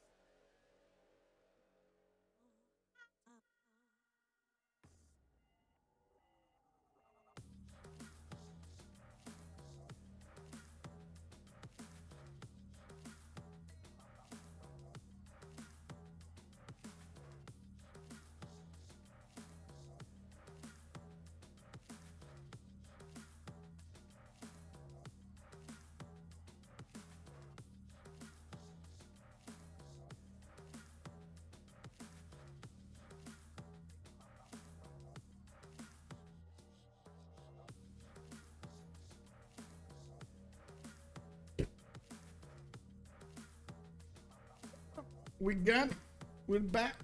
Let me actually switch everything back to the screen over here, and this one to tick off. Okay. Oh, anonymous gift. Oh my god, thank you so much, anonymous gift. 5 minutes. Oh my, he struck again. Rafif. Oh, thank you so much, man. Viking Hikade. We got Dashim Rakov. We got Mexican. Horizon 04. Whatever. Welcome back. Yeah. Thank you so much for the gifts. Much appreciated. Moonstrat is back. Oh man, anonymous gifter, man. This man, still man, amazing. Thank you. Now we do have Forbidden City coming up in 2 turns from Guangzhou. Looks like he's increasing his production capabilities and not chopping. Looks like Lincoln is also 4 turns away from getting in Los Angeles Forbidden City, so that's definitely not gonna be on his side. We do have Theater Square Festivals coming up from Buffalo in the north, so he can get that writer point going. Let's see, he does need to get to 120. That's quite expensive. We got Faith minus 50% until the next World Congress. This will be very good for Tamar. We do have also Kublai Khan with culture bombs out of his districts, and I do see Abraham Lincoln did gain the 2 Diplo points. Let me actually take a look over here in the overall tap Diplo points. We do have 5 out of 24 kid. He did get the first ones, and it looks like, of course, without an ally over here to vote for him, it doesn't seem like he did manage to get the second Congress around. Now, we do have also coal power plant started up in Tanglong, and I do see Korea is repositioning his unit somewhere else at the moment behind the city of Yangsan. He's telling Vietnam Scout, by the way, that he doesn't want to be aggressive with him just by the fact that he's moving those courses a little bit further away from the borders. So Vietnam knows he's not gonna get attacked. We still need to see all of this military get the repairs going and the heals going, so he can start moving towards the city of Plymouth and start working on that defense. He will definitely need to expend more military power against his opponent if he actually wants to finish the job over here against Poland. Now, looking at the era score screen, we do have Sejong actually with a normal age, Hans Dark Age, Jadwiga Golden Age Monumentality. Is still he's not benefiting from faith per turn anymore, only 9 faith a turn. But he is about to finish the job on England. It all depends on the first moves, and we're going to need to see if it will be indeed Arvenstar finishing up England, or it will be England getting that settled going. It looks like Zenjamax was a little bit too slow on settling that city, and another empire has been totally wiped off, clean from the map. We do have England taken out by Poland over here. Forbidden City 110 Guangzhou, 3 turns Los Angeles. So I'm pretty sure it's gonna be Korea's. Now we do have also, there we go, Zenjamax getting out of the game. 5, 4, 3, 2, 1, P. There we go.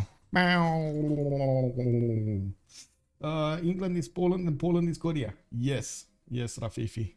They switched places entirely, you know. Korea will benefit from the lands of Poland. Poland will benefit from the lands of England. And England will benefit from the lands of Oblivion. He's out of the game. He has his whole universe in front of him. We do have factories coming up over here from Norway to get that production number up. He did manage to stabilize his science income on 150 with 120 culture a turn. He does have 313 production with 300 gold, and it looks like he's gonna try to keep on banging on this game, trying to keep those points on his side. I gotta say, Team 3 over here is starting to get new members. Now we do have 4th team a Kid, and then 5th team is gonna be Kid. Since there's no English holy city left, English religion was removed. No, it's still here. It's still here in the capital city. It's still alive and kicking. It looks like he's not getting pressured enough. So yeah, that one is still alive and kicking. He did put Moksha right smack in that city, so he's actually spreading the dominant religion of Among Us instead of his own booty snakes. We do have Vietnam also still needing to get some units out to do something about the Northeast. He's on 200 science with 133 culture. He does have 379 production, actually a little bit more than Trinda, but the science looks like definitely much better on Trinda, especially now that he did manage to get some northern territory over here. He has new Senwans to keep building, and you can see he's doing just that. He got control of a few theater squares. He's gonna finish Forbidden City, and he's gonna have an extra card to work. Not to mention the difference in points between him and the second team is actually about 140 here. 145. We do have Cherry P and Marius BW working on getting a bit more from their opponents. China, for example, is getting pillaged over here by the Georgian army. We do have Georgia with his line infantry is managing to do a significant amount of damage to China. China did get into a heroic age with a monumentality, Hixun Draconis, and reform the coinage. It's defending his trade routes. His trade routes cannot be plundered, and of course Georgia did want to feast on them, but well, he's not gonna get that opportunity right now. We do have him with another wave of units going towards Long Sea. He couldn't hold that city because of the rebellion for too long. And I do have to point out he still didn't actually get the trade route from Long Sea to his capital. So unfortunately he doesn't have a lot of pathways to go on. He's just gonna need to go through the hills and everything else. Shanghai is being put under siege. We do have the warrior monks with quite a bit of an attack damage, but it's not gonna be enough to actually overwhelm the city's defenses. The city will get walls next turn, and it does have the benefits of a crouching tiger inside of it. But to be honest, this is not doing enough damage. Like Kiev dying, but everything else is staying alive. Now we do have China also getting another settler to the south. He is benefiting from cuirassiers now, and the same time from field cannons. And you do see he just got Mimar Sinan. Oh, who's the next one? It's Leonardo da Vinci, and Vietnam might actually want to pick this up. He will get quite a bit of a boost over here in his culture acquirement. Who is the one that built Mausoleum? Did anybody build Mausoleum? No, nobody built Mausoleum. Okay. So he can't get, well, I'm pretty sure there's no more doubling over there. He maybe he gets it. Maybe he gets Mausoleum. That would be very valuable on Leonardo da Vinci. You get +6 instead of the normal +3 on each workshop.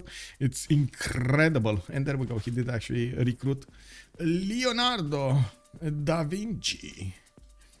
Anyway, Vietnam has no interest to do that. Helena, will Vietnam counterattack in Korea with all of that production?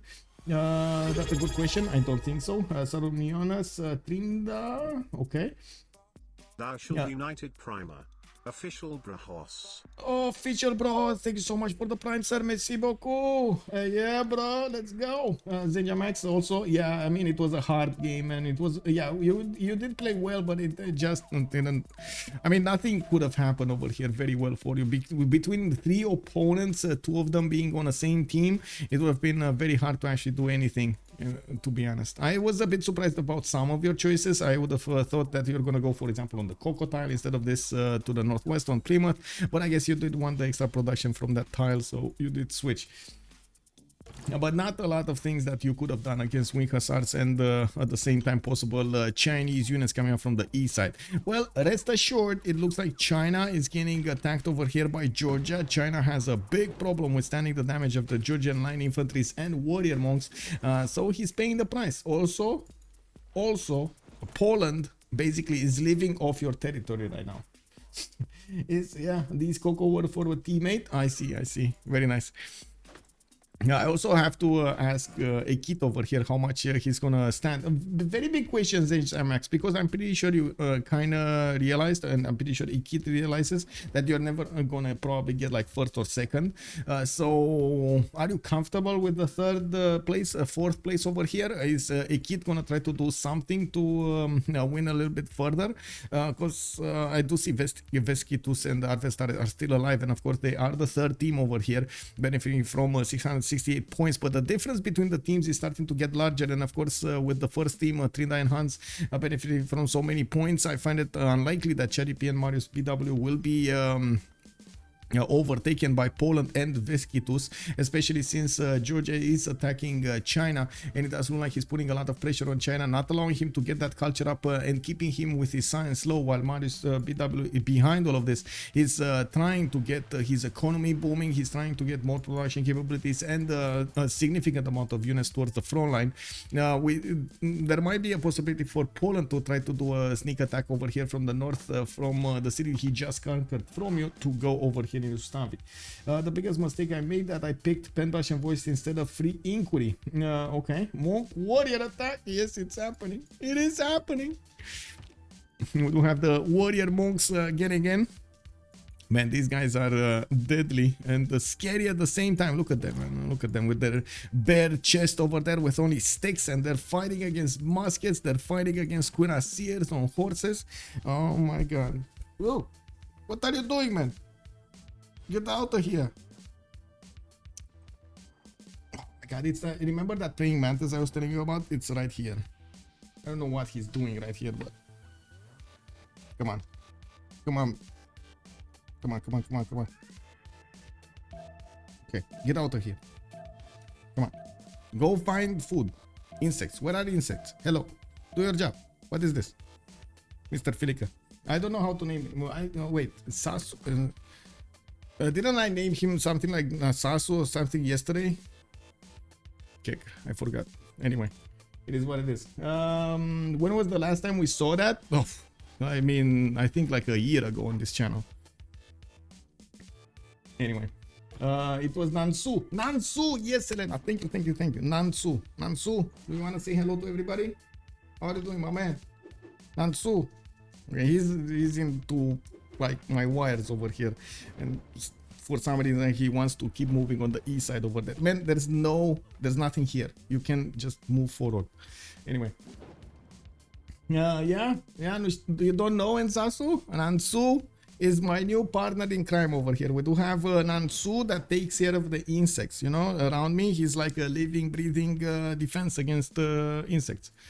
He's tearing them apart. A beast. He's not that big though. I think it's a little guy. I think he's a, like, you know how to say, he's a child. He's an adolescent child. What do you call it? In his teens. He's in his teens. Anyway, now we do have still some damage that needs to be done from Tamar against China. Looks like China is starting to stabilize the defense. Definitely needs field cannons to push back the Georgian units, and he's gonna start slowly getting them. The goal per 10 is not that big on either Avestar or Veskitus. Very hard for them to actually upgrade units. We do need to see if China is gonna get out of this alive, especially with the amount of military hardware that is coming from the east side. What is that? Ave Machiavelli.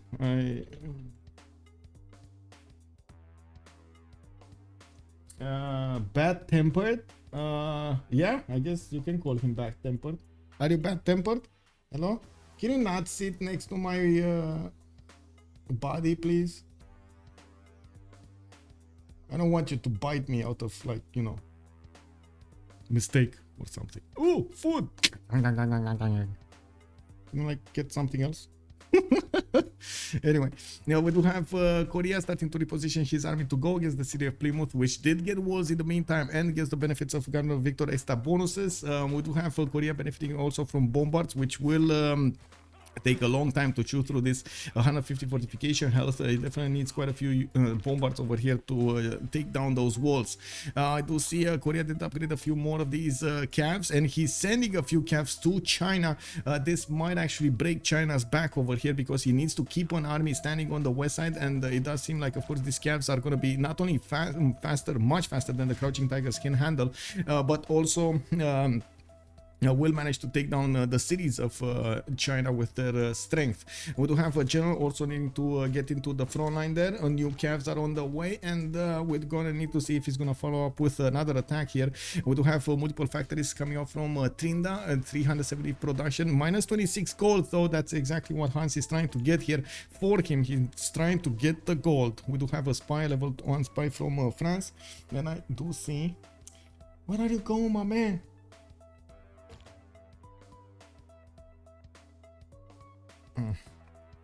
Anyway, I guess I'm gonna need to try to figure out exactly how to be friendly with praying mantis.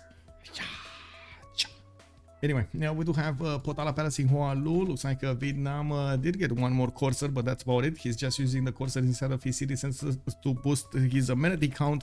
No more army to speak of from Korea to the southwest. He did move everything towards the east side over here to try to attack into Chinese territory.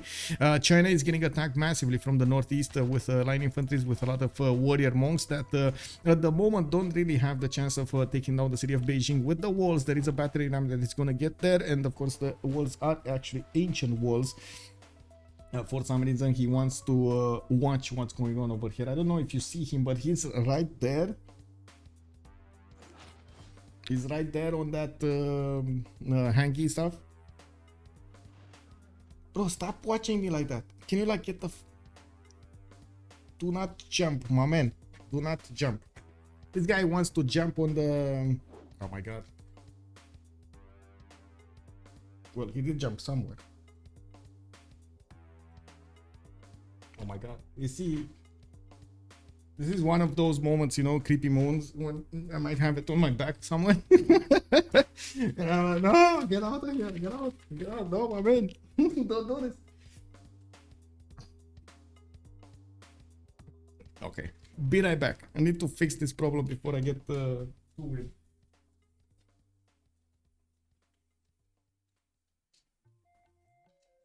Aha!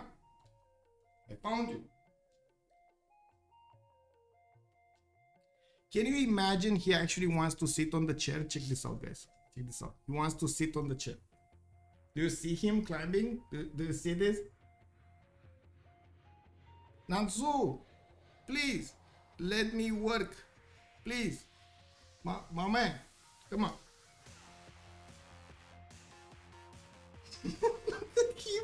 This is unbelievable. He actually wants to sit next to the microphone.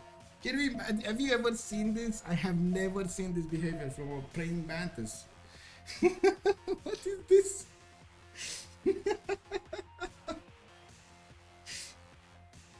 Come on, my man. Go. Ah.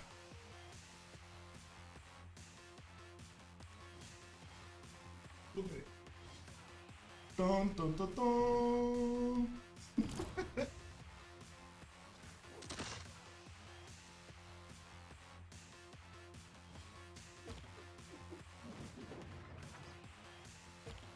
There you go. It wants to stream. I know exactly, right? He wants to stream. Got it. I moved him on the other side. I mean, he needs to know boundaries, man. He needs to know boundaries. You know, like I don't go in his face. Can you like stay out of my face, please? Anyway, I brother's cat is at home for a week. This time he ran away. He came back at 6:15 like it was nothing. Yeah, that's usually what cats do, to be honest. Yeah, it is what it is.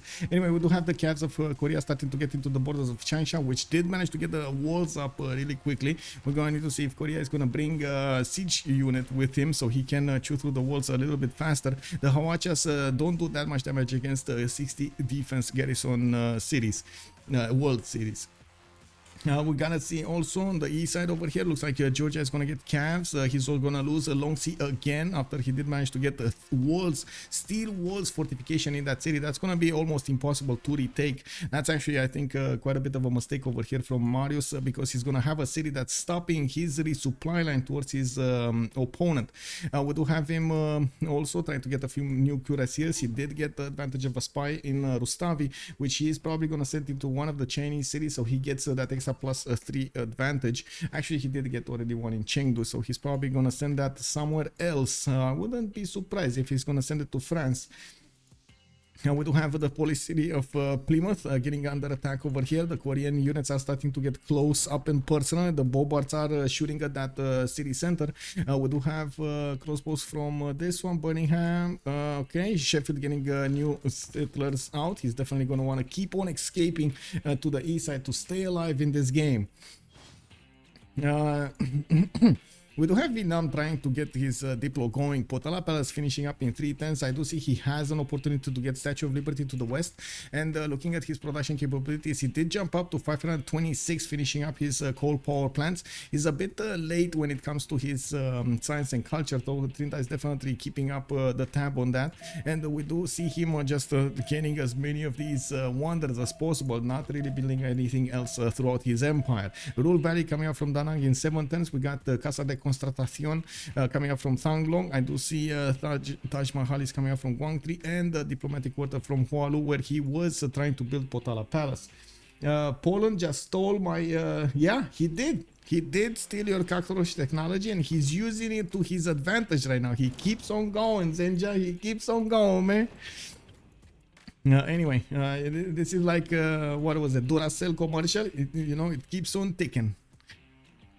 Anyway, looking at America here, I do see him getting a settler to the southwest. He might actually be looking to encircle Anshan altogether. I do see him also getting an arena in Cincinnati and finishing up Potala Palace next turn. That's definitely going to be faster than Vietnam can actually put it. Now we do have also Kilva Kisivani on Buffalo. Kilva Kisivani wasn't here. Oh my god, he's going to take 2 wonders away from Vietnam, Kilva and Potala Palace. Now we do have him getting his military academies up, and I do see he definitely needs to get a lot more of these encampments, especially since to the southwest we do have France gearing up for war. We do have multiple encampments started off from his cities, 1, 2, 3, 4 that I can see, and I'm pretty sure he will get enough production to work towards military conquest. 405 production numbers. This is before he's getting his workshops in all of his cities and his factories, not to mention his coal power plants. He did manage to discover industrialization. You can see the extra point of production on his mines. On my channel, Poland has no capital. Yeah, he's headless. He's a headless nation over there. Anyway, 6 times for also investing in Guangzhou, multiple encampments being set up, and of course Trinidad will probably want to follow up with higher technology. I'm curious if Trinidad's choice to follow up will be something like helicopters or tank artilleries. Both of them should actually take down China, whatever he chooses. China right now is very far low in the science, 99 science with 33 culture. I do see he has a breathing room over here because Longxi did benefit from steel walls, and Georgia doesn't have an answer to this. I do see the Free City did also put some line infantry right in the face of the Georgian units. But I do have to say China will probably lose his capital here. I think Georgia might just sacrifice his units to attack into that capital and take it down. The government plaza will be deleted. No more ancestral hall, no more intelligence agency. But to be honest, it doesn't matter anymore anyway. We do have to see if they will actually try a concede vote at some point. I'm very curious how they did not try to do it till now. Kit over here, it did not amass any kind of military, but he did manage to get all of these admirals on the east side. He does have harbor shipping projects coming up from the north. The new factories going into his cities to get that production number up. He does benefit from a healthy amount of production, 415 plus his 320 something faith per ton. This is incredible. 200 science, 130 culture, but it's still not up to specs versus Hans. It's very hard to actually judge versus Abraham Lincoln, especially since Abraham did get the points much longer in the game. The extra advantages, 665 points of science acquired with 5100 culture points, while Ekit is 4700 with almost 4000.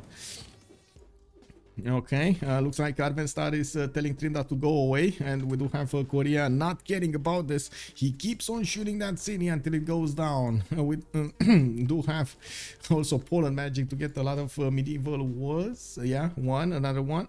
This one is an ancient wall. He's probably going to need to put medieval wall in production, and we're going to need to see if he's going to get to chop it. Probably not, actually. He needs this builder to be somewhere around here if he wants to chop it. Anyway, he does have some more escape settlers moving towards the east side here, and 3 of them are on their way to try to settle the wonderful land to the south of Ayutthaya, which is going to be very cold. That's unfortunate, but it is what it is. These encampments are going to give Trinidad the opportunity to get those military academies going, which will allow him to get the oil per ton, which will allow him to also get more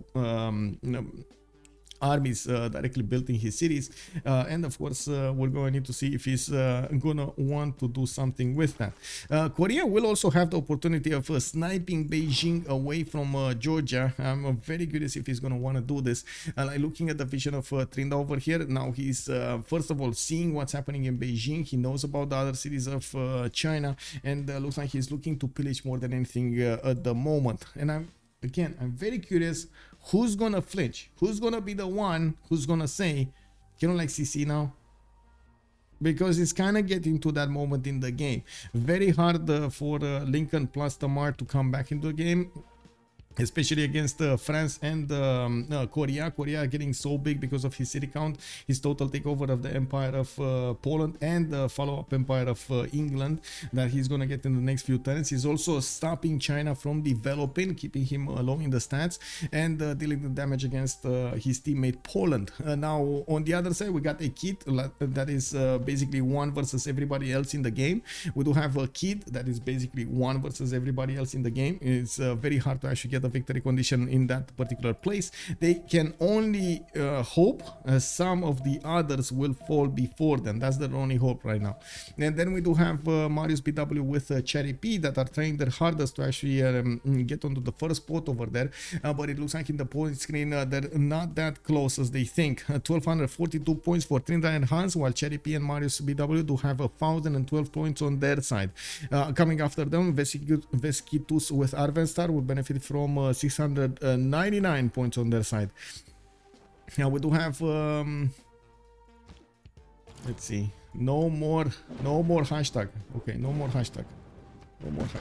Well, let's see if he does manage to it looks like he didn't want to sacrifice his units. Like these units, rather than dying to field cannons, because, well, you know, they're still gonna die to field cannons, they're not strong enough, might have been used much better to just keep on slamming against the city center to deal the damage and allow his other units, his full health units, to finish the job.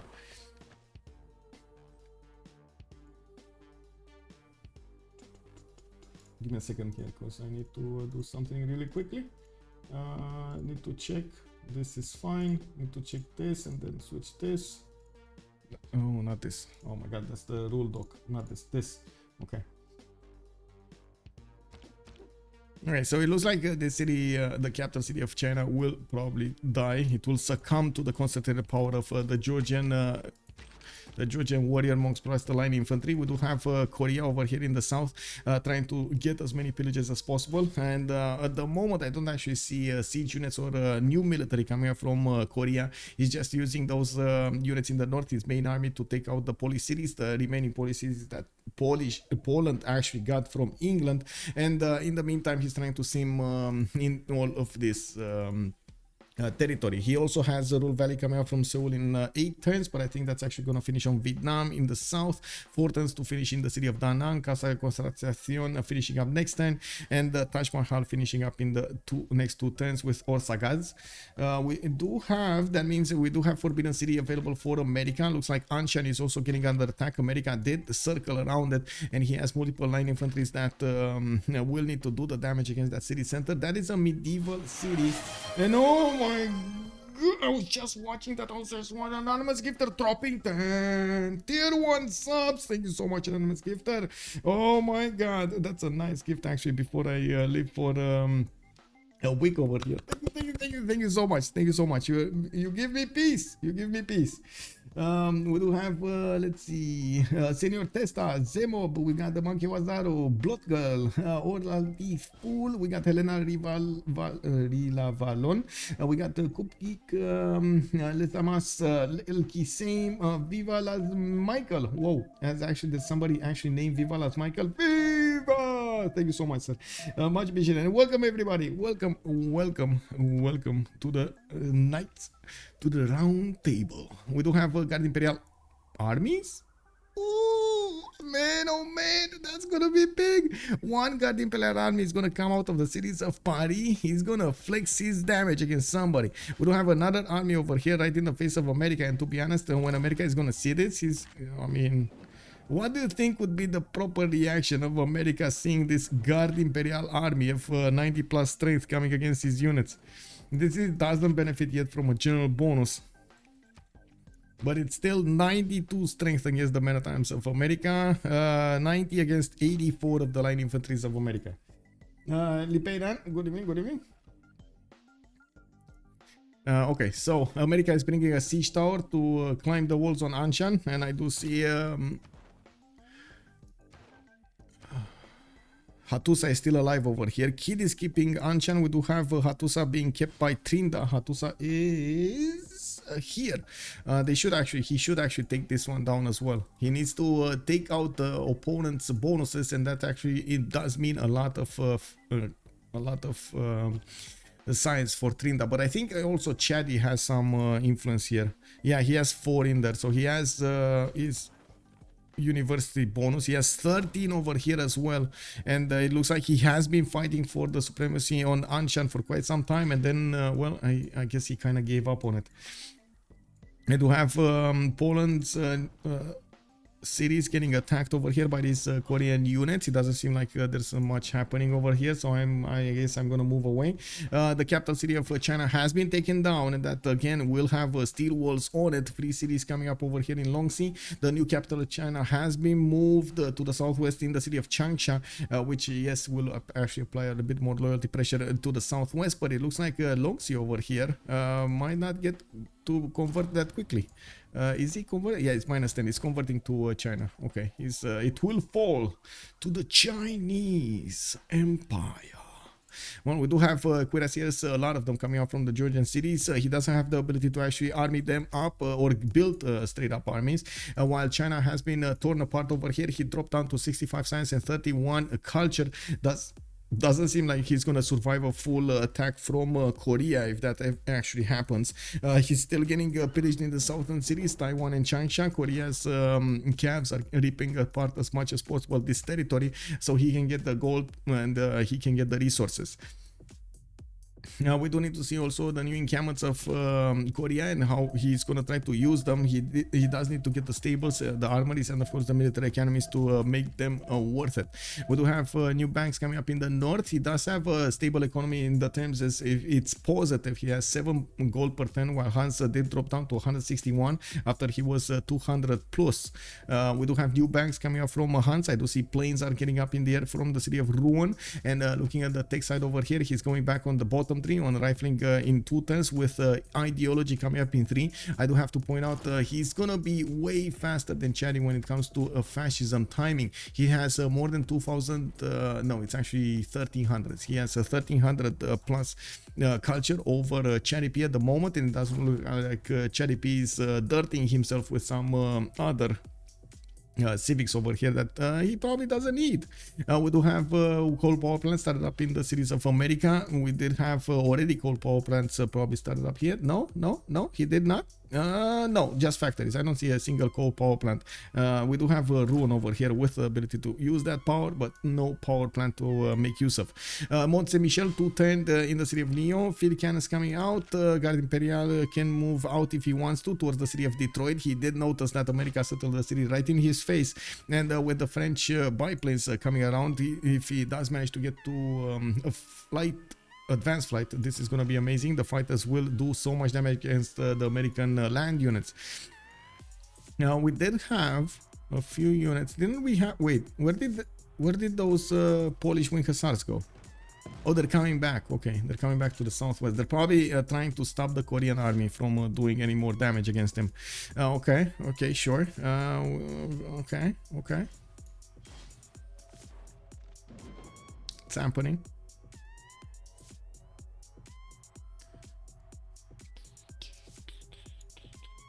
A new industrial zone coming up from Nidaros. So this is an army of admirals, by the way. 2, 4, 6, 8 admirals coming out from Norway. Yeah, big. Frigates also coming out from him. What does he want? Does he actually want to take out Vietnam? I mean, 1, 2, 3, 4 cities can be taken from the coast over here of Vietnam. Not bad. 5 cities. Oh, 1, 2, 3, 4. No, 4. I don't know how I counted this twice, but anyway, it looks like it's gonna get dirty. It's gonna get dirty really quickly here. The first place is way far away from everybody else. 1300 points, while we do have team 2 on 1090. It looks like also team 3 is going to be very far away from team 2 on 662 total points. So many animals, so few cities to take. Yeah, I know, right? But he does have, let's see, what does he have? Remedios, that's a good one. Santa Cruz Armada, Russian Dracula, we don't care. Lifericon Isusin for the, oh my god, he has the Armada one and the animal for the Ironclad, so he can get that going for him. Very nice, very nice, very nice. What is this? Hano. Anyway. Yeah, looking at the yields tab over here, he's definitely gonna get, he's gonna need a lot more stats, because that 180 science and 133 culture is 100% not enough next to Chaddy's 300 and 223, or Hans's 264 and 250, not to mention Trinda's 316 and 124. Good thing is he does have a decent amount of production to do whatever he wants, 407 points, and I do see he has a standing army, but I think it's more for protection against a possible attack from America rather than anything else. To have American line infantry corps actually starting to appear over here in his territory. He got a nationalism boost and he's starting to work on it. Field cannons coming up from a few cities from Washington and Charleston. I'm pretty sure Anshan will probably be the target. He did manage to lose it to Kid, and Kid doesn't want to let go. Let's actually take a look on Korea's development. Oxford University coming up in 1. We do have Korea getting his caps to attack into the next cities of Poland. While I do have to say we are 7 turns away from the next era, we're going to need to see if Korea finally will follow up this attack. In the tech side here, he's going for combustion, he's going for tanks, and looks like he's going to have one? That's just one pre-built. Okay, I think he's going for helicopters, to be honest. It's, you know, combustion is the way to helicopters anyway, towards the synthetic materials, and he does have some upgraded units, so he could just get them back in his territory, get some planes support, some fighter support for his helicopters, and then attack with the next units. We do have him also ideology in 7 turns, while Hans is going to get his ideology in 1. He also has steel walls coming up in 1 turn, and he's going to get boosted to this advanced flight anyway. We do have the biplanes that do need to deploy to the northeast. He can close up that choke point to the north, try to defend with the encampment, and that one biplane that will turn into a fighter at some point in the game. Apadana coming up from Paris in 1 turn. He does have in that city center 117 points of production. Gonna get a second biplane from the city of Rouen, which can be placed in the city of Marseille, so he can deploy it on the east side. City name by Poland, which one? Novice Farmer Supreme. Yes, Novice Farmer Supreme. It is what it is. Looks like Trinda over here, well, he needs to take out the Supreme Novice Farmer. We got shipyards coming around from Korea. I do see new banks for that gold per 10. He only has 11 gold per 10. He's still relying almost entirely on Hans's gold per 10, but at the same time he has pillaged so much of the territory of China that he should be able to upgrade whatever he wants. I'm pretty sure he can even buy a biplane if he actually wants to. I do see he's getting his hangars going. A lot of the strategies revolving around planes does require a lot of numbers, and going for the airport in your aerodromes is actually a good thing to do. Getting those extra 2 aluminium points per turn will mean the difference between you winning or you losing. Yeah, exactly. Go away, Trinda, and Novice Farmer Supreme. It's what it is. Yeah, it is what it is. Anyway, let's see. Norway coming up over here. Okay.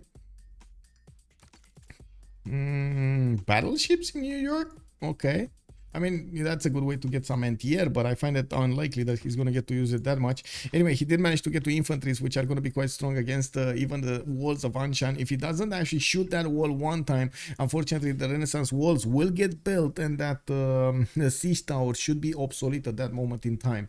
And we do need to see if America will want to flex a little bit his military muscles against his opponent. In the yield stab, he does have 138 gold per 10, while Marius is on 50. They don't have a lot of gold per 10 to actually upgrade a lot of units.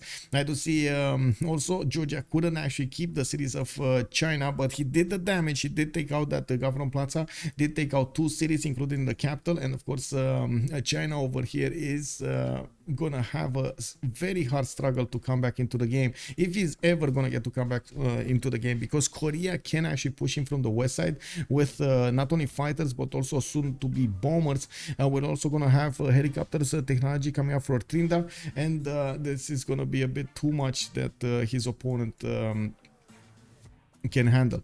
Bombers coming up in Seoul. I do see a new airdrome from Gwangju. He got that science boost from his wonder. He's on 324 science with 126 culture. We do have a CAV coming up over here in Buenos Aires, another one in Sangju, and you do see that he's preparing these CAVs for the helicopter timing to go against China.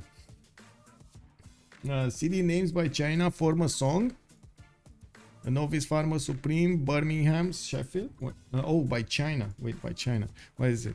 One is Love, Baby Don't Hurt Me, Shenyang, and then Wear Tanks and Taiwan. Okay. And Handan. Oh, yeah. What is love? Yeah, it is what it is, man. He's trying to work his magic against his opponent. Hey, look at that. He got a city on the other side of the coast. He's gonna try to be safe with this city center. Yeah.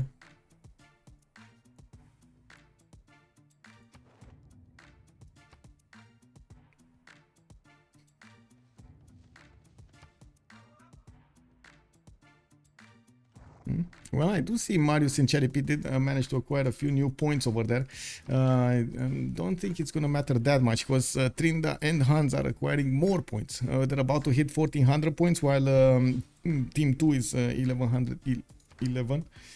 It is what it is. Let's see. Bombers coming up in 210s. We do have the first fighters that can actually be deployed to the east side. They're not going to have extremely close adjacency, but you can see they got deployed as further away as possible from the city center, so they can get right into the Chinese doors, right on the Chinese doorstep.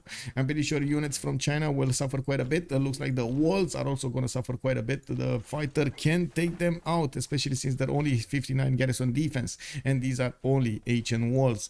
Now, I did see China 4 turns away from getting steel walls, which will significantly make it harder for Korea to get through these cities. But with the bombers, he's going to have a much easier time to get there. I think he actually needs an airstrip over here next to Jeonju, because otherwise those bombers, or he won't have enough slots for the fighters and the bombers at the same time.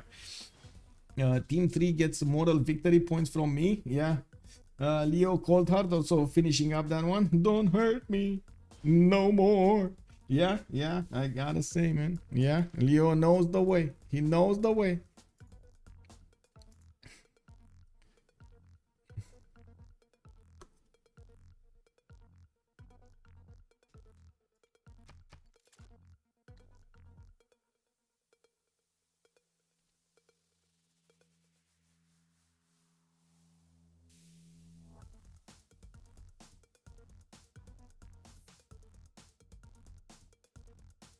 Okay, research labs coming up in 210s. Looks like Lincoln did put on that button, the research labs button. Now he does have 334 times before he's getting the first research lab. We're going to need to see how fast he's going to get to that 500 magical number. He does have about the same production as Trinda, and to be honest, well, Trinda has a lot more cities than his opponent. 15 versus 9 of Cherry P.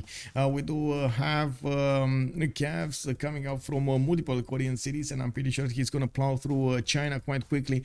He's leaving Kid alone to his southwest over here, who is trying to get ballistics, and I'm pretty sure he's gonna try to get the steel walls also. I do see Kid also building as many of these wonders as possible to try to inch closer to a Kid's point 642.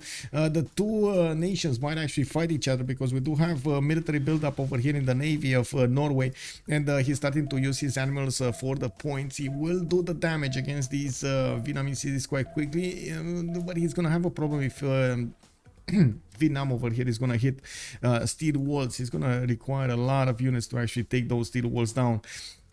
In the tech side, we do have a kid going for rifling in 2 turns, urbanization coming up in 3. He does have industrialization, so he's benefiting from coal. He's gonna get the oil as well soon, improved, of course, with refining, and we're going to need to see how many of these boats can he actually upgrade. He did have a decent amount of gold generation over here for him.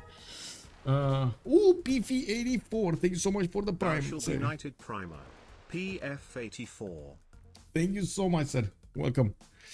Man, you guys are helping me out have some peace during this next week. I gotta say thank you so much. I hope I also provide a good show for you when it comes to Civilization 6 competitive games. Okay, so walls are about to go down in the Novice Farmer Supreme. It looks like those bombards of Korea are managing to do the work their magic on that city border. Poland doesn't really have enough strength to push back into his opponent, and now with Cav army starting to show up, with fighters also starting to show up, it looks like the Polish army is gonna take quite a bit of a beating over here. We do have Korea also needing to use his military engineer to get that airstrip going, and I'm actually quite curious if he's gonna keep on building a road, or is he gonna get the airstrip first and then keep on building a road. The first bomber comes out from Seoul next turn, so he's gonna need the airstrip right now if he actually wants to apply that military power against his opponent. Otherwise, he's gonna need to move these fighters. We do have also spy in the northern city, and Marius BW is asking, is there a possibility for CC? He flinched. I was asking for like 20 turns now. Who's gonna be the first one to flinch? It looks like it is gonna be Marius BW. Uh-oh. How does CC vote even work when everyone is in a different voice com? I mean, you put a CC in a vote, you get into the same channel, put a plus or a minus, and that's it, you know? Anyway, we got the shipyards coming from one end, research labs, I do see entertainment complex.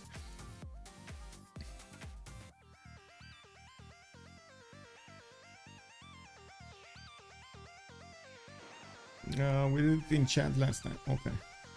One player of each team could go into one channel for the secret. Oh, okay. Okay, so they're probably gonna do it in chat. Okay, they're doing the CC vote. So just to make it clear over here what's going on.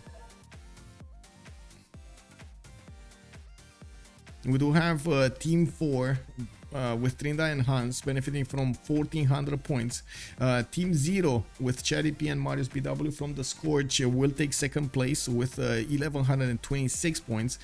Team 3, Poland and China, we do have them only on 663 points. A Kit does have 650 points and Kid has 644. And to be honest, if no, I don't think so. I mean, he's gonna get Bolshoi Theater. He's probably gonna equal a Kit out, but I think a Kit has some stuff in his stores as well. He's gonna get some new points soon. So I think they're just gonna keep on very, very close to each other. Is he pausing or why is he not unpausing? He's probably just waiting for everybody to put a CC or not. And also I'm pretty sure they're talking about CC as it is right now, and I gotta say, so there are two things that will probably happen in the future. First of all, Korea will take over China and will take over Poland. So that third spot they find themselves in right now, if they don't plus this, they might not have any at all. They will be taken out from the game. Vietnam doesn't look like it's gonna die anytime soon. There will be a war between Norway and Vietnam. This can go either way, we don't know. Of course, with steel walls on one side, possible artilleries and so on. So they don't know what to do over here. A Kid and Kid are very close to each other. And looking at Cherry P and Marius PW, it's very hard for Team 3 to actually get close to them, and since they're very far away from their opponents, the only one that can affect them is France, for example, over here, but I doubt that France will want to push. He's getting the military, but again, I think this is more of a defensive screen than anything else, because Trinda is the one that they need to focus on so they can get the gold generation going on him. He has the higher capacity of war than anything else.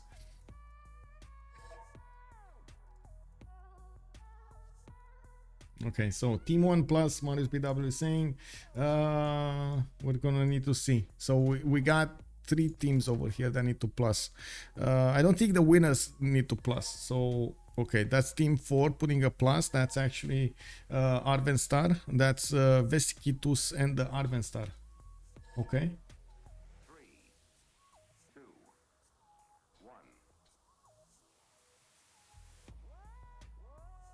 Okay, 2 pluses. We need a kid and we need kid.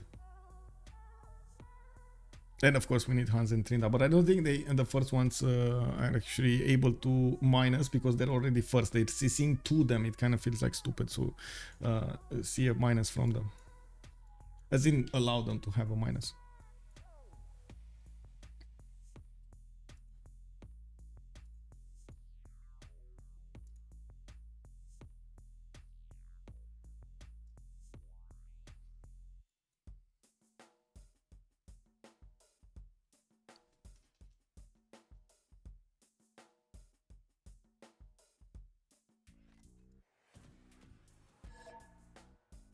Okay, a kid put a plus, team 3 plus, and that's it.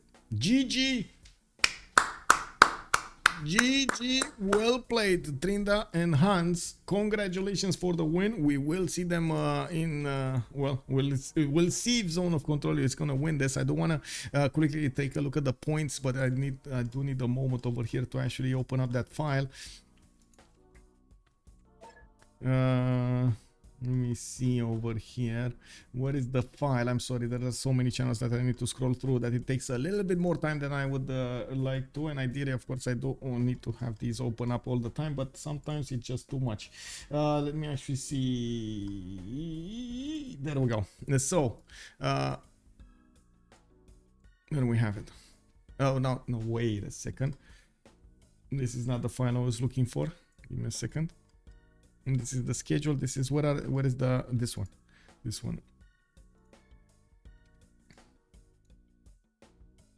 We gotta see the points. What happened in the points? So La Pegre is still leading the pack with 455. Sivo Sumi of 1190. We got Sea Dogs 1165. Looks like Sea Dogs just jumped up. Oh, we got an update over here. La Pegre 1780 points, 1780 points. Sea Dogs coming up second here with 1440. Sivo Sumi 1435. KC on 1248. Zone of Control at 1225. Animal Squad on 1110. The Scourge on 1045, and Cody Fan Club with 908. We got Les Ortolans Roses with 875. HOK 850. Flight Slingulator at 613. Also Monkey Wazaru asking us who won. It was Zone of Control with Trinda and Hans playing respectively Sejong and Catherine de Medici, the Black Queen. Now it does seem like we're still gonna have a lot of games that first of all are now being played out in the tournament. You can actually see them with the Iron Man getting set up right now. We do have the 100 Years War of over here. Another 2v2 is going on in the sidelines here. It looks like Suomi actually is it? I think it finished because we don't have them with that many members over here in the chat anymore. Anyway, so that actually concludes today or this game, the 2 versus 2 versus 2 versus 2. I'm standing by to see if we're gonna get another game. I wouldn't actually want to stay away from the Iron Man, but maybe we're gonna get something like a 2 versus 2 or a duel later on in the evening. I do have to say, since tomorrow we're gonna have the finals, we're gonna have quite a bit of stream going. I am also debating in my mind, maybe I should actually try to settle down a little bit, give my voice a little bit of breathing room, so I can keep on talking for hours tomorrow. Thank you so much for everything. Much appreciated for the support of the stream over here. Thank you so much, Showcase, also for telling us the 2v2s are in 30 minutes. Iron Man started already. I was thinking a little bit later though. I was thinking like in 3 or 4 hours because I do need to eat and I need to get some other night as well. But I will make an announcement if I'm gonna be online and what kind of game we're gonna have. Take a look at my Discord using exclamation mark Discord either in stream chat or in the description of the video down below on YouTube. And that brings me up to another subject. If you're coming up from YouTube, don't forget to throw this a thumbs up, and I do hope you're gonna join me live on twitch.tv/OnSpotTV. Hit that subscribe button with the little bell notification so you can get all of the notifications for how to say, the videos and the live streams. Thank you so much for the support, and of course I do hope you're gonna enjoy the content. Let's see each other in the next streams. Looking at my schedule on Discord, by the way, and hopefully you're gonna have a lot of good times with Civilization 6 during the weekend and in the upcoming week as well. Bye, see you later.